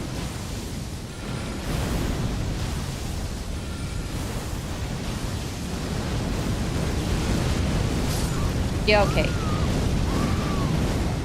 The theory is sound. It's the execution.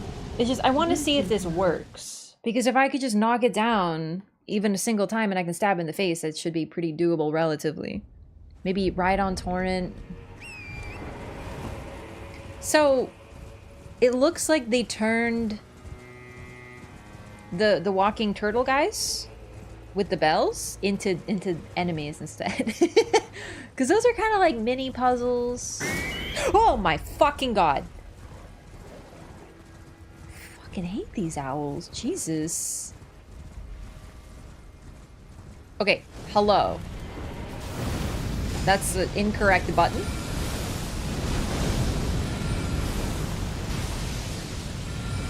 Three was too many. Three was too many. Three was too many. Three was too many.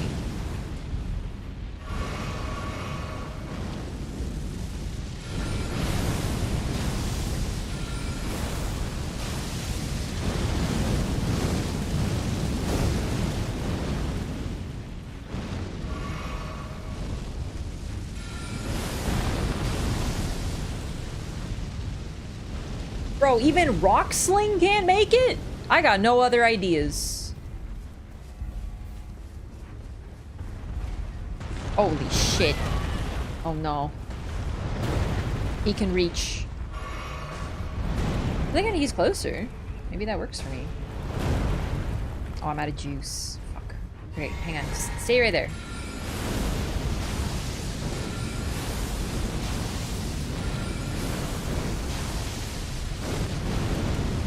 It's not working.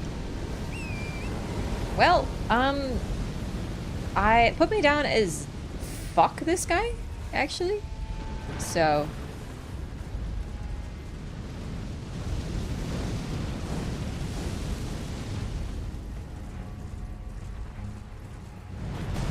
whatever, dude. See ya.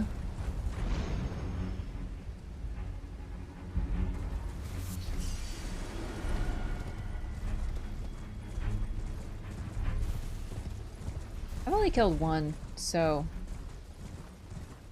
I don't have the greatest track record with them yet.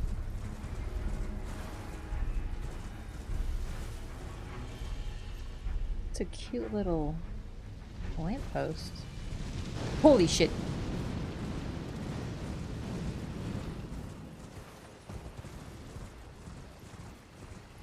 Ooh! Holy! It's a pot. Oh, I totally forgot about those. I have not been looking for those.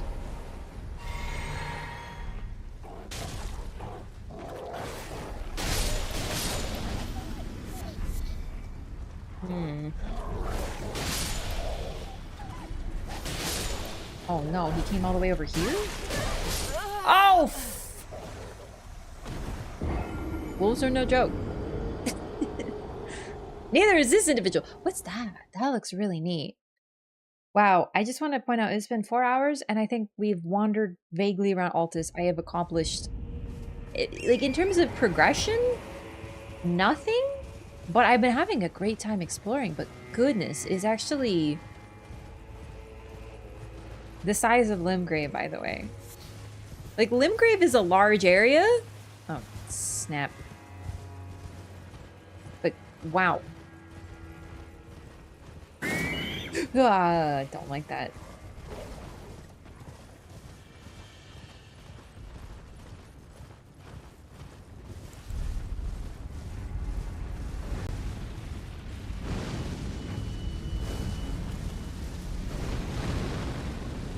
Whee!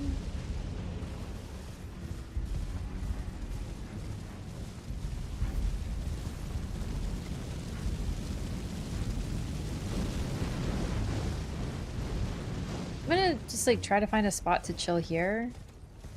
God, there's like so many wolves everywhere.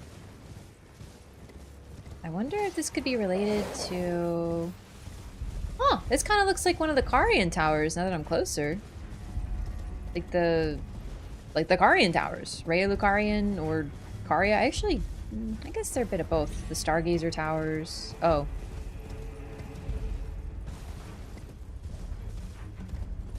You know what? It could be possible that areas in Altus, Shadow Altus, are like scaled differently as well. You know how Caelid, you know, the bottom part of Caelid is relatively, it's not too late game, and then you go to the Dragon Barrow up north, and suddenly everything's hitting like a truck.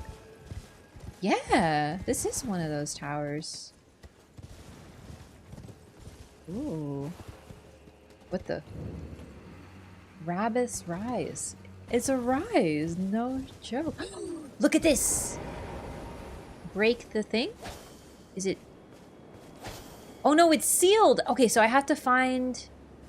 I read about this in the lore note thingy. This thing. No, not this one.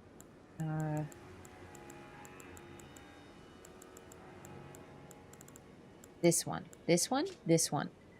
Look for stacked stones nearby. By toppling them, you may break the seal. Okay.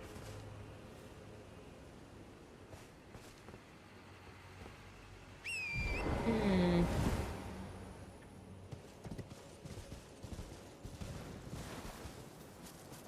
What will this do, though?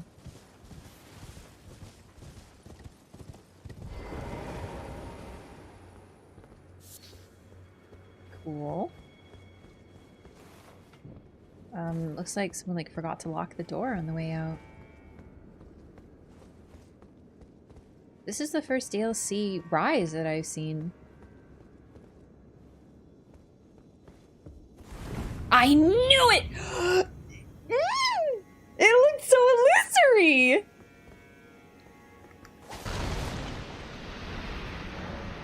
Somewhere a spirit spring has been unsealed. Somewhere a spirit spring has been sprung.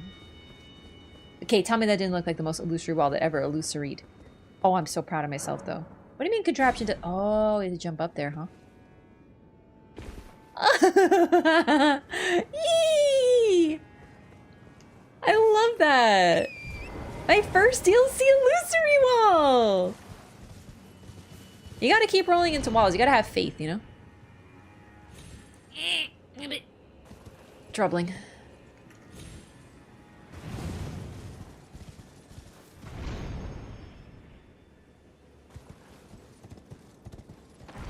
You thought you could hide secrets from me? I'm a gamer. Rabith's cannon? A type of jar cannon used to fire great bolts, a masterwork of spell machinist Rabith. The power of the glintstones that encircle the barrel imbues bolts with magic damage and guides shots toward their target.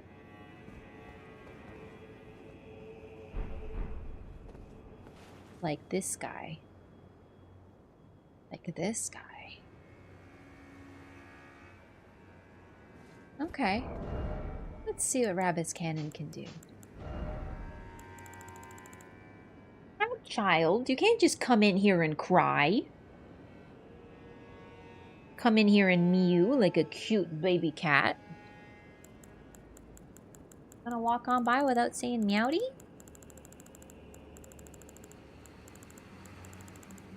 Jar cannon. It's a jar cannon. Like, I don't have the strength, but, like, I can two-hand it, probably, right? Well, I could two-hand it with, like, a strength talisman, right?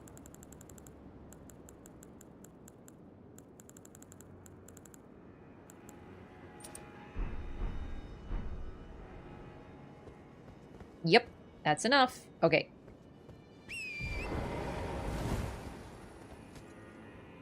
Is this the top? Where's that elevator?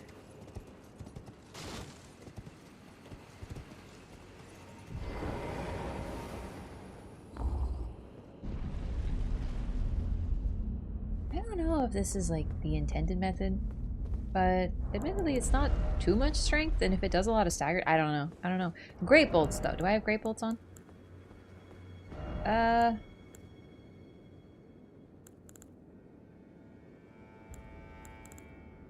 don't have that many great bolts though.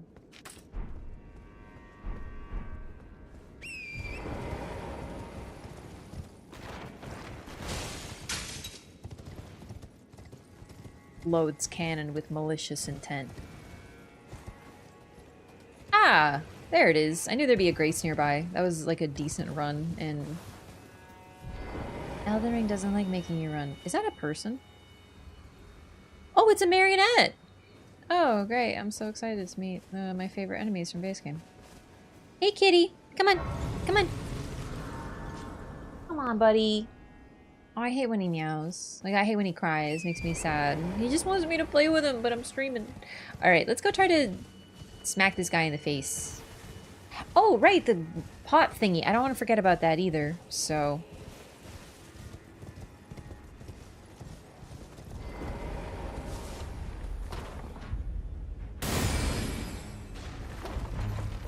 It's not bad. If the stagger damage is good, it should be fine.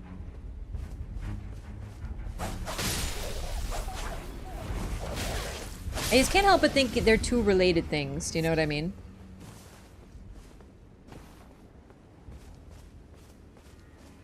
God, there really is a lot of wolves.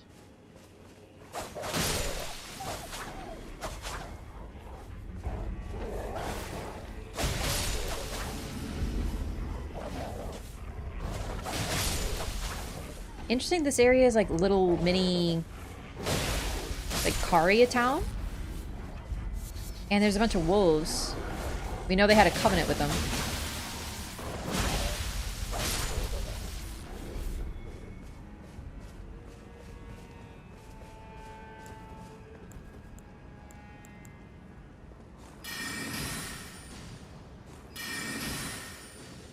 Oh, come on. Hey, got it in one. First try.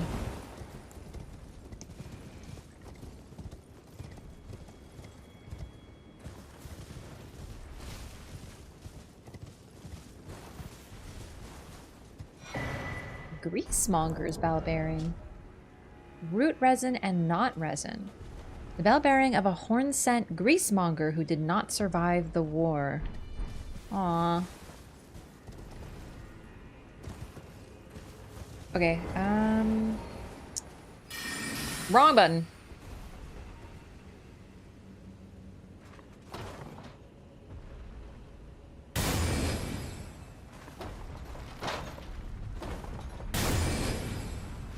It's working?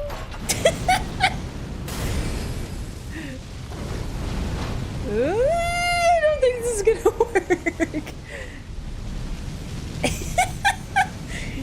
Like, I think the idea is sound, but like, holy shit. Ah. I think Rock Sling was better.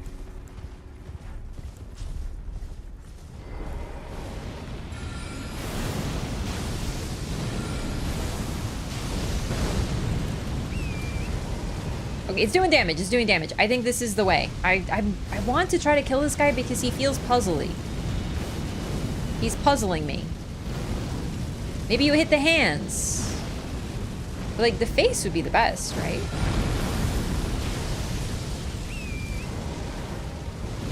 Gonna be freaking slow, though.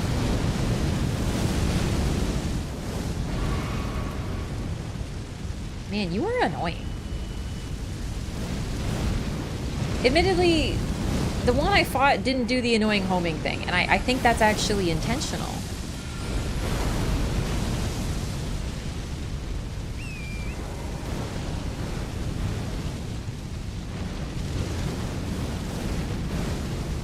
Maybe, like, the undersides of his feet are vulnerable?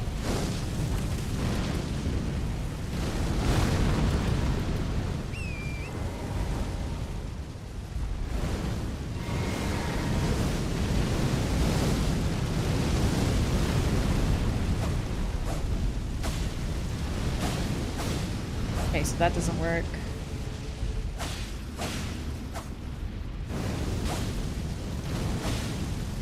Oh, it's doing something. I thought I saw the health bar for a second. But, like, really? Rock Sling is my best option for stagger damage, for sure.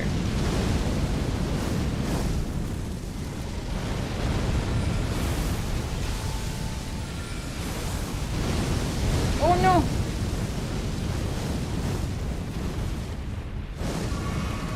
Nah, this sucks. I just, no. Nah. I'll deal with you at some other point in time. Not right now. We'll put a mark on the map.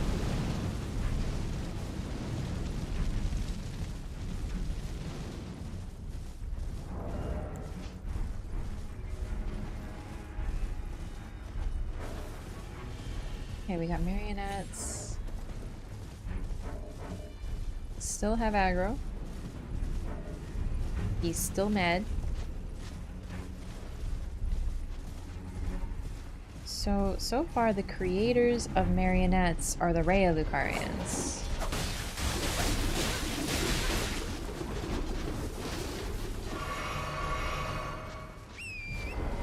But we don't really know where that came from either.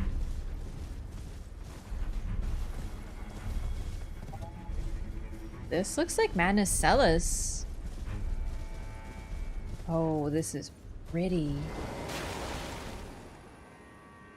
Wow. A gorgeous swamp. Where have I seen you guys before?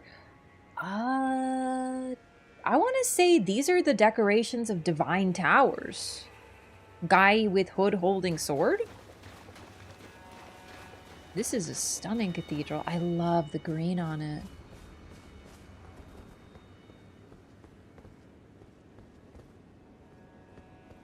What is this on the map? Ah, the pretty thing.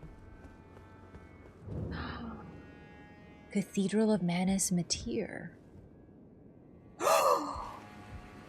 From the trailer.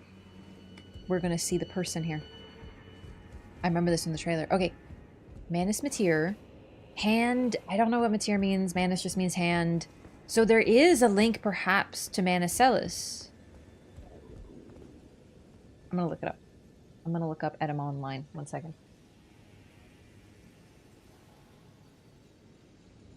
I can Google on the site without worrying about Googling it and getting, you know, Elden Ring pop-ups.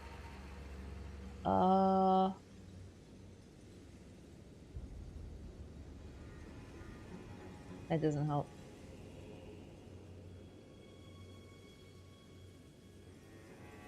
I don't know what materials.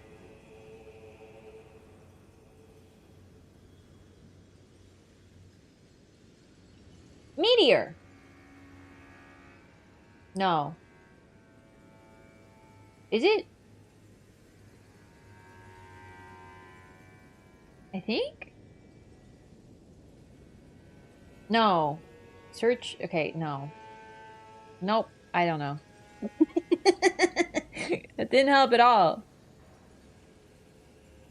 Alright, don't. I'm not looking at chat, so I just looked at chat and I just saw timeouts, so don't say anything. It's fine. I don't need to know. I'll either figure it out or I won't. It's just I'm scared to I'm scared to Google because the moment you type in anything that's currently associated with Elden Ring, you're immediately going to get stuff. So I'm being very careful with how I'm looking things up. I'm just curious. But whatever. It's definitely related. We got Manus Celis, we got Manus Meteor. Sure sounds like Meteor. This is just the trailer! I'm so excited to meet you! Should I be, though? There's a very rich history of FromSoft with people sitting in chairs. You're a lady, guaranteed. Guaranteed. I'm gonna turn off my light for the... Hang on. I have to do this again. Gravitas.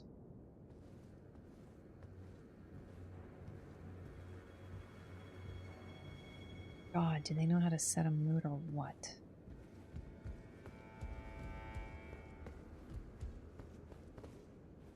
Well, oh, I don't often receive visitors. Yes, I am Ymir. Welcome to Manus Meta.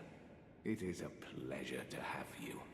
In lands so forsaken as these, chance encounters are precious indeed.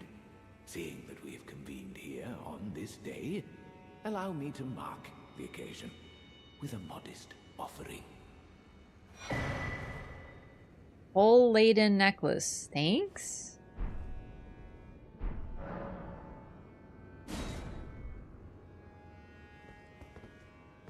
Your name is Ymir? Your eyes are very purple, aren't they?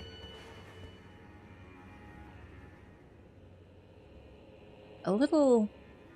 I might call them gloomy. You're freaking weird. Okay. Okay, I thought you were a lady. What's with the hair?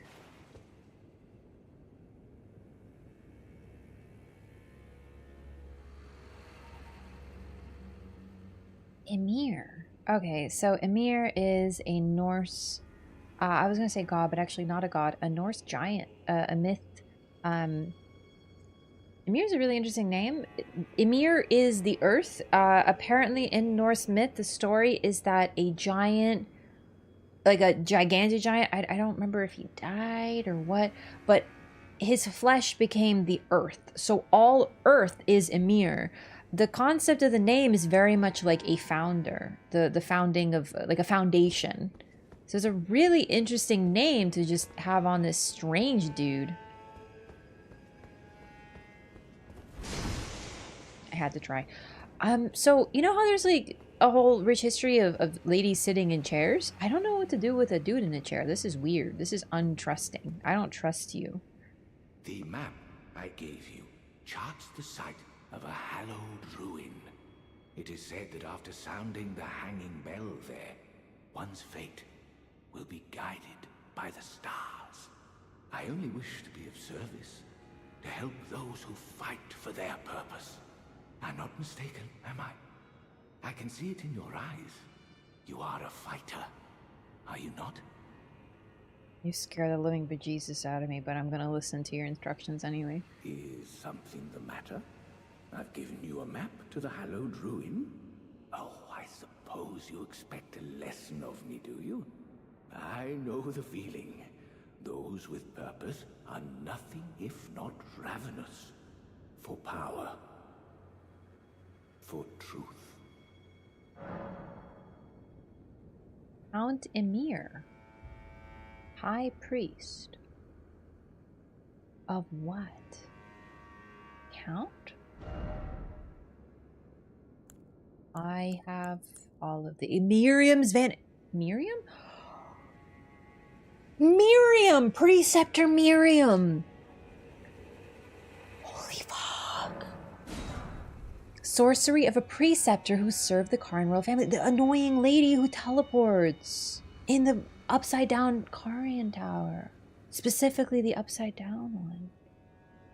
Both sides, whether it's right side or upside down. The one who really defends Ronnie's body from interlopers. Although we don't really know what she's doing. Used to conceal oneself in a glintstone haze, reappearing after a few seconds have passed. Directional inputs determine where one will reappear. Oh my god, it's like a teleport. The curator of the study hall was such a master of this sorcery that it now bears her name. So she was the curator. That's so neat. So maybe she's just straight up protecting, like the study hall. Oh, yes. Do mind your feet around the church. You wouldn't want to hurt the little boy.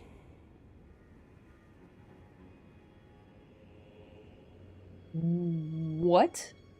What little boy? What little boy? What do you mean minding my feet? Brother, what? That was the most ominous thing an NPC's ever said. You didn't even laugh after. Is something the matter? Everything. To squeeze another lesson out of me. Uh-huh. Ask about glintstone sorcery, Count Emir, High Priest. I, too, am a glintstone sorcerer. We study the stars. But then why are you purple? Examine the life therein. Are you familiar with our findings? Long ago, we began as stardust, born of a great rupture far across the skies. We, too, are children of the greater will. Is that not divine? Is that not sublime? And yet, none can fathom its implications. Its utter brilliance. So, the Three Fingers is right. The greater will did create all life? Okay, I got this. Use at a hallowed ruin to sound a hanging bell. A pale blue necklace made from a thin, elongated stone hollowed out from the inside. Use at a hallowed ruin to sound a hanging bell. It was a teaching of Count Emir. The fate of the one who sounds the hanging bell will be guided by the stars. A simple map faded and dirty. I only wish to be of service. Can you draw a better freaking map? Because I don't know what this means. I can't parse what any of this is on the map. It looks like a river, maybe? I don't know, dog. Wait, unless that circle thing was this? No, it doesn't make sense. This map, they love maps in this game, but I don't. Also, where is the X marks the spot? You know, like, I guess, thanks, I guess, but like, we'll work on this. I'm not giving up right now, but cartography is not my strong suit. Is something the matter? Here to squeeze him? No, weirdo. You're troubling.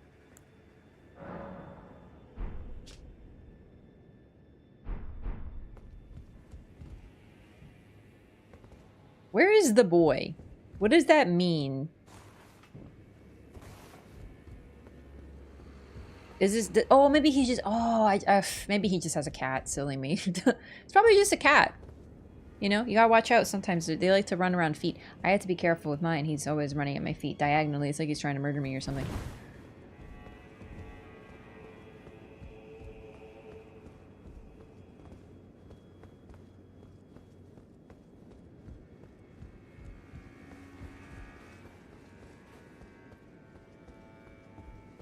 What is this?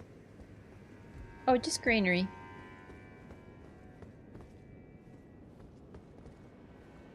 I'm intrigued. That might have been the most ominous, intriguing, and confusing thing that I've seen the DLC so far. I'm so in. I'm trying to think, is there... Wait! I was thinking, is there something that I can use to see things that are invisible? I'm immediately getting an Osiris and Ocelot vibe, Dark Souls 3. But I'm wondering if there's something that we just can't see, maybe we can make it visible, and the way to do that would be the Sentry's Torch. It shows unseen things, so...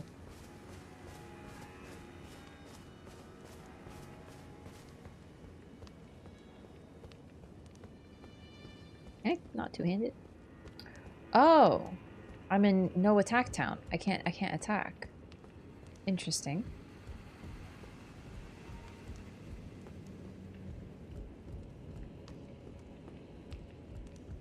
any boys? Boy? Boy?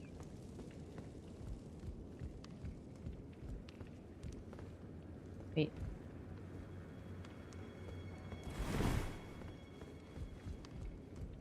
I don't know what to think about this yet. So we're dealing with like, okay, so there's a primeval current. It's basically the study of meteors and comets, which is why Hand of the Meteor might be something that's actually like meteor. I don't know.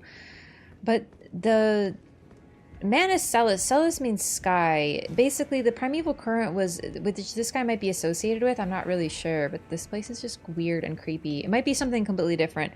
But the probably the founders of Raya Lucaria, their initial goal was to study the primeval current and meteors and comets.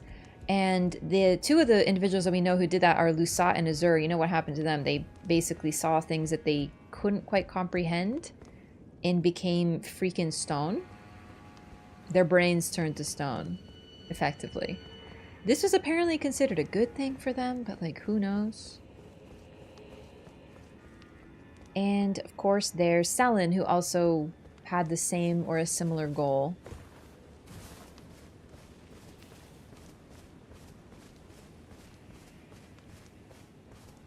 Okay, I'm not finding anything.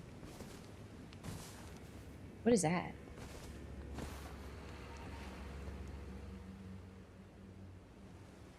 Oh! We see that exact same type of grave at Raya Lucaria. And at the, similar, actually, if it has no head. Whoa! Where the fuck did you come from? Did I just walk right past you, like, several times? Hi? Are you the boy? I've no interest in small talk. My only concerns are the concerns of Count Emir, and you are not among them. Well, I'm wrong on all counts. I thought that one was a girl, and I was hoping you might be the boy. Only, there is one thing I will say. Count Emir's kindness is a gift. Should you cross him, you will sorely regret it. Okay, but like, listen, real talk, can I like give you a smooch? Because you're like really hot, and I like your edgy dark katana, and I like your fit, and I like how you lean against walls. I'm like all about this. Like everything. I like, not to be weird, but I would kill you for your outfit. Be gone. There is nothing more to say. But I like them more when they say that. Sorry. I know how to flirt, I swear. Hang on a sec. Is it like this direction? See, now we're just two bad bitches, you know, being hot together. So, hey, what up? Me and my bestie. Selfie moment. Okay, but like, who are you though? I don't know what is up with your fit, but it's fucking weird, dog. I don't know what... I love it, though. It's very iridescent. It looks like oil iridescent. And you like that nerd over there, so I guess you might be okay. Alright, one more shot for the gram. Alright, bye, babe. New best friend. Be gone. There is nothing more to say. Okay, is there a boy here?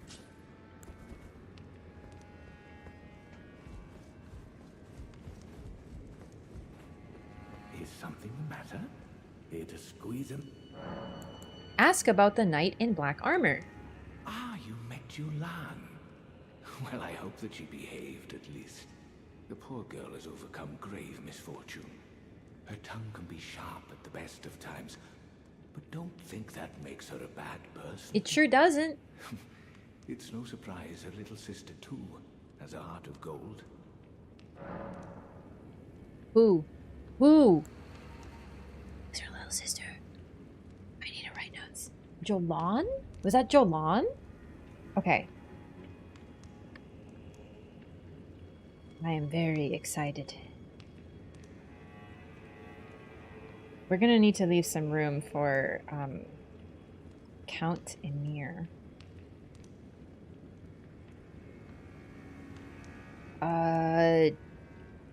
Sinister. Helpful. Interested in stars. In stars. Claims we are children of the greater will. I'm gonna leave some space because I'm already feeling like he's gonna be spicy.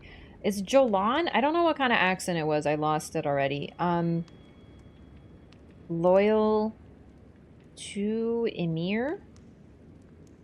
Overcame misfortune.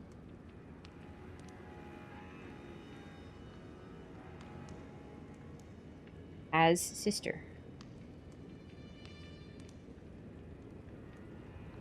Edgy.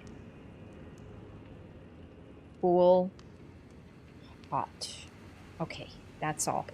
It's weird because their fits look like something familiar, but I can't quite, like, I'm not sure in what way. You know what I mean? Like, I feel like I've seen parts of everything that you're wearing, especially that weird hat. And you're all purple. Ominous. Okay.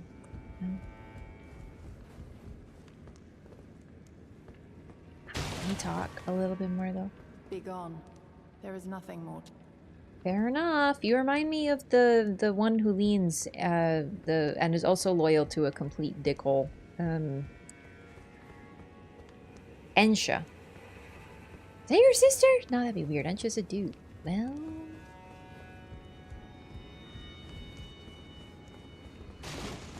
Who have I met? I'm forgetting everyone I've met. Where is this boy? Mentions boy? Question mark? Well, these people are fucking weird. Obviously, we're gonna follow their map. I cannot read this for shit, but whatever. Let's put on this spell. I want to try Miriam's teleportation magic. I can't believe they gave us a spell.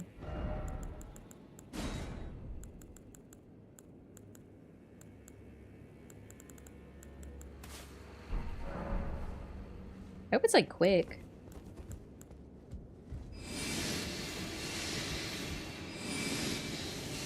Meow. Meow. Okay, can I charge it? No. So she was really good at it, it's true, because she can teleport like 5... Wait, does my lantern doesn't seem to vanish with me? You just see a teleporting lantern. I'm really curious to see what that looks like on someone. Like, if someone uses it, do you see the lantern teleporting? Or like, what's up?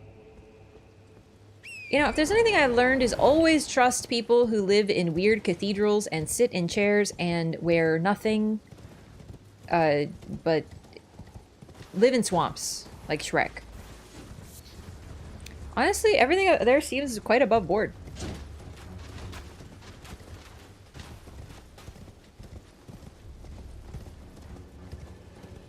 It's the boy. Oh, glinting nail. What?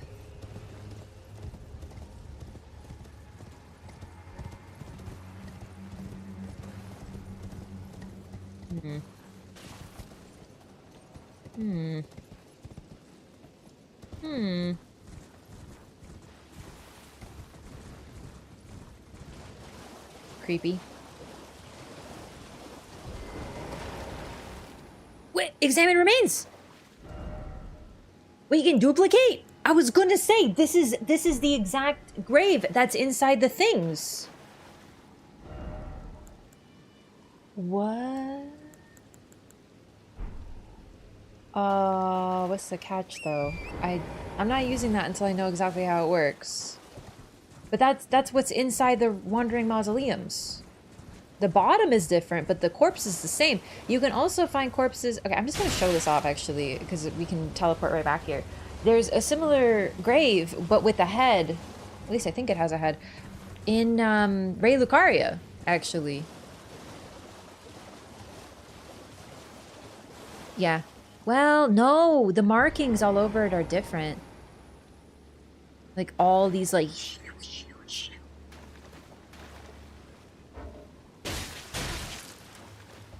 that's really weird. Let's go take a look at Ray Lucaria's to compare. Once we have escaped aggro of the marionette soldiers. Ooh. Starlight shard. Okay.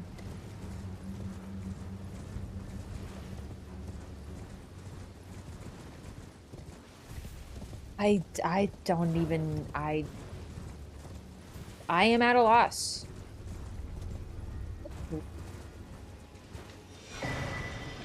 Raider Potentate's Cookbook 4. Ah, these are the same trees in Liurnia. So this is like a mini little Liurnia over here. Do they have like some sort of legal obligation to build in swamps? Because I can't figure out else why they're doing all this. Hefty magic pot. Cool.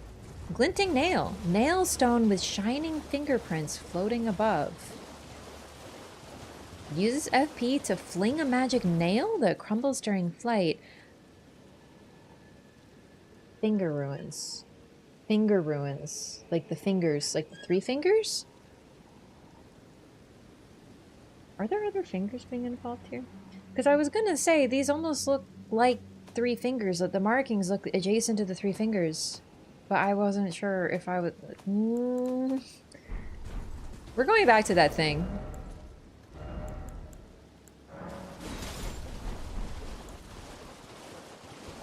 Man, it's so heavy. It's actually slowing me down, I think.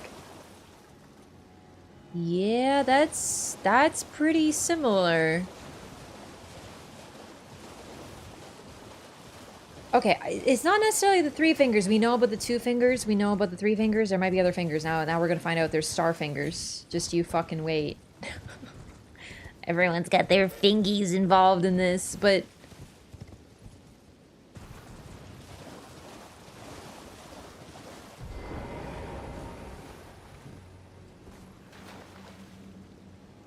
I mean, they aren't dissimilar. They're not quite the same, but they have a similarity to them, don't they? The lampreys that guard the finger ruins resemble fingers far more than they do humans, and so the finger weavers imitated their sorcery. The what? You know when you find something in a game that just makes you like scared, like you're just like really deeply like everything about that, like lamprey, isn't that a fish, like a scary one that like meow. Are there fish hands? I am troubled by everything that I just read. The finger weavers. So you guys are like weird. I'm gonna go now. I'm gonna go. Wow. Hey Marlo. See, this is why you gotta watch your feet, because the boy could be around. It's just a cat. For sure.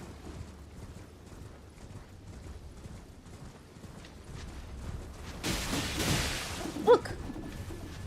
A larval tier.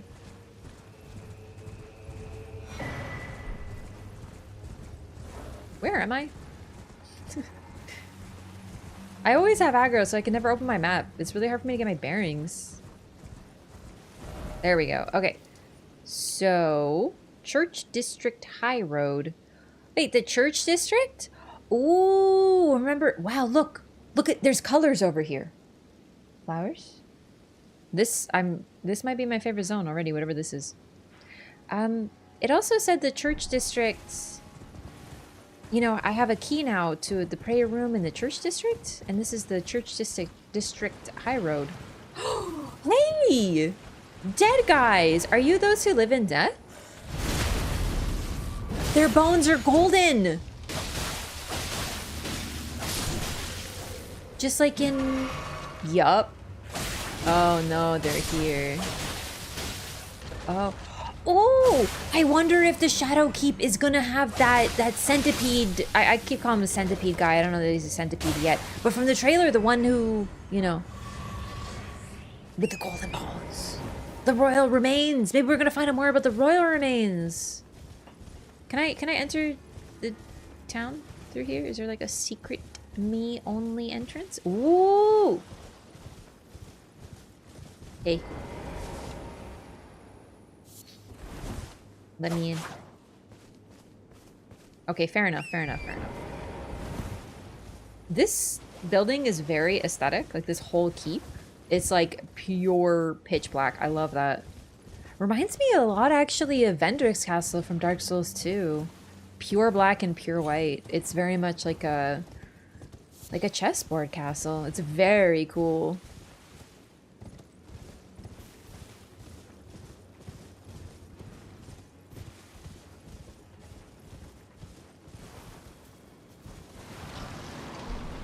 What? What?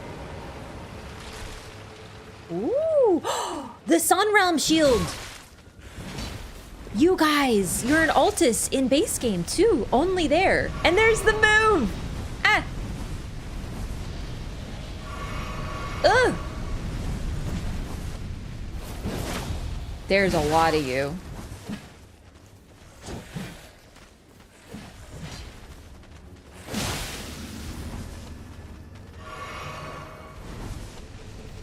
Only an Altus, pretty much, these particular guys.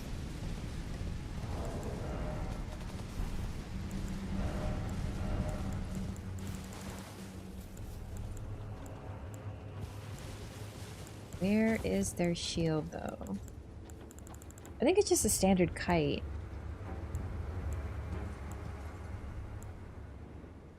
Oh, I fell off something. Oh, what's this? I was looking. No, no, give me another chance. I was trying to run from the enemies. Oh shit. Hang on. No, it's really important. The Sun Realm Shield. I have it for sure, right? I'm just probably not seeing it.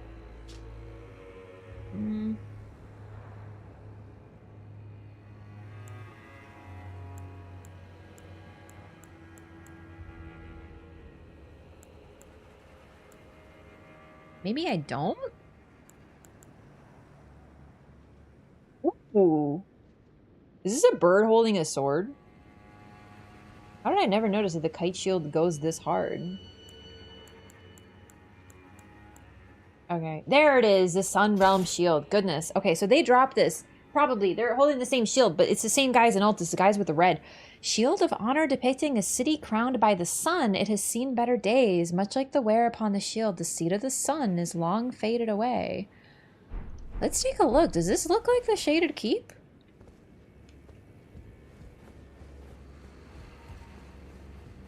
Shadow Keep? Whatever. Same thing.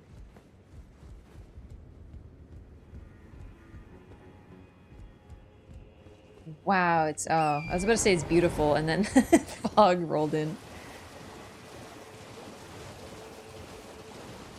I wonder if I found another way into the city. Though I don't want to go in there. I want to see what happens.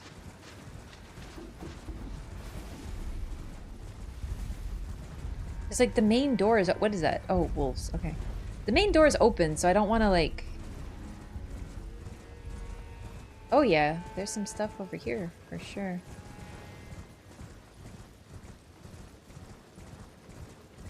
Yeah, if you follow the path, it sure leads... That sure looks like it leads in there. I don't want to... I want to take the main door. I'm going to remember this, though. Just peeking. Just taking a little peek right now. Cheeky peek. Not yet, not yet. We gotta clear Altus, and this zone is immense.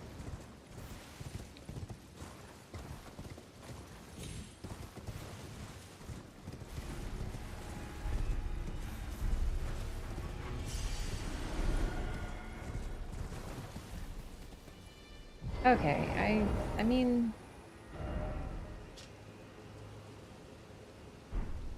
It kind of looks like that. It really does, actually. Let's go back here real quick, because I'd like to see from the front if the Shadow Keep does not look exactly like that depiction. Well, okay, not from here, but I feel like if you get it at the right angle, because this looks... There we go. Oh my god. There we go. Okay. So it looks like a standard castle with the front entrance and then the big thingies at the top. I don't know. I mean, it looks like a castle, realistically. You could argue that it looks like it. You could also argue that it doesn't look like it, but it just looks like castle.jpg. But it's pretty neat that we just found the same guys outside in Altus and in here, and then, you know, this is sort of their realm. It's the seat of the sun. Weird. Been curious about that for a while now. Hornscent is gone. Cool. Hey. Where'd Hornscent go? Ah, there you are. I've made up my mind. The Hornscent will be eliminated. But why? If he were to point his blade at Sir Mesmer or Queen Marika, perhaps it would not matter. But vengeance changes a man. And one day, his blade may turn towards Miquella the Kind. Kindly Miquella is, after all, the true golden child. Even if he discards every last drop of his being, his lineage will always remain. I mean, Letta, is it really okay to, like, kill someone because they might do something wrong? According to you? I believe the Hornscent suspects what I have in mind. He never placed his full trust in me, even under the effect of kindly Miquella's So he was afflicted He as must well. have recognized something. The scent of the killer that slept within me. The stench of crusted blood. That's a weird thing to say. Letta, can we have a conversation about, like, how to communicate with other human beings and maybe, like, how not to say creepy shit? Like, I'm loving it, but what the fuck, girl? I will follow the Hornscent. To have his revenge on Sir Mesmer, there is only one place he will go. The Black Keep. Remember how I talked at the very start of the stream about how Morgot is sort of like the gatekeeper of the base game in a really multifaceted, interesting, dynamic way? More so than any other boss. Like, yes, other bosses are stopping you from progressing, but he is, from the start to his demise, a gatekeeper, and he exists in Lane-Del, and all roads lead there. And if this is indeed the Black Keep, and this is the equivalent to Lane-Del, then I was thinking Mesmer would be here. And because Mesmer, I know I talked about this like way before, but the DLC always has a boss that very intentionally blocks you, and it's personal. I call them the gatekeeper. Generally, they keep you from the true secrets, whatever that is. So they tend to be really focused on in marketing. Mesmer, Maria, Artorias. Artorias isn't really intentionally blocking you, sort of. He's a little different. But Maria is very much like, no, you're not going any further. Let sleeping dogs lie. The secrets past me should not be touched by you. And it looks like Mesmer is very personally like, you know, you don't have any grays. Mother, wouldst thou truly lordship sanction in one so bereft of light? It's personal with him. If the cutscene's anything to go by. I was wondering if he'd be there. It'd be a very good place to set something that feels like the end. Just like Maria kind of feels like the culmination, and then the true Bloodborne starts later, you know what I mean? I want to try talking to that forager again. The one that I marked. And now that we've gotten some progression here, we're going to go talk to every other NPC that I have access to. Which is really, at this point, just more an Ansbach. Because Freya left.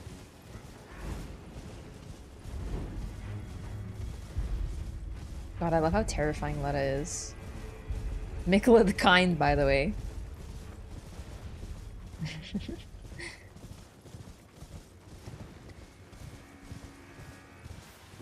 Letta is kind of taking on that Gale route, though. Hey.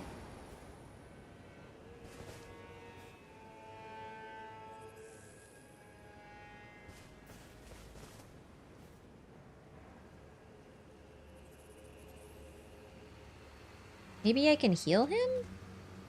Because I think he's sick. This one's weird. Well, I'll keep it in mind. It's marked on the map. Okay, let's go back to here. Wait, are the NPCs gone? Moore should still be there, but he's not marked anymore.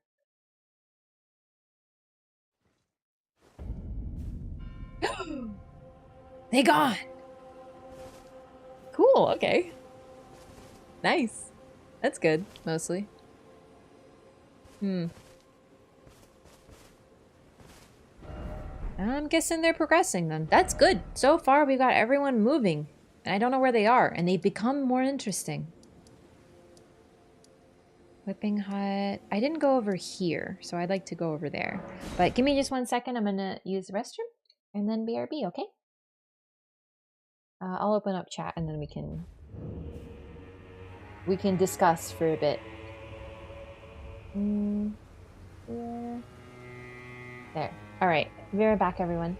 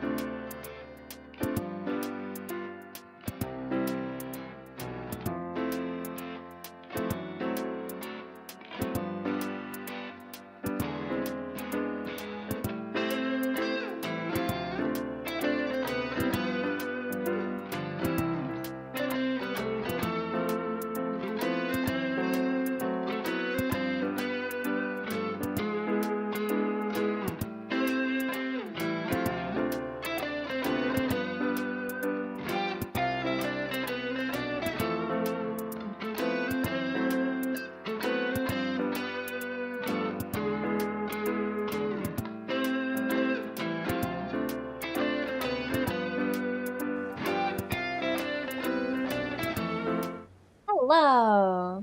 Unexpected Miriam lore? That has been a super exciting thing. Personally, I wasn't expecting to get more information on her, even just like a minor little thing. That's super cool. I'm in Shadow Altus right now. Hopefully that isn't a spoiler.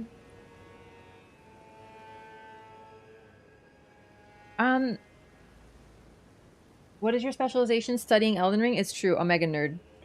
Nice golden kappa. Did it work? Oh, that's sick. Oh, I wanted to say thank you. Oh, perfect. All right. DLC's great so far. Think you get it too? Ooh.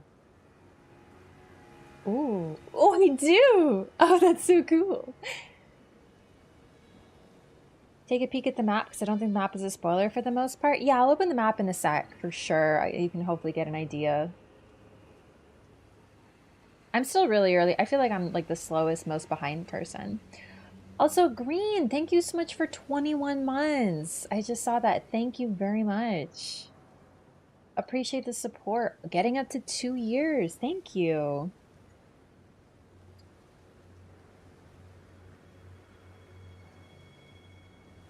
Marlo.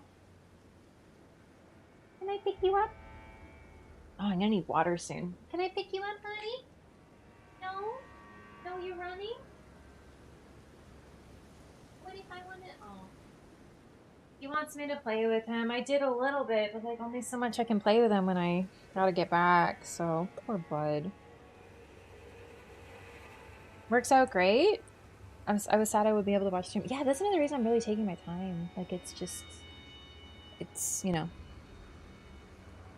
So we've been texting all day. I love that. I'm so excited to get, you know, caught up, and I feel like most people are ahead. I took a peek at the Discord today, the Elden Ring Discord, the channel, and folks were like, "What's your upgrade level?" And they were like 15, and I'm just sitting there like, fucking 4. You know, like I know most people are probably playing it more than me. I like really taking my time and enjoying it, but the point is like I'm planning to be behind everyone because that way folks can watch, and really it helps my enjoyment. Like if I wasn't streaming, I'd probably like actually be playing a lot more. It's just different when you're streaming, you know. I don't want to be fatigued, but also frankly, I want to savor it every bite of this DLC, you know? Hey, Marlo! God, he's such a weird cat. I love you. Are you good? Good boy. Literally cannot find any. Really? Weird. Works out perfectly for both you and me. Exactly. Like, it works out. I get to talk to chat more. Like, chat can watch, and I don't know. But yeah, I'm gonna start working probably tomorrow. I might stream tomorrow. I don't know. Yeah, I'm always doing like it's Elden Ring release, and I'm really excited to play. Like, I just genuinely really want to play. But I also want to get some YouTube stuff up, so I might take tomorrow to start doing my boss reaction videos. Although it'd be nice if I could find another freaking boss. Today has been a lot of exploring, and I love it, but it's weird, right? Like, all things considered. Okay, I'm gonna get back to it though, because I actually would like to have sort of like I want to find something today. I love exploring, of course, but you know, I think I haven't fought anything today except for like Dale or whatever his name is. And quest lines. Gotta get that done too. So let me close this up. I'm gonna scratch the surface. I know, like, I know that I'm really just starting, but goodness. Oops, I forgot to switch scenes. Imagine I was just playing full screen. You wanted a React streamer, and that's what you'll get.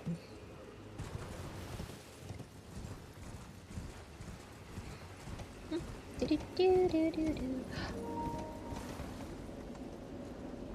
gonna listen to it this time.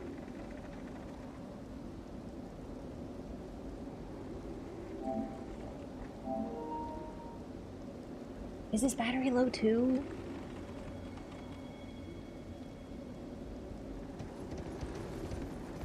It's freaking windy.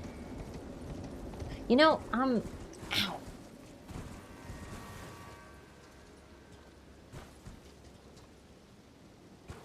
The cages, they put prisoners in these cages and then they made them into pots here and then they put them into the frozen areas. Oh, a scorpion thing. Whee! Well, you're stupid.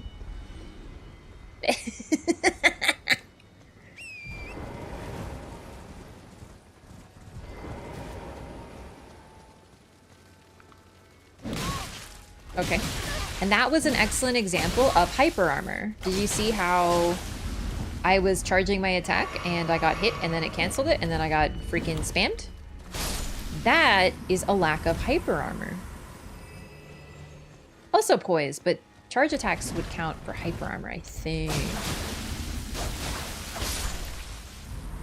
Yeah, no, that would be hyper armor. I really like these horrifying monstrosities. Another jail! This must be another jail then. Oh, wow. Okay. Scary. Just taking a peek over here. Interesting stuff. Okay. I'm glad we went back over here. But yeah, so I was going to say, these are the cages. So weird. But this is where they freeze the pots? Bonnie Jail. God, Bonnie is such a funny name because, like, literally it means, like, joyful, happy, good. Bonnie is just, like, a cute little name. And then we got... This is what they do at Bonnie Village. They got their own freaking jail. Hornsent culture is very interesting so far. Hi. Is that blood? Well, of course, it's body parts. You know what's really cool about you, actually?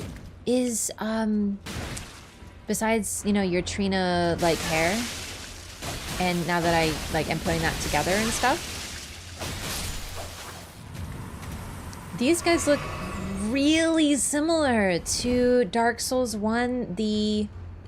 What's it called? The frozen area? The painted world of Ariamis? Like the guys who were like weird toxic pyromancers. They got these awful swollen bodies.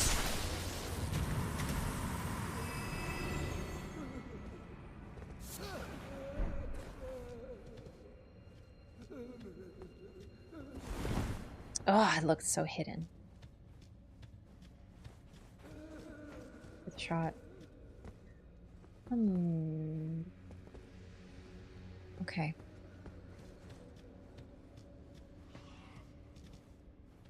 What was that? What?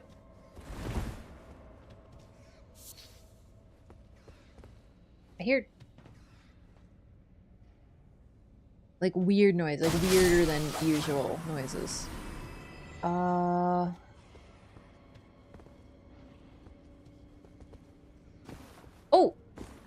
there's like a ladder, so you go from below, presumably. What am I hearing exactly? I hear things like spooky. Oh, this is reminding me so much of Irithyll Dungeon as well, actually. I love Irithyll Dungeon. One of the best zones in Dark Souls 3. It's so creepy and disturbing, and there's these weird creature thingies.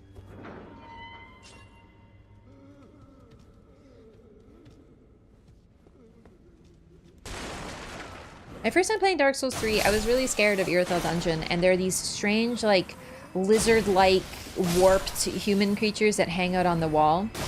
And I was playing in tandem with my friends. That was like, you know, Dark Souls 3 was in the group chat. And I remember I sent them a snap of just that weird, creepy thing on the wall. And I was like, guys, what is this? And then one of my friends was like, don't worry, they don't attack you yet. And I was like, oh, thank goodness. And then the other friend was like, you didn't notice the yet in that sentence, huh? And I was like, eh. So Dark Souls 3 was a great experience.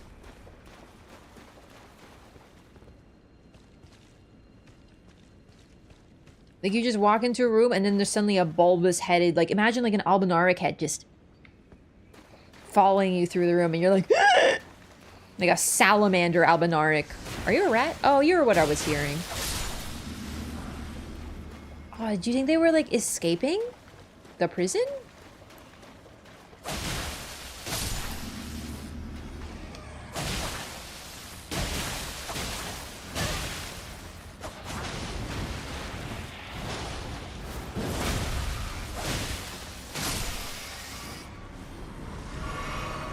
then they ran into the rats and they fed them really well. But at least they don't have to become the innards of a jar. God, which is worse, huh? Ooh.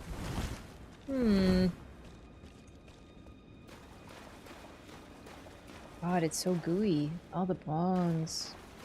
This is what I found. Okay, so far so good. I'm getting this feeling like this place has particular... This one feels particularly winding. I'm not... Oh my god! No! No! No, eat me! God, I really should be used to that by now. Like, for real? Stalwart Horn Charm. Okay.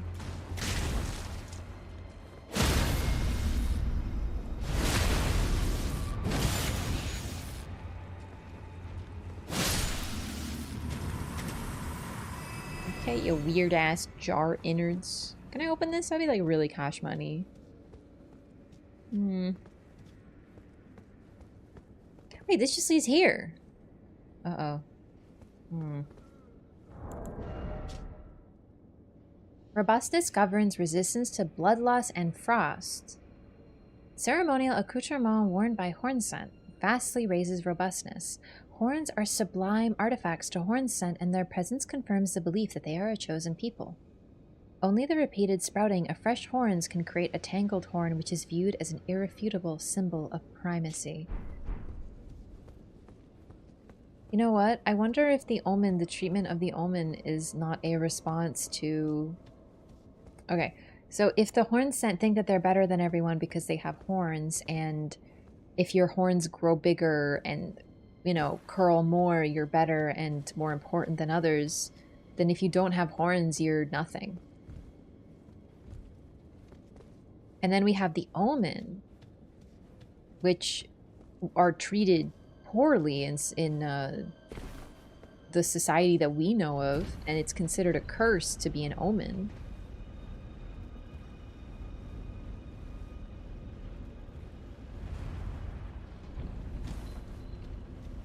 Could it not be a response to looking like the enemies of the Erdtree? Might be more complicated than I thought with the omen being natural. Like a course correction. Oh, you think horns are good? Well, we think horns are bad.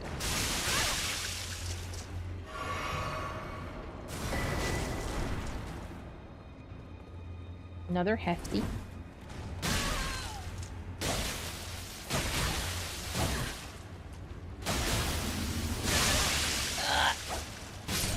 You must be joking. I hit the rock. The rock. I bounced the rock. Oh, come on, man. You know, I did notice it before, but around the leg, they look like they have like an aristocrat's thing on them. Hang on. Around their thigh.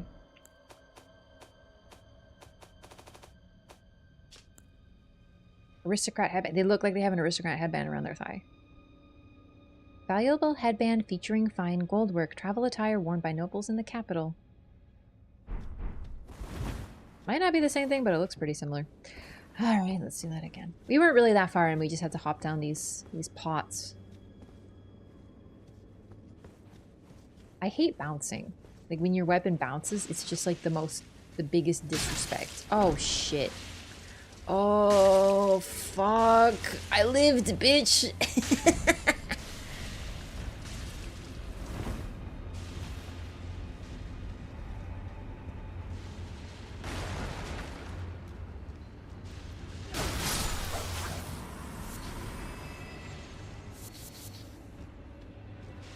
Isn't it in here? Oh no. Oh no, it's a different room.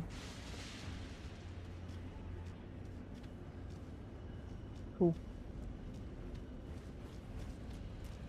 Ah, this one.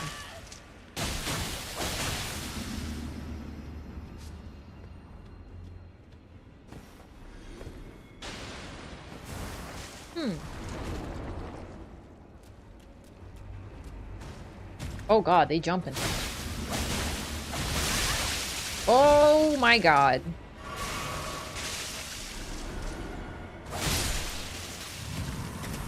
It's not quite the same, but it looks really similar to the thing they have on their leg. Okay, what now? Maybe I descend further? More pots? I don't see any. Maybe there's other pots I can jump to?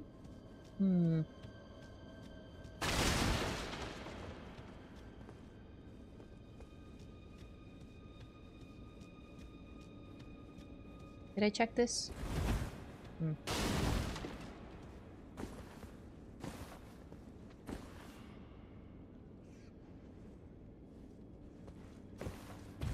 This one's weird so far.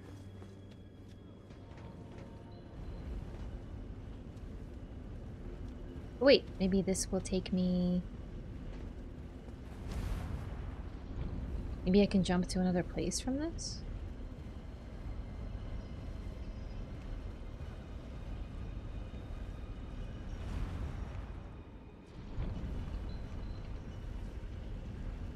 Wait, have I been in there?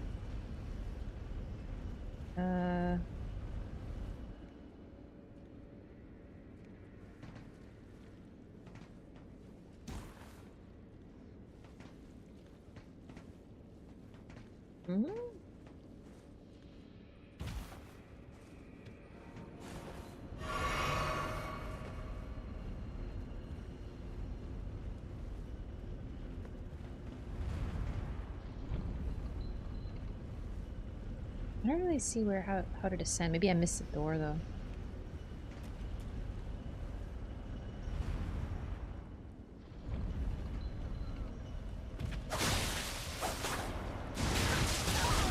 Oh, help! I'm clipped through the ground.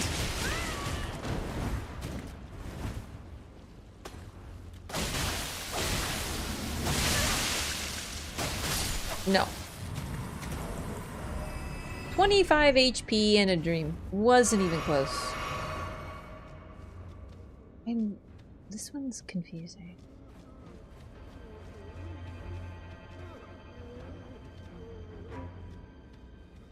Oh. Nope.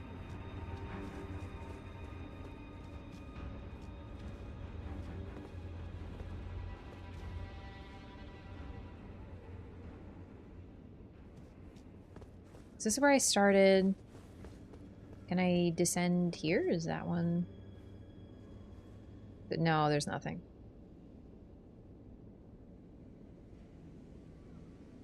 Yeah, this one's actually kind of confounding me a little bit.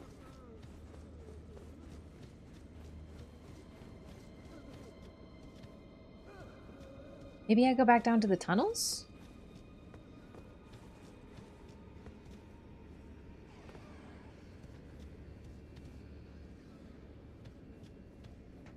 I think there was just the ladder there though, but there's nothing in reach that looks jumpable. The other side has tons of stuff. I just don't know how to get there.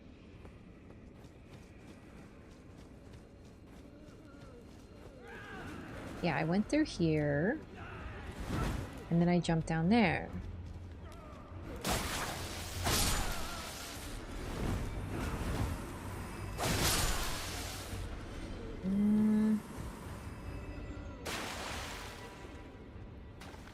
Oh wait, is there a split path? Maybe...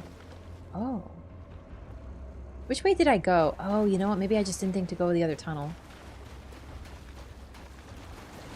Yep. So far, so good. Okay.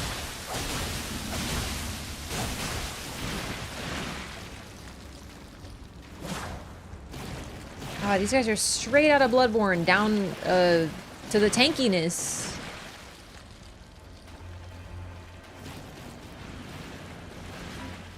The sort of gimmick of this one is you gotta check your corners, because if you look behind you, there's like secret paths that aren't visible when you walk through. Oh, gross. Invigorating cured meat. I don't know that I would eat that, personally. And this is cool, but let's check that path first.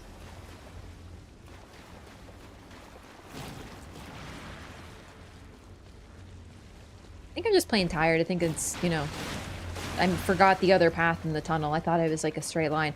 You know what? They kind of feel like Chalice dungeons in some ways. Okay, yeah, this one's expected.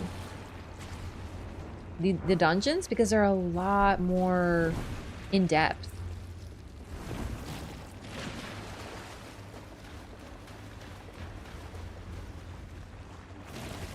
I think they struck a pretty good balance with them.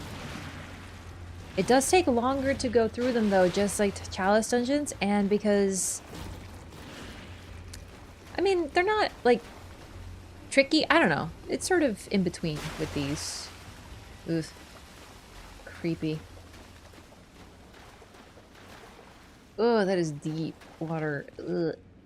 Oh god, this is so cool though. Like, creepy and gross. I think I can hit that? Is that one of the breakable ones that I can get stuff from? Kinda looks like it.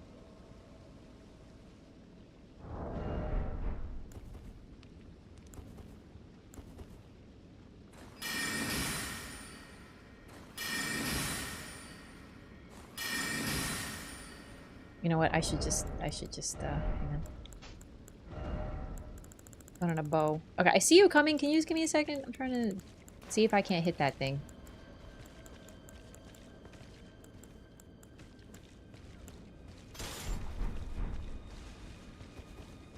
Hello. They're really cute. They're very silver, though. It could also be because they're frozen? I don't know. That one just looks so breakable, in particular. I wonder if there's pots that are breakable before that I didn't notice in the previous dungeon.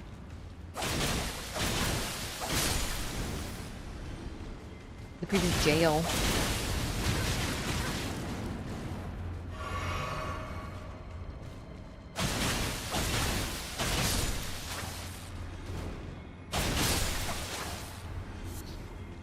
Okay.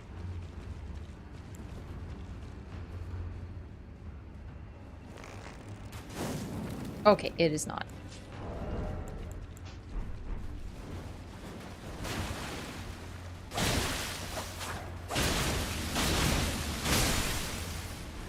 Oh, big one! It's weird that the only sentient attacking pots out of all of these tend to be... Whoa, where all these bodies are. Do you know what I mean? That one's alive too. Yeah, I know.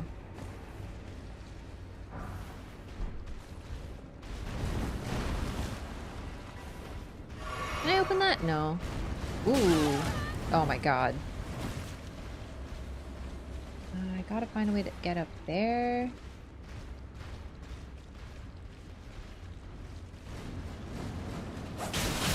These ones seem kind of happy. Like, they're passive. Like, they do attack you, but their passive is the same as Jarberg. I don't want to jump down. Ooh. Ooh. Hmm.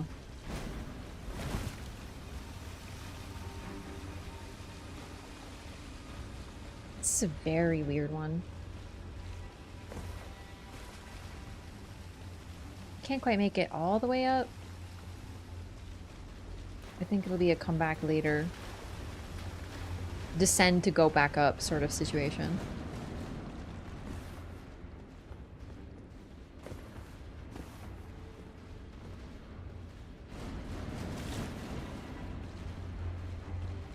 I don't know, but for now I'll drop down. I'll remember. I just don't have a lot of healing and I don't want to fight these guys. I want to get as far as I can. Creepy.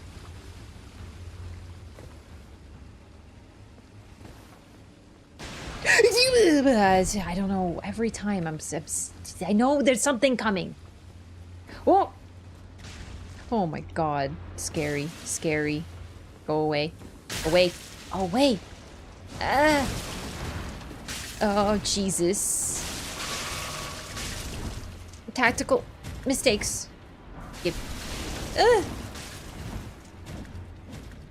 Joke's on you. I'd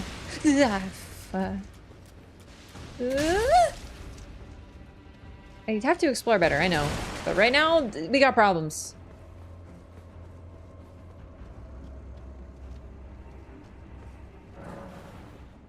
Roa fruit? A roa fruit. Wow, that's odd. Hello. Oh god. Irrital dungeon.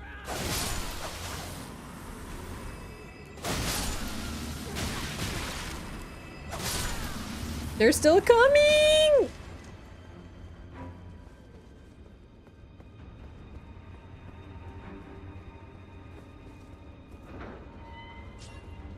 What a hellish, horrible dungeon. I love it. Absolute torture. Deja vu. I was in a room just like this. What the fuck? Large pot? Question mark?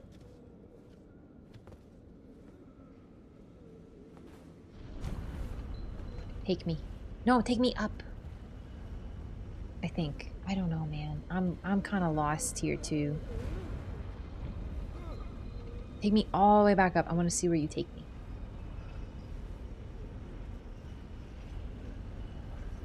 Ah.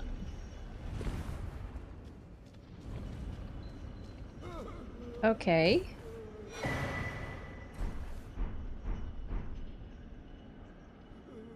Uh-oh. This is her garb. Bottomless black helm, cool to the touch.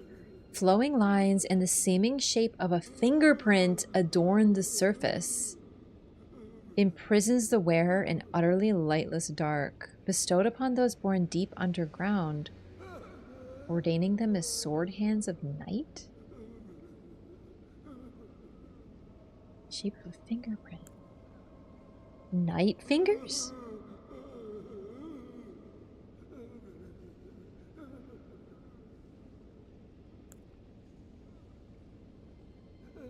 From deep underground. Olan. Knight armor. Knight armor. Sword hand of night. And there is the age of night, right? The age of the stars, really, but it's the age of night. Ow. Sorry. But it's a fingerprint. This is, I think, something distinct. Linked to things that we've uncovered, but distinct. Where's this awful map you showed me?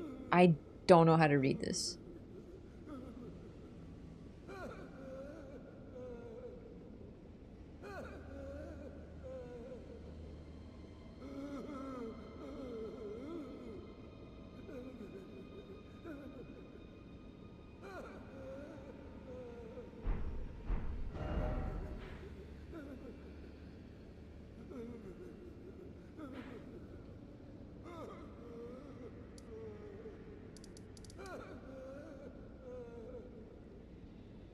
Don't know.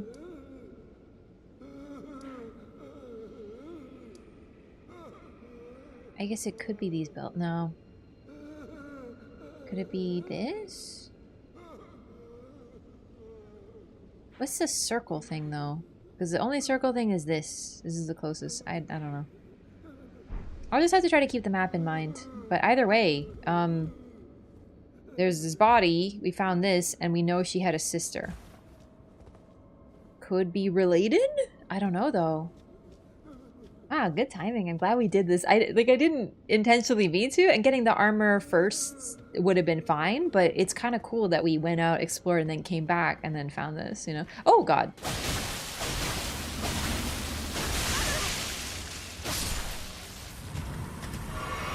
Alright, so it is a descent to go back up. Love that.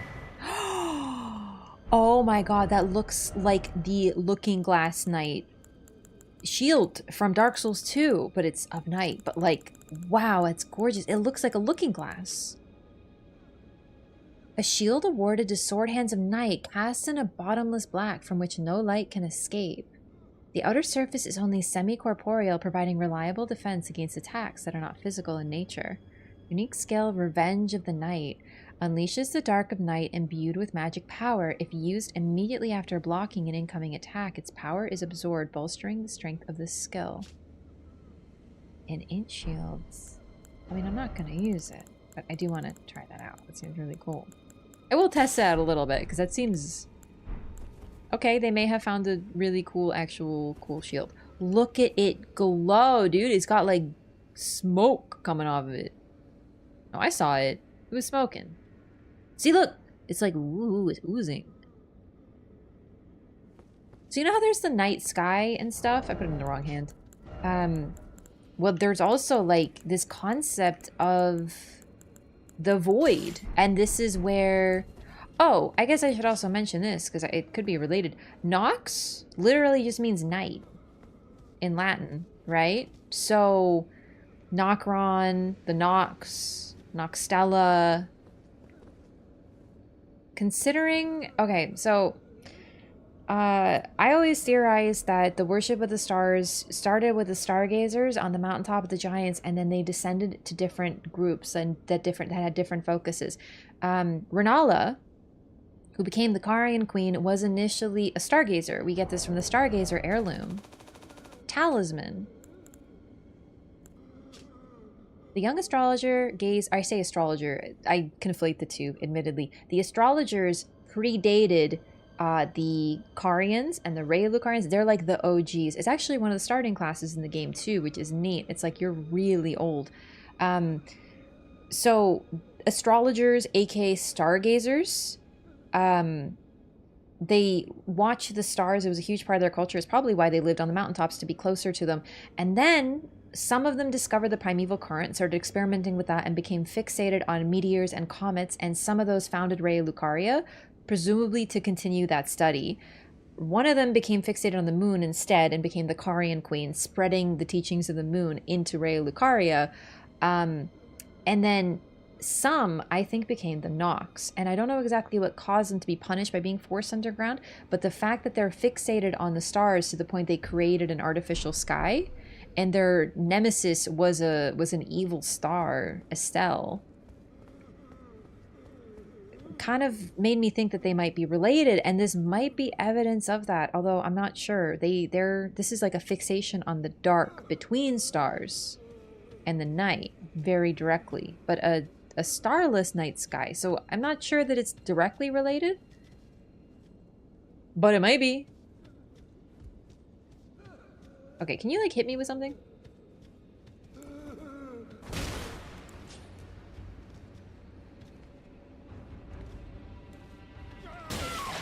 Oh, that's a grab. Hey, can you,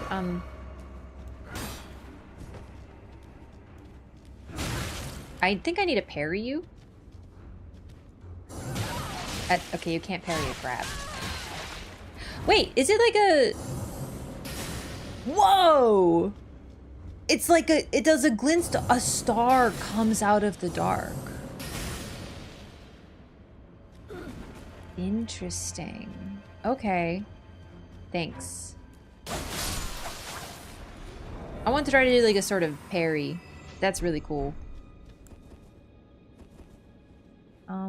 Is it you? Can I land on you? I might die. Oh, yeah.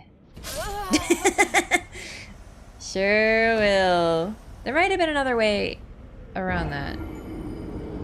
And then there's that. Oh, maybe I should have checked that out, because it looks like I can drop down. I may have miscalculated. It's whatever. We got to make it all the way through.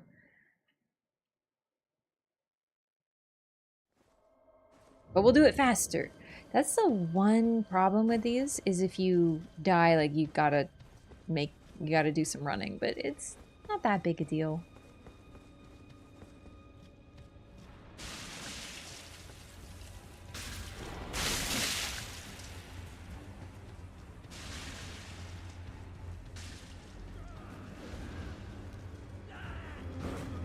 Whee!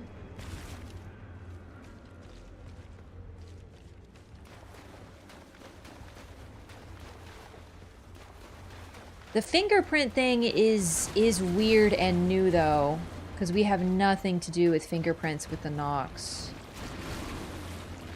as far as I know.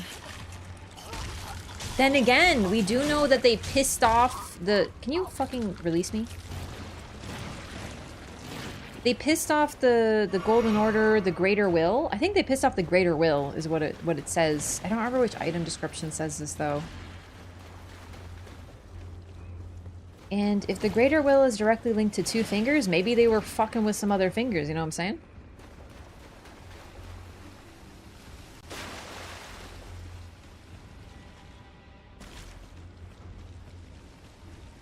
Night fingers. With sharp nails.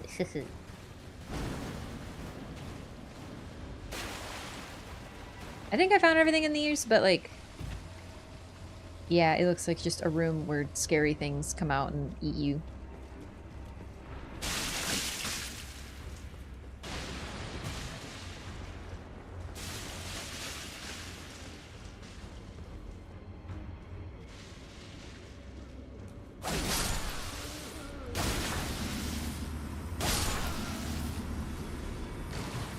Okay. Oh, no Edie's.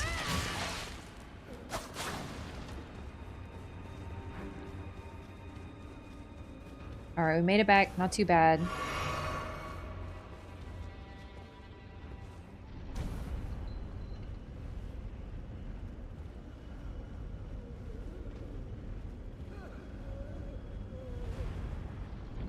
Okay. I think we did everything up there. Like, looking at that, I've been... yeah, there I've been. Okay. Yeah, I think we're actually on the right track. Whoa! Oh, God.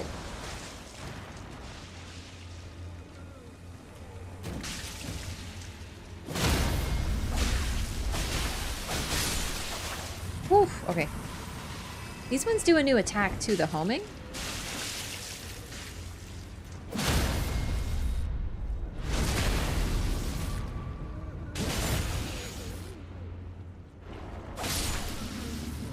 You know, there's a couple NPCs that we haven't met yet that were in the cutscene. Or the trailer, I mean. The one with the mask.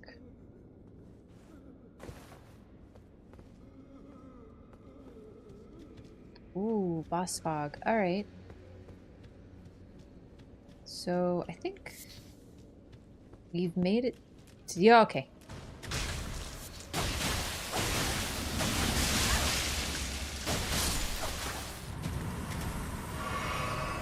These ones are really angry. Like, I'm not saying I have a reason to be angry, but goddamn. This one's been fairly simple comparatively. I think from everything I've seen, I've found. Like, all the items that were kind of hinting. So, it's not as circuitous as the other jail. I might have missed something, but we're okay. Let's go. Finally a boss, actually. This might be the first one we fought today. Curseblade Labyrinth. That's not terrifying at all. Curseblade. Is that what you are? A Curseblade. Is your name Labyrinth? That's a lovely name. Thanks for absolutely annihilating me. Look how cool it is in here. Oh, that's so cool. So their default stance makes them look like Godwyn. Like they're mimicking Godwyn's like murdered stance, which is interesting. Good start. Let's do better.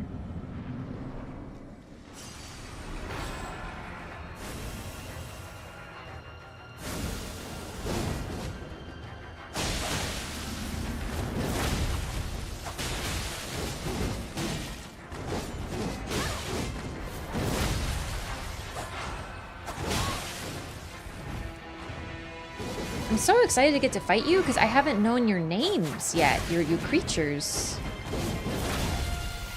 Not to assume that you're all Curseblades, but like I'm just kind of guessing. Ooh, cool.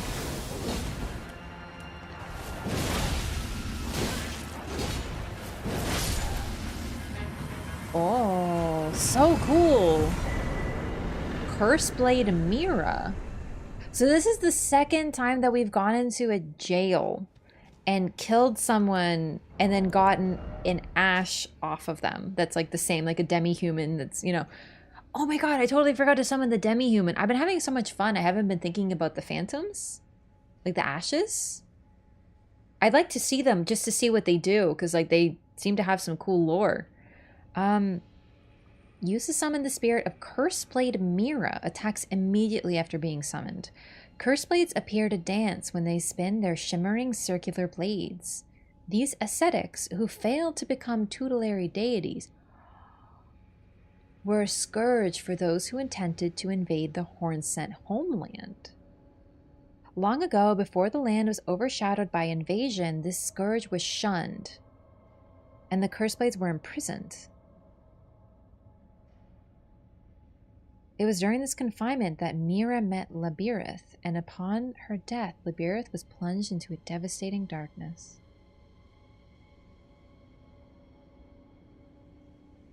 That's so weird that their pose is just like Godwin, but it's like their fighting stance. That's so strange.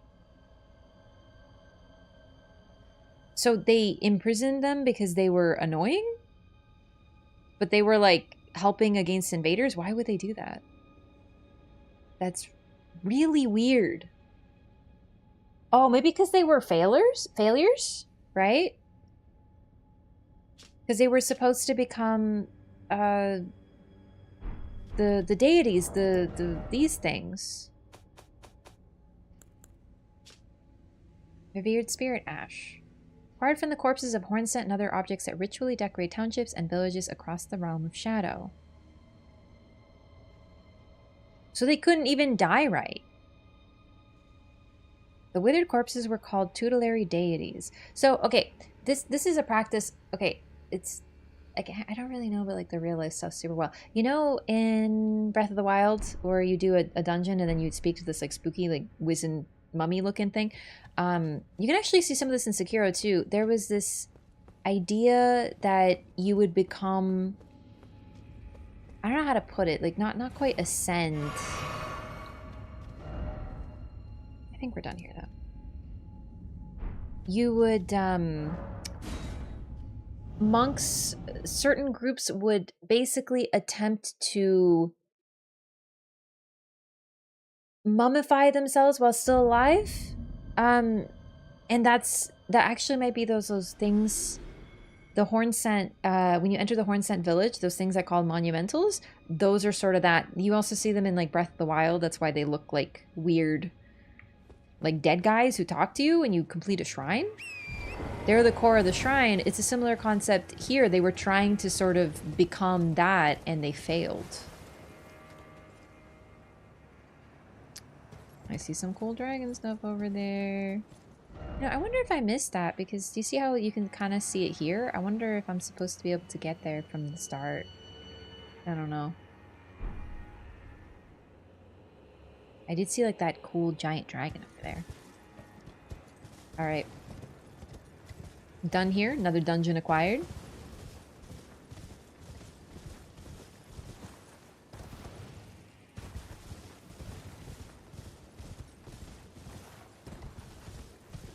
A knight armor. Maybe we could show it to her?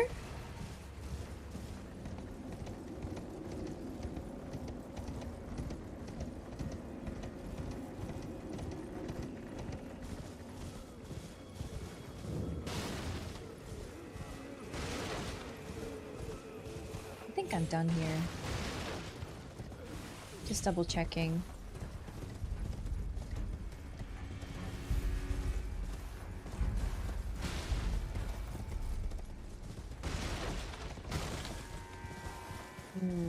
Okay. I wish there was a little bit more in Bonnie Village. I wish there was more NPCs. I know it wouldn't really make sense, but I still wish it. There's a really good amount of NPCs in this so far already, really. I swear, like, DLC normally gives you, like, maybe, like, 2 or 3.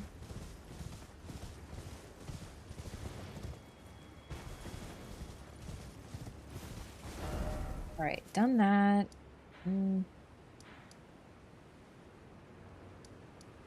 This is looking really interesting. I wonder what those colors are. It looks colorful in a good way. I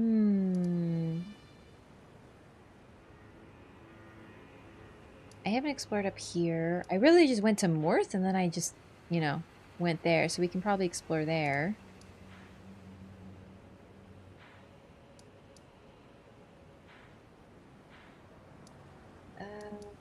Yeah. Let's continue from here. You, I don't know what's up with you yet. Sword Hand of Knight Jolan. Oh, wait a second. Wait a second. Hang on. Could this be what I saw? This weird looking thing with fingers? Okay, are those giant fingers? I think I might know where they want me to go, actually. I think that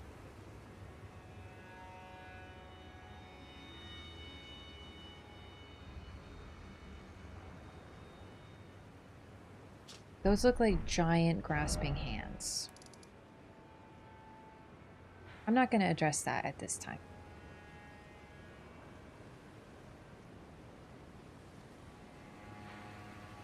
No. No, thank you. Creepy. Creepy, weird, weird. Unpleasant, weird.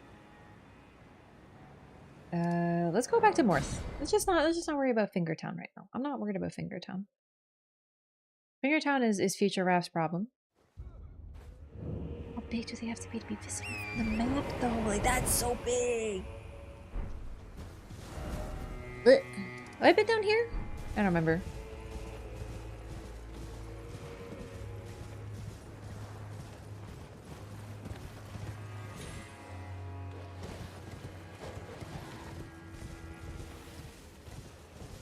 Morth got absolutely wrecked. What this? Huh? Oh, a dragon! Uh-oh. Looks like a ghost flame dragon. No. Leave me out of this. I'm not involved.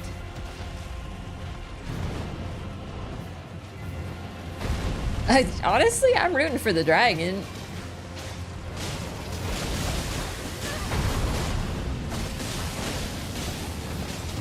Okay, there's maybe, you know what? Maybe I just like let things play out a bit.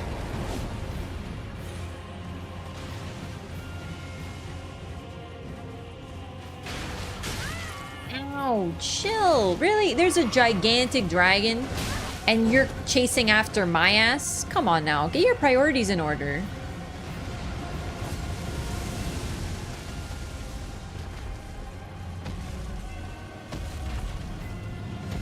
I'm helping.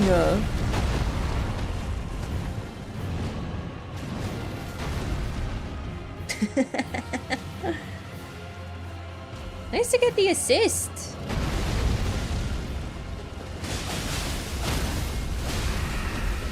Yeah, like I said, I'm rooting for the dragon. Screw these guys.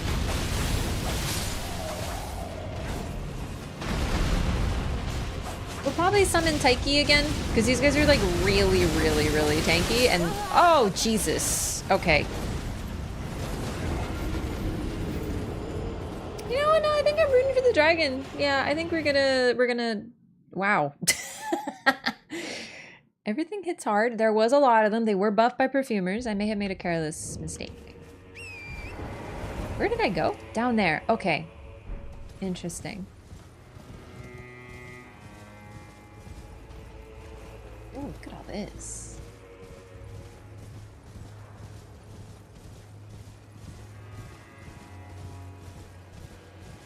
Right, this is where all the Misbegotten were. I just kind of left them to it because they were beating my ass. Ooh.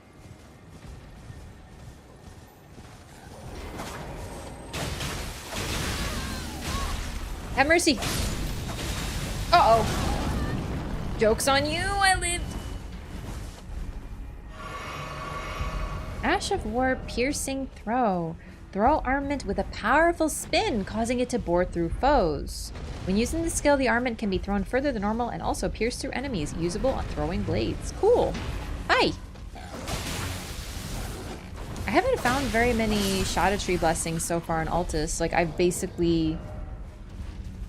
Yeah, I'm at 7.5 And I've basically been there since the start. Yeah, I'm just gonna wait for the dragon to take them all out and then probably summon Taiki and for the assist. These things are very, very, very tanky, so... Really?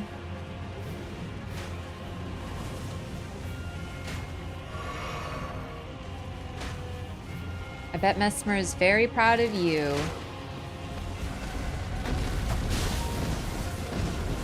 All my batteries are low right now. You know what?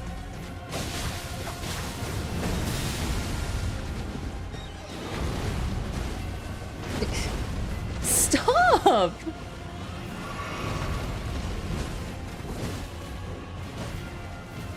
I'm helping the dragon. This is ridiculous. Oh, oh, I didn't get my souls back. I don't know where they are. Ooh. Repeating crossbow.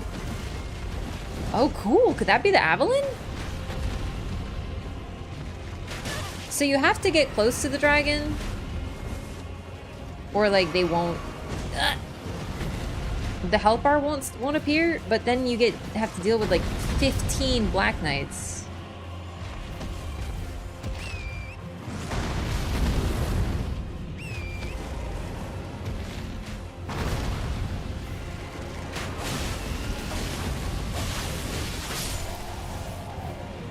I'm already out of healing almost. Oh my god. This is awful.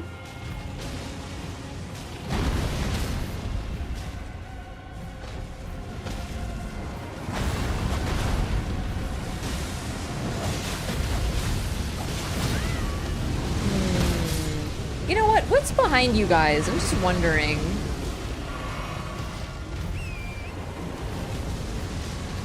Cave. I think I'll leave you guys to... Oh, it's not a cave. It's a... What? Oh. Oh, it's some sort of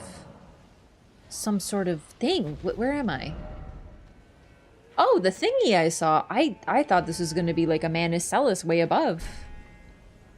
Oh. Oh, look, a Mikola thingy. Okay, okay. The strange child has been here.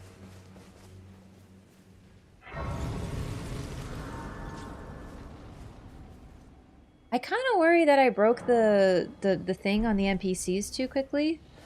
But also, if I hadn't gone where I did, I might not have broken it for a long time, and then their quest lines could have become even more confusing. So I think it's fine. Hey, how do I get over there? Have I been there? No. Have I? Oh. Where am I looking though?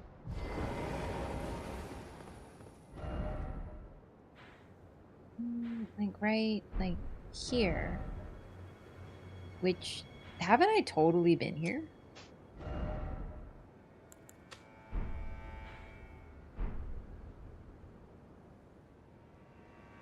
Have I been to this tower? I feel like no. Can I? Because it looks like it's just from here. Okay. Did I just like miss like a super blatant? Let's find out.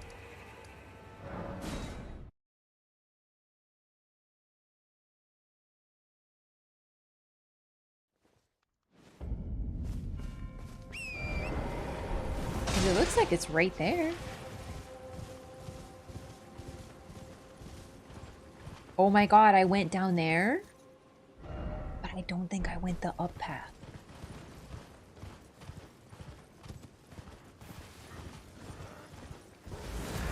Didn't I? I don't know. I don't remember this many guys. Whether I did or didn't, well, okay. Excuse me. Man, I love this game. It's so easy to miss stuff. Even like really big blatant things sometimes, because you're just so focused on one path and taking everything in that you forget that there was a fork. But then the game does things like that, so it's like, hey, look, you might have missed something over there, by the way. Ooh, an individual. Are you the one I saw? You're the one I was talking, but I haven't found you in the... Oh my lord. Well, I shoulda. That's unfortunate. You really do try your best, but... That's okay. Hi? Oh, hello there. Are you the Tarnished? Lady Leda spoke of you. Another Tarnished. Guided here by Mikola the Kind. My name is Teolia. I too am Tarnished. And here on kindly Mikola's account. Oh, are you not affected? Even with the spell broken?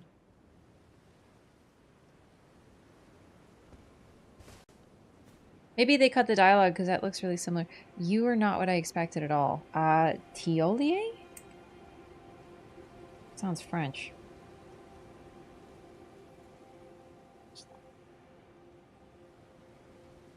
French, you're suspicious. Just kidding, he's not French. I think I spelled that right. Let's see if I nailed it.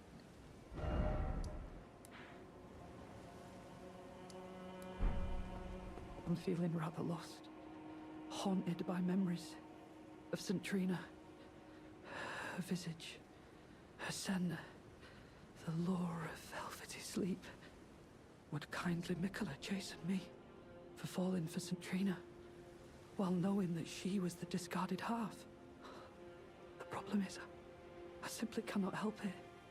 I would sacrifice everything just to gaze upon her one last time. Would you believe I nailed the spelling after seeing it once? A lot of poison. Poison. Poison. Trina's lily. Poison. Or no, bloom. Poison stuff. A lot of toxic stuff. And... wait, deadly poison perfume bottle.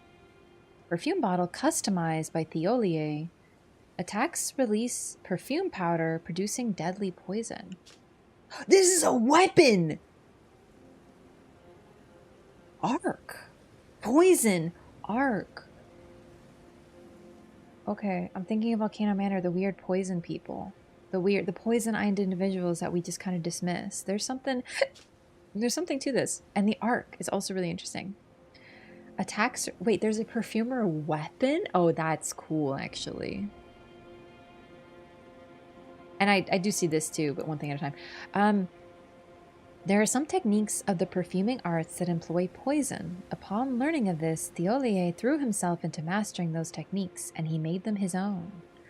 Swings the perfume bottle overhead, wafting perfumed powder of deadly poison over a wide area. Poison shall dance upon the air and pour down in quiet calm. Toxic mossling, a large moss animal, blooded with poison. Found in poison swamps, round and plump, like a darling infant. It does look like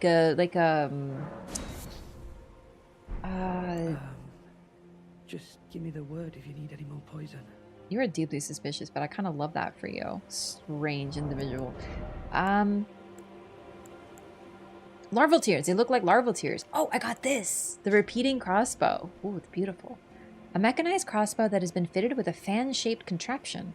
This metallic piece adds a reloading system used in the execution of a unique battle art. This seems like what that knight was using against me. Man, I can't believe I just walked right past you. I abandon here a part of the flesh of my body. Alright, so you're obsessed with Trina, which fits the look, and Trina is apparently the intentionally discarded half of Mikola.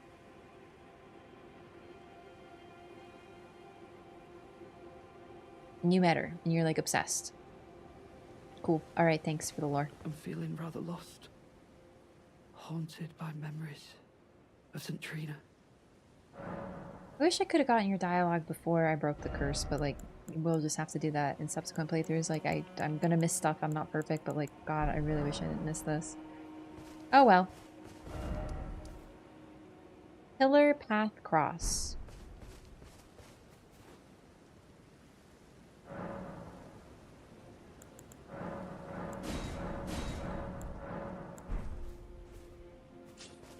bye, cool poison weirdo.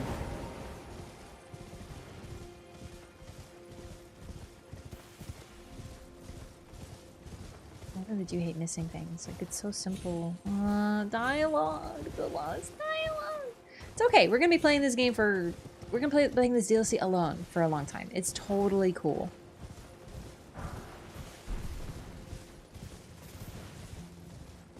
I've definitely missed things. Like, for sure. It's fine. It's just I was really hoping to, like, delude myself for a bit longer. You know what I'm saying? What?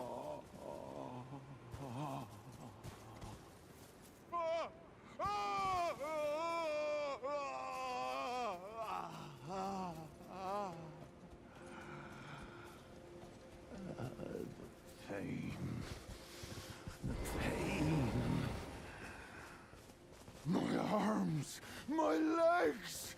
Each lies a bloody ruin! The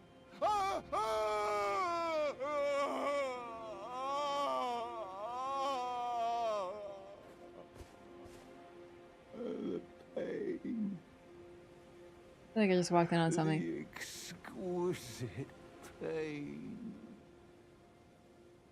Are you okay? Bale! Vile Bale! Oh, terror incarnate! There is life in me yet! I will soon feast upon your heart! Mark my words! You too shall know fear! Sir, this is a Wendy's. Calm down. So, wait, when you say Bale, is that a guy? Like, maybe based on the statues that exist around the Dragon Communion Shrine and the fact that you're, like, weird? Dragon Communion? Are you trying to eat a dragon heart? Are you okay?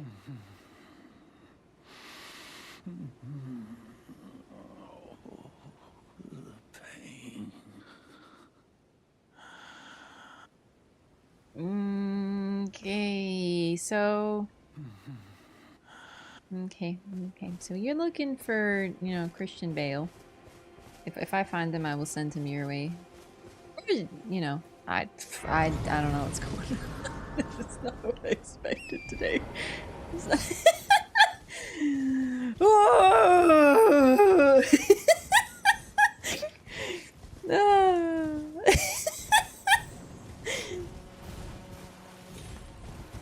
That man, you know, remember I thought, oh, look, this is how I get down there, huh? Have I been down here? I have, right? I was like, oh, look, you can go, wait, have I? What? No, I haven't. Have I? I don't know. 1 second. Let's see how these birds do at platforming.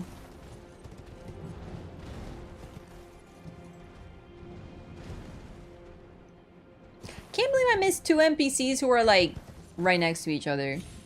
Especially since, wait. Egon? Igon?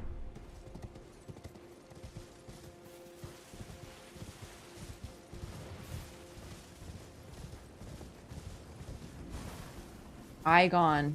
It's probably Igon because, well, there is a character in Dark Souls 3 whose name is Igon.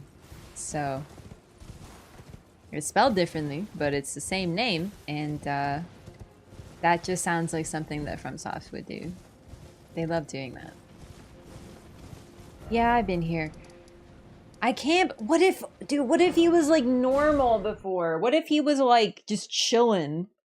Being like, oh, thanks to Mikola the Kind, I don't even need to take Advil anymore. No more. I am sorry. I repent. Oh, come no closer. Oh, the horror. Can I help you? Please, savage me no further. Oh. Like, I really would like to help you, it's just, I just met you, so, like, I don't really know what's going on with your whole life. You do presumably be having no feet, though? Hi. Please, no more. Spare me your cruelty.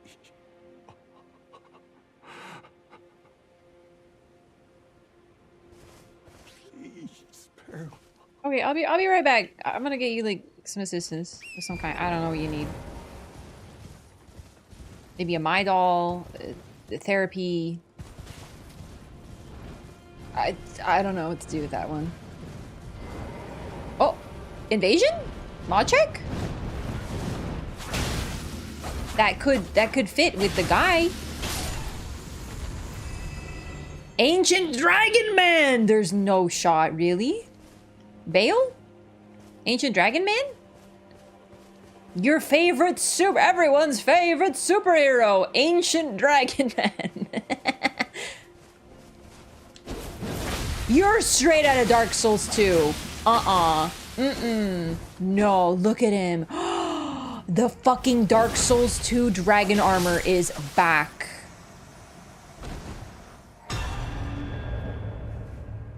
Cool. Oh my god, how did I miss all of this? Whee! Let's keep going. Huh? What happened? What happened?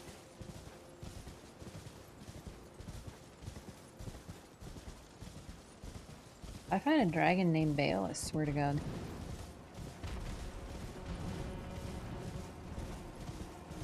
Okay, we have to go this way. The guy's like, he needs help, man.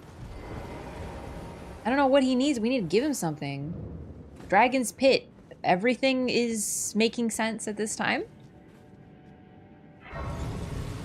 We have to help Aigon.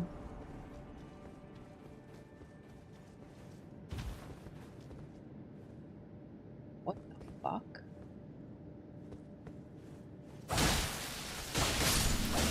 Beastman and Faramazula with Deathblight. Godwin. I did not realize that they're like organs. They're like heads pop off if you backstab them. That is really fresh. So we do know that the Beastmen likely worship dragons. So everything is like making sense right now so far.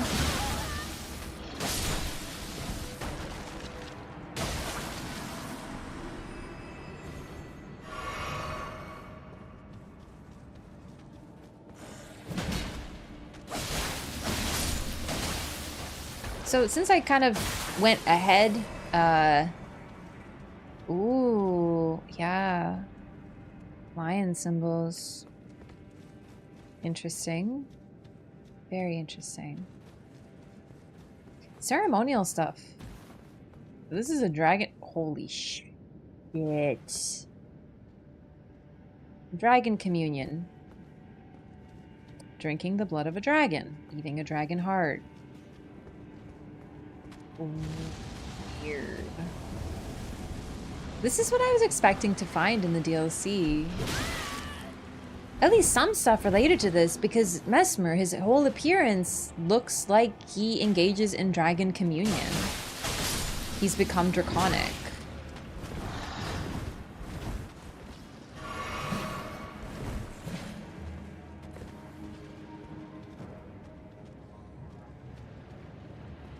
Is that the Sunrealm shield?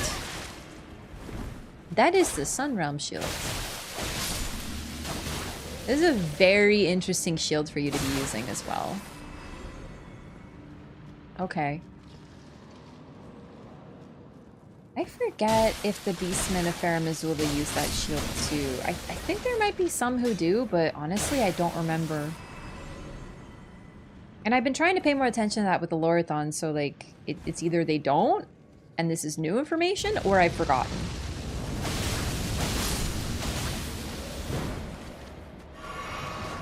Oh shit.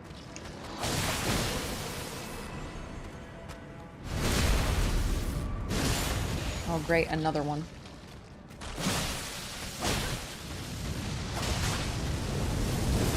Oh god, I do love backhand blades. The movement is so good.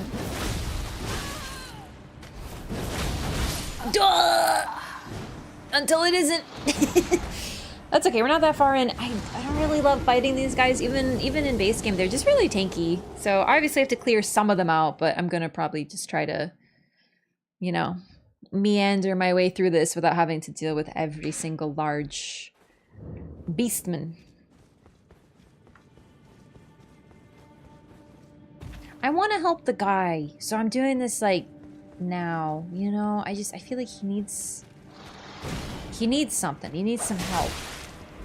Is this where I went? I may or may not. Oh no, this is a dead end. Good. Smithing stone 1. Okay. What is upon these? Oh. I don't remember anything directly like those chalices. The lion iconography, thinking about it, I feel like we mainly see that stuff associated with Leyndell, Godfrey, the Golden Order. Like, I don't remember too much direct lion stuff in Farum Azula either. I'm gonna have to, like, retake some notes, probably.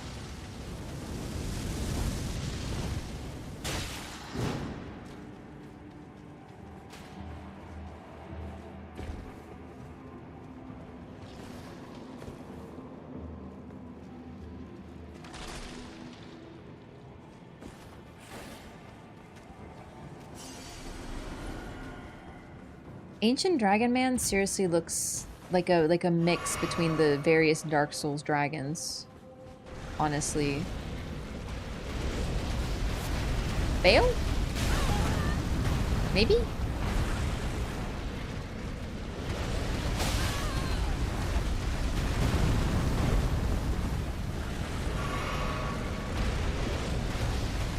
So these, obviously, we know them from base game. I can't summon here. I was actually just gonna summon Taiki to just ease me through this because I don't love fighting these guys either. I reserve the right for base game things. But no, these guys were humans who ate dragon hearts and became draconic, but failed dragons, effectively. Yeah, yikes.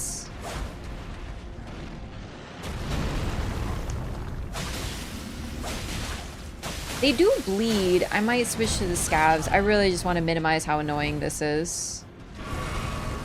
Considering you're effectively a mini-boss, I feel like you're important to kill. But, like, at what cost? You know what I'm saying?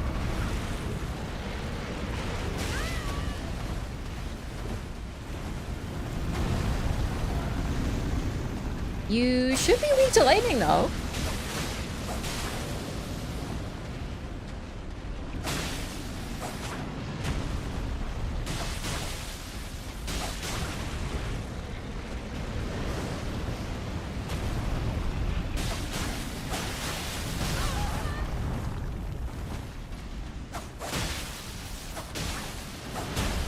That was careless.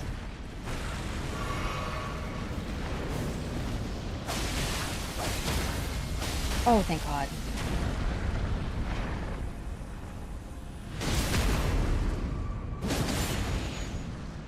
Wow, that really didn't do that much.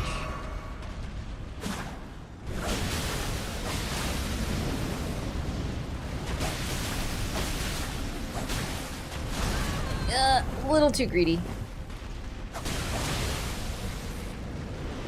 Don't fall! Fuck! Fuck, fuck, fuck. Okay, okay, okay. Oh, shit.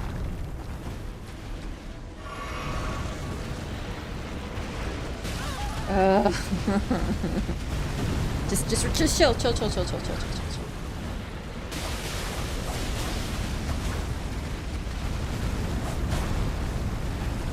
Let me heal, because, like, these guys can be...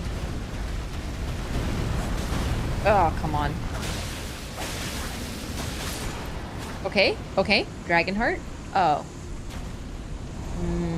Well, that was definitely worth it. For, like, you know, stuff. I was just hoping it would be something special. Alright, well, that's done.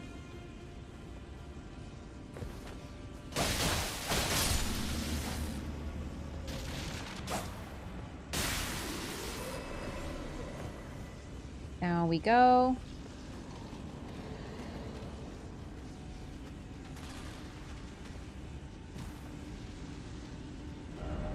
Be brave, show no fear.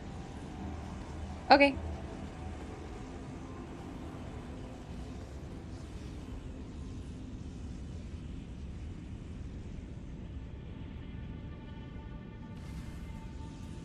Okay, I was a little scared. Like at the end, I was like, no. YOLO. Bale? Another ancient dragon man? Gee, your cheeks clapped enough? No, you really do look really cool. Except for like the leg day. I'm so sorry to say this to you, but like you do be skipping it, I can tell.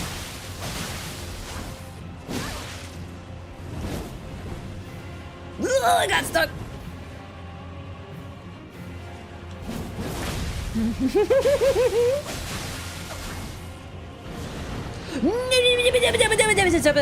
No, I'm not interested. I'm not interested in... You know what? Fair enough. Fine. We each get one.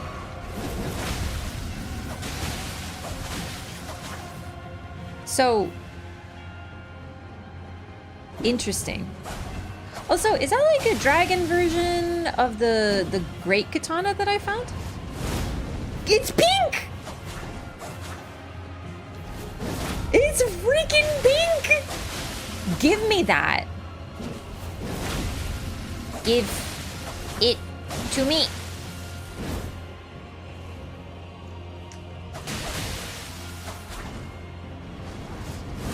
That's like a reddish, gorgeous pink.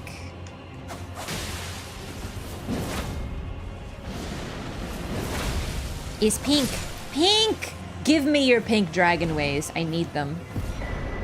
Dragon Hunter's Great Katana. So it is a Great Katana. Is that it? That's all you got? Really? Ugh. Well, no. Open the door, please. Hell yeah.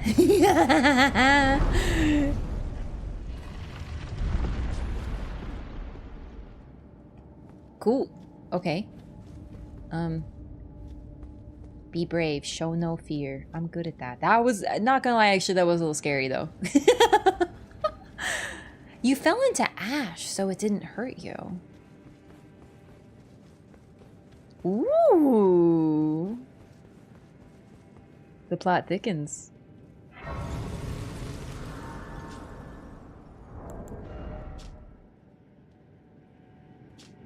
Strength Dex.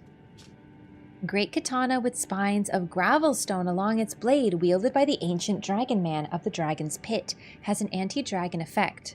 Formerly a dragon communion warrior, the ancient dragon man was once arbiter of those worthy to devour the dreaded one. The dreaded one?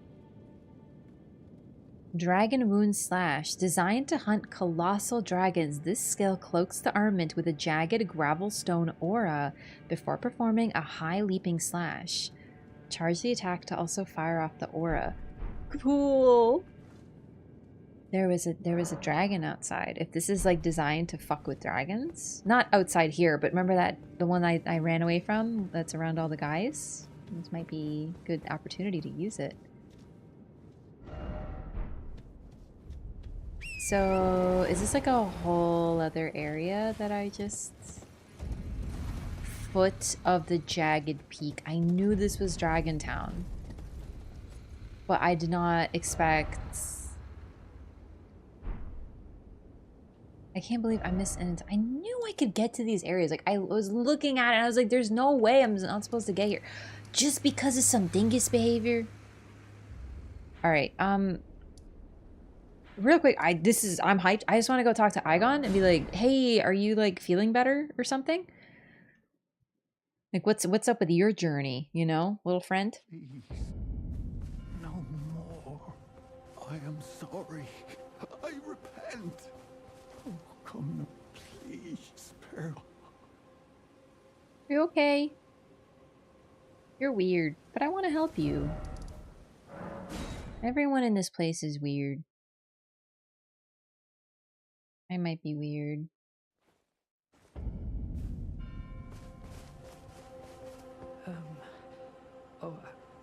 I had something I wish to tell you. I'm heading south. I've recalled something that Sir Moore said. He discovered deep purple water lilies blooming on the southern shore. That must be where St. Trina was left to wither away. Well, that's where I happen to be going. Just give me the word if you need any more poison. Hi, Marlo. Hi, sweet cat. So it's gotta be south. Well, time to uncover the mysteries of some purple lady or whatever. Oh, this is cool. I kind of feel like I should go back to that dungeon and like explore a bit more though. Honestly, I just YOLO'd into the pit, man.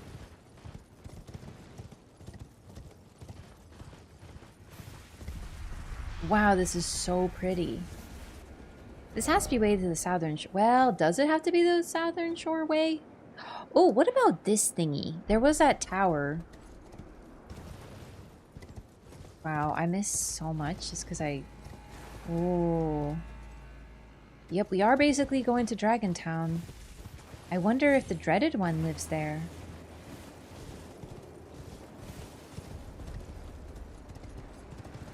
Ancient dragon man.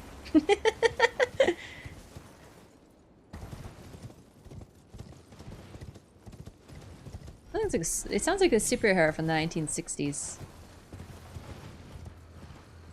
He came from the past. He's ancient dragon man. Ooh, what's this? Bale, oh terror incarnate. Again I stand afore ye. Oh. That must be the dreaded one. So this is Igon.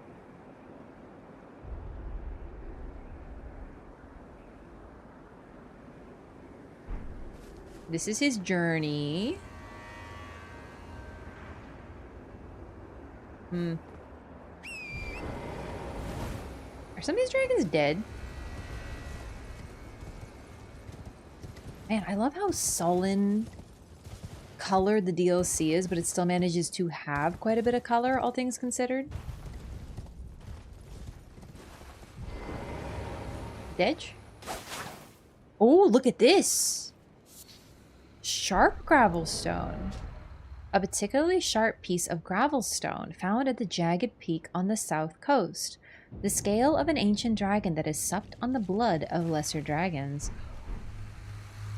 Like one referred to as the... Oh! So you know how... You know, wait, I should use these souls. Sorry, I know, but like I actually have a lot for once. I normally just let them go. You know how Dragon Communion is the consumption of dragon hearts? Well, if dragons eat other dragons and then, you know, maybe eat parts of them, that's kind of similar.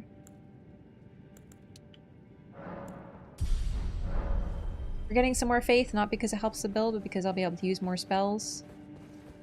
What I love about this build is we're actually at a quite high level, but we're not actually making our build any better the way we're leveling up. So we're just going to be able to use more stuff, but I'm not actually going to be any stronger, really. Like, so many of these levels are specifically to be able to cast spells that I don't even use. I have 50 int, which is higher than my dex still, and I'm using, you know, lightning infusion instead of, like, I'm not using the int. You're alive, though. Hey. Jagged Peak Break.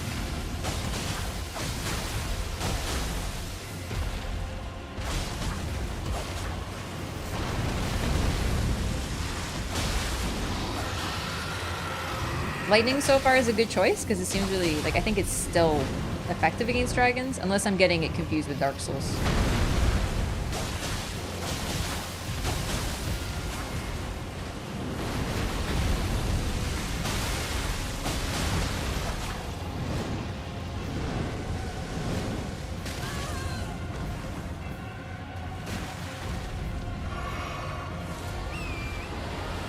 Oh, whoa. That's new.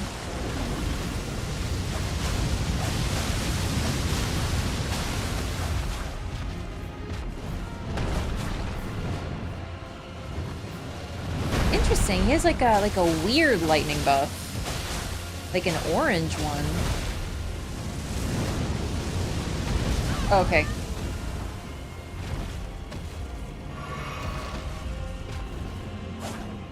Too tall. Ooh, and new flowers I see over there too.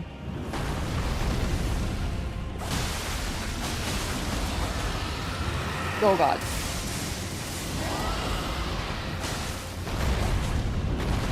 I don't want to fight you on this like awful terrain though.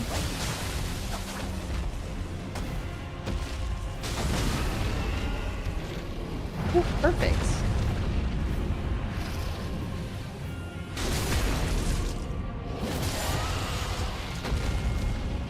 Still tanky, but not as bad as the Ghost Flame Dragons. Oops.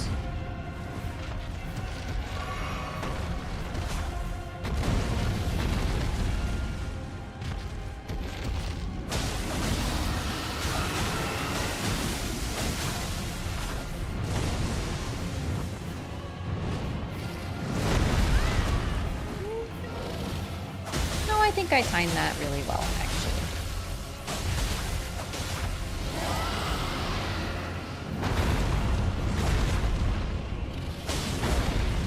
I think that is a new skill that the dragons only use here.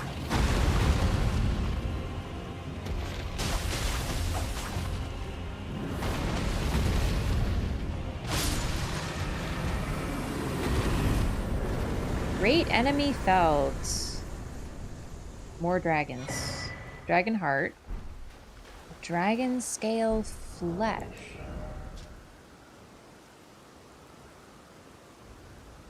Huh? It's a consumable. A lump of hot flesh carved from beneath the inverted scales said to grow on aged dragons. When ingested as is, boosts vigor, stamina, strength, and dexterity at the cost of gradual HP loss. To the Drake warriors, there is no more intoxicating liquor than the heat of dragons. Weird, but maybe that can help our dingus? Like our new friend? Igon? I don't know what he needs. I feel like he might need more. Red Fulgur Bloom. Flower that crackles with red lightning, found at the jagged peak on the south coast. Said to bloom where the red lightning of the ancient dragon strikes the earth. I love how molten this is. Like, look at this. This is so sick. With the color, it's feeling a little hellish, isn't it? Like, it's like a little hellish. Spooky. The wind.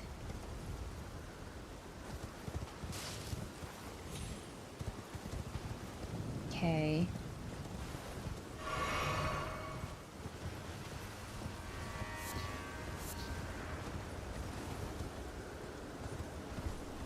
Are we gonna go a bit further here? But then I'd like to go back and try to find, like go to this tower thingy. But there is a map coming up here, and where there's a map, there's probably gonna be Grace. And then we might be able to find out this, like, purple thing.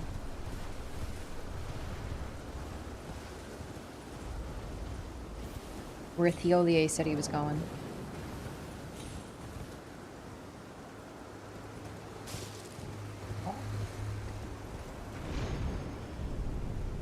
Wow. I was wondering how we'd climb the jagged peak and look at that. You know, I wonder if this particular dread dragon or whatever is perhaps linked to Mesmer's flame. Because, you know, we know it's like the secret of Mesmer's flame. It's like a big plot point of this DLC or whatever.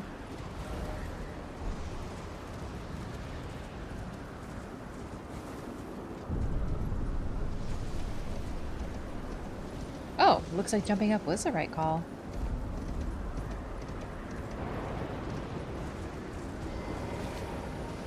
And the color of this weird, it's like orange lightning. It's not quite red, it's not quite yellow.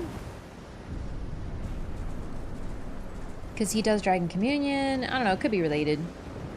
Could be related to the how primal his fire looks, and the fact that it seems almost like have lava at its core. I'm gonna go down here first though. So the map might actually be down here. Where was the...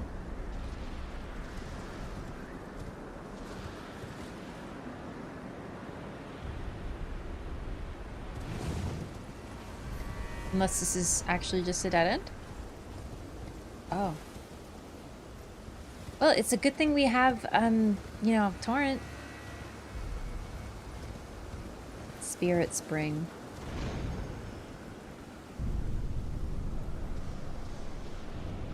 Where there's a little bit of stuff down there, though. Okay.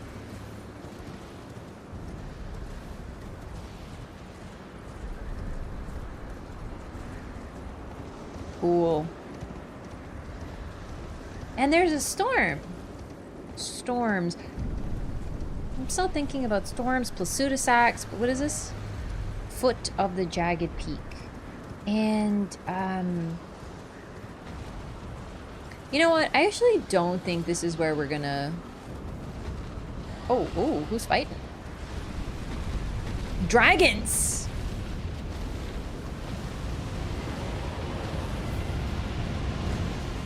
This is weird. This is like a Monster Hunter Turf War!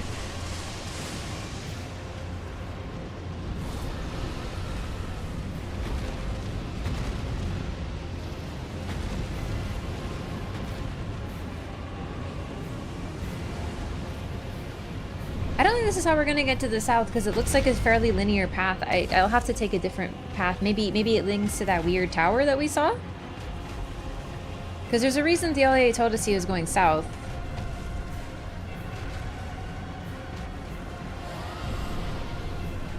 God, this looks so cool. I like how even from the load screen it was clear this is where the dragons are gonna hang out because it looks like Gravelstone.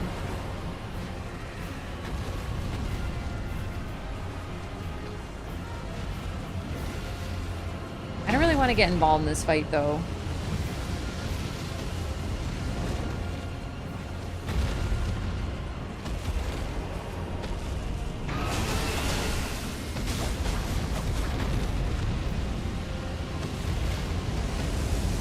Mainly because of exactly this.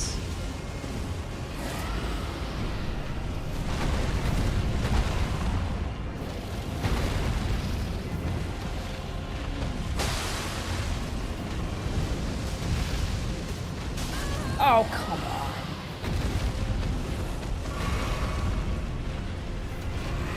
Okay, if you're not with me, you're against me. So...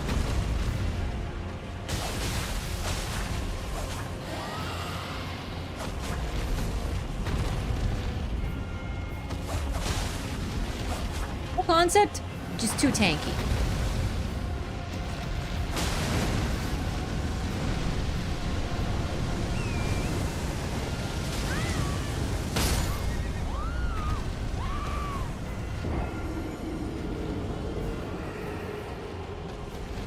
Freaking dragons.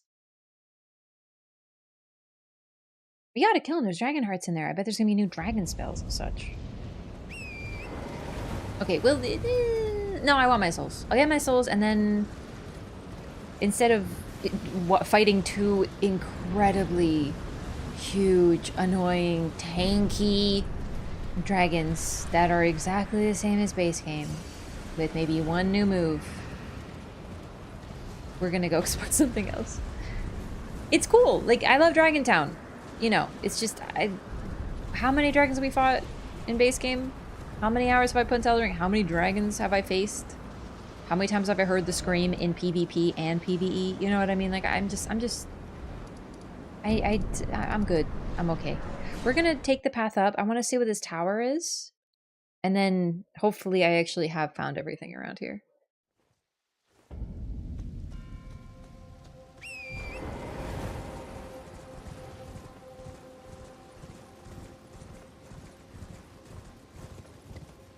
Hello, birds. Great bird bracelets!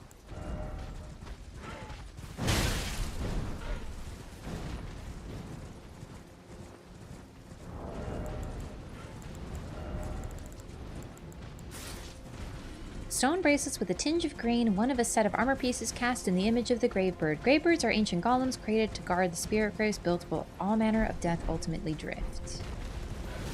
Wow, we look even cooler now, actually. Such a simple detail, that looks sick. What the heck is this?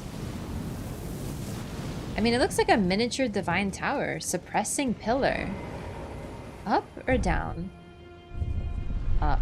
Okay. What's it suppressing?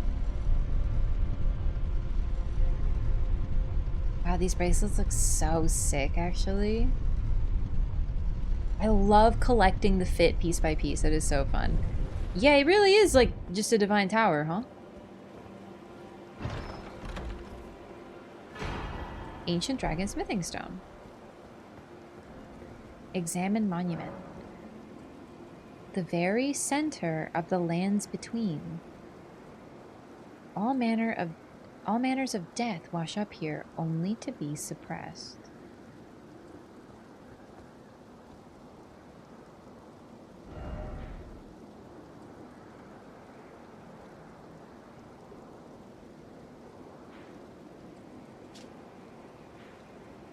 What? That's freaking weird. I'm gonna write that down. I didn't write about Theolier. Shit. Oh, I didn't write about Agon either. I literally wrote the name down and I got excited. Obsessed with Trina. Trina seeks her Miquella's discarded hat.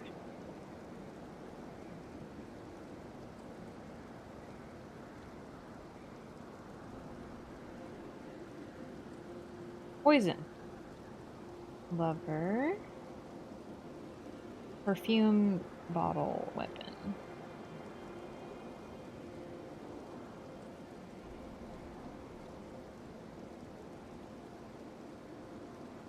I'm gonna add. Oh, we're already need a new page. Agon. Dragon warrior? Hurts real bad.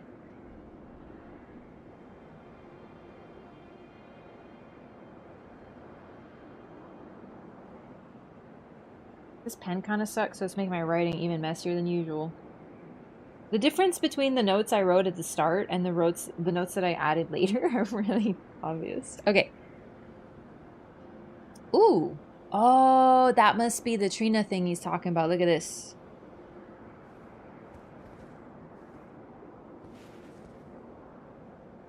Looks like purple flowers to me. Look, it's a boat. Confirmed, it's a boat. Look, the boats. The boats. That's the... Don't look. I think I'm spoiling myself by playing the freaking game.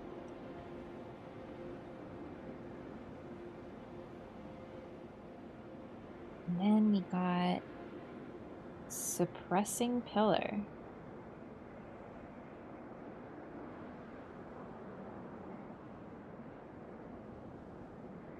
All manners of death. Wash up here,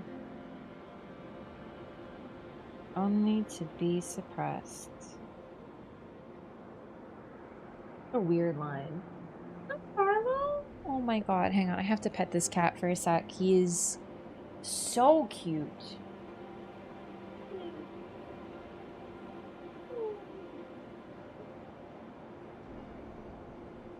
Just for a bit, just for a bit. Okay, I promise we'll play. I promised. We'll play. Look at the boy. He's been harassing me on stream because he wants to play. And I can't believe it. Look at his face. Look at how he's looking. It's like, please play with me. I'm just a little guy.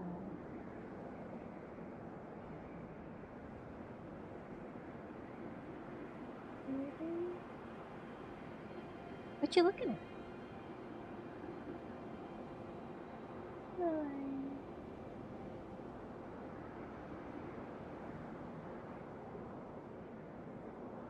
You look a little grumpy, but I know you're not.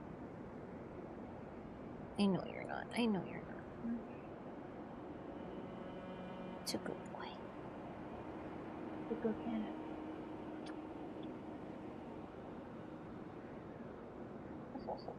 I know. Okay, we'll play. Promise. Why do you look so grumpy? Okay, go on. We'll play. Ah. Alright. Cat break. I couldn't open chat though, so I'm just assuming you're loving the cat. Does he smell good? He smells so good.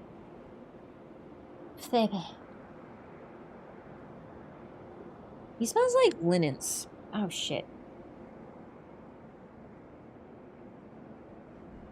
Smells like a clean cat. Like a good little guy. Sometimes he smells like the sun. And it's so cute, like when he sits in the sun. Cute kitty. I wonder if there's anything to do with the boats. Yeah, too fluffy.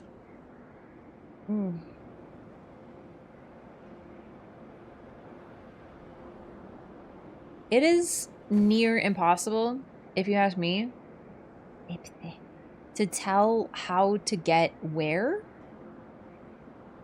Yeah, I'm actually looking at this now. I'm guessing that we take the grave, the jagged thingy, and then it leads to the dragon town, and then we go to this weird, like, disjointed flower town, which is sick, if you ask me. Yeah, it's really hard to tell how this place connects to one another because it is, like, even the lands between are nonsensical. This place is so jagged, I can't believe it exists. I love it. It's just cool. So, Igon's still there. Let's go see if the Olier is... Oh, beautiful, beautiful.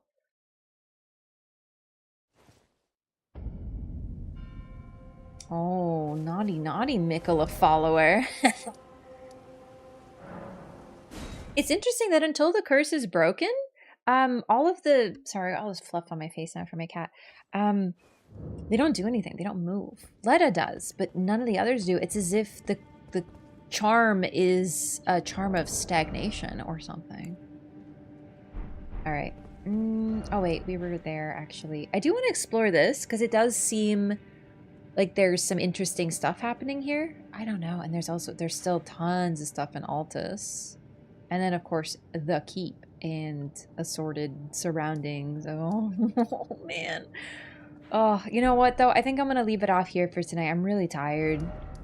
And I feel like I'm not ready for, like, another large area. I want to appreciate it all. I want it to be fresh.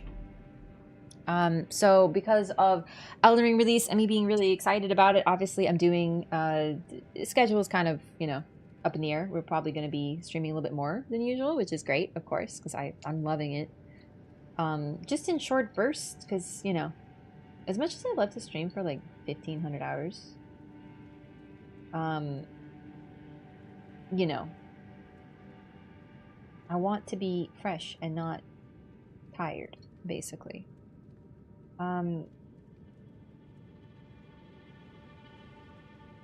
Very similar lands between, so strange. I know, but this is the Shadowlands. I'm confused. I can't wait to see all of it. I can't wait to make sense of it as much as can be, you know? Or the east side of that more than anything?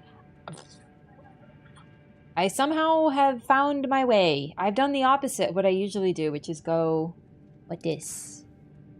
What this? Nothing? Okay. I'll look at the map. I feel like it's spoilers. Yeah, I just started going, dude. Somehow I've done a weird thing. Did a lot today? I really feel like I did everything and nothing at the same time. So we'll see. We'll see. Try the Dragon Crate Katana. You know what? I'll do that. I'll do that next time. I'm gonna write that down somewhere.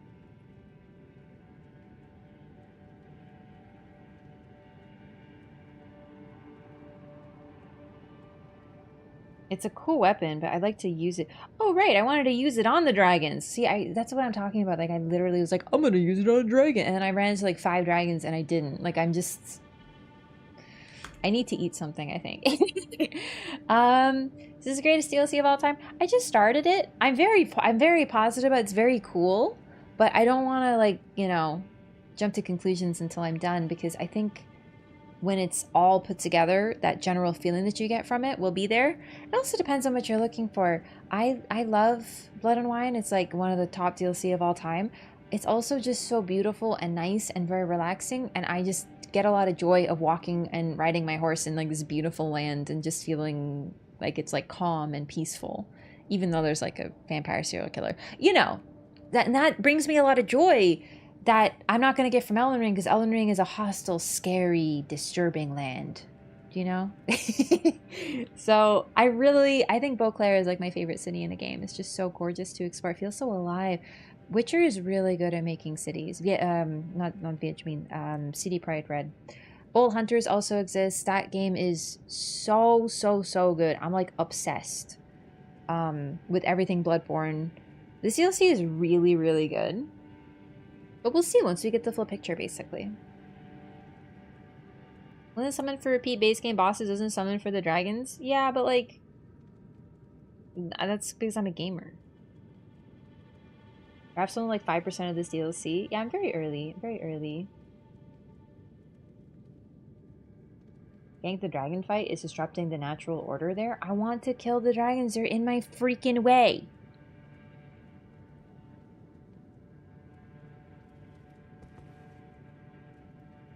We did actually more than I'm thinking. Really? How did I need to find these areas. Like, something is wrong with my progression. I don't know how I managed to just kind of beeline it, but yeah, whatever. Okay, yeah. Can't blame the vampire too much. I don't remember his whole logic anymore.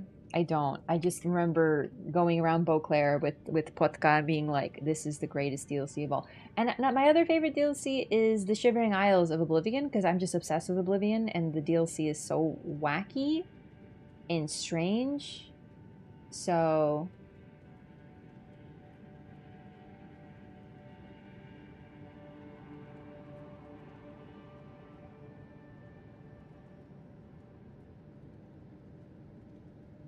so many Elden Ring games, mostly, honestly. Like, I look at my feed and I'm just like, everyone's it's so much. There's so many folks. I'm getting like choice fatigue.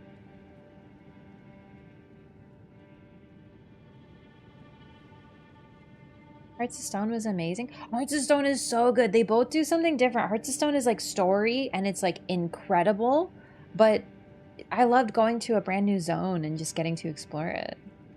I miss Shivering Isles, but I did hear it's a great one. I recommend it. It's really old now, like obviously, like, you know, Oblivion's like 2004. But there's something really special about exploring it. I also love like nonsense. So I think the Shivering Isles was like designed for me. So we'll see. Same as Witcher 3 and Cyberpunk. I think after I finish my Persona marathon, like off stream, I'm gonna finally start CD Projekt. I can't say games today. Cyberpunk. I think I'm gonna play it off stream. As much as it's like a really cool game, I just don't think it's gonna be a great stream game for me. But I really want to play it finally, so we'll see. Blood and Wine felt like I went on a European vacation. I know, there's something about just having unabashed beauty in a game that I love. That brings me joy. I like having a place that isn't entirely hostile too. I'm my core, I'm a comfy gamer, chat. I love comfy games. Those are my favorites. It'll be a good stream game. I don't know. I just don't want to commit to it on stream. Well, I guess I can try. But I'm not done with Persona off stream anyway, so there's time. All right. I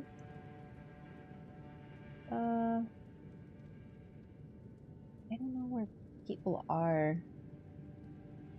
Yeah, I think I'm just not going to do a raid today. I'm just really scared of seeing something. Sorry, gamers, but there's a lot of folks on. Just go find someone else to watch. Is it weird that I find FromSoft games to be comfy? No, in a way they are. They are. It's just, you know, I'm running around on Tora and it's like, there's an owl going, and then there's a dragon and there's a big giant guy, and I'm like, you know, it's still fun, but there's something about just literally being like, and walking through Blood and Wine. No stream, go home. It's true. It's true. Anyway, I'll be back when I'm back. The plan is Tuesday, but I might stream tomorrow as well. They're like different types of comfy games though, because I like pure comfy. Like I love playing Animal Crossing and just talking to my little animal friends and just having no combat at all. And I love Stardew Valley and just like farming and making friends. And then I love facing against incredible challenge with some of these games. And I love everything. I just love games, man. There's a little bit of something in every game for me, I feel. Except maybe roguelikes. I do struggle to connect with those most of the time. Favorite Souls music? I don't know. The song from the trailer for the DLC. I don't know what it is, but that song lives rent free. So, thank you so much everyone for hanging out. Sincerely, I really appreciate it. I'll be back. Just basically follow me on social media or follow on Twitch, YouTube, whatever for go live pings, because like I said, I've been sort of going random. So we have Discord, Twitter, and these, so you don't miss a stream. I like Hades. I just didn't play it too much. Like, I liked it despite it being a roguelike, if that makes sense. The song is not called Dirty Talk, but that is a good song. Wait, what song? Oh, that song now. All right, everyone. Good night. Do you rank boss music so far? I don't know. I think I have to listen to them without the boss. I can't focus on music. Good night, everyone. Maybe see you tomorrow. Maybe Tuesday. Good night. Good night. Thank you again. Oh, dang. Did I... Oh, I think I forgot to say thank you again to folks. Oh, man. I'm really bad at this not getting noticed thing. But thank you, everyone, for any kind of support, whether it's, you know, watching or lurking or subs, gifts, members, anything. Thank you. I appreciate you all very, very much. Thank you. Thanks for being here for this DLC. Thanks for sharing this experience with me, because it wouldn't be as special without everyone in chat. Wholesome over. That's it. Okay, go home. Bye.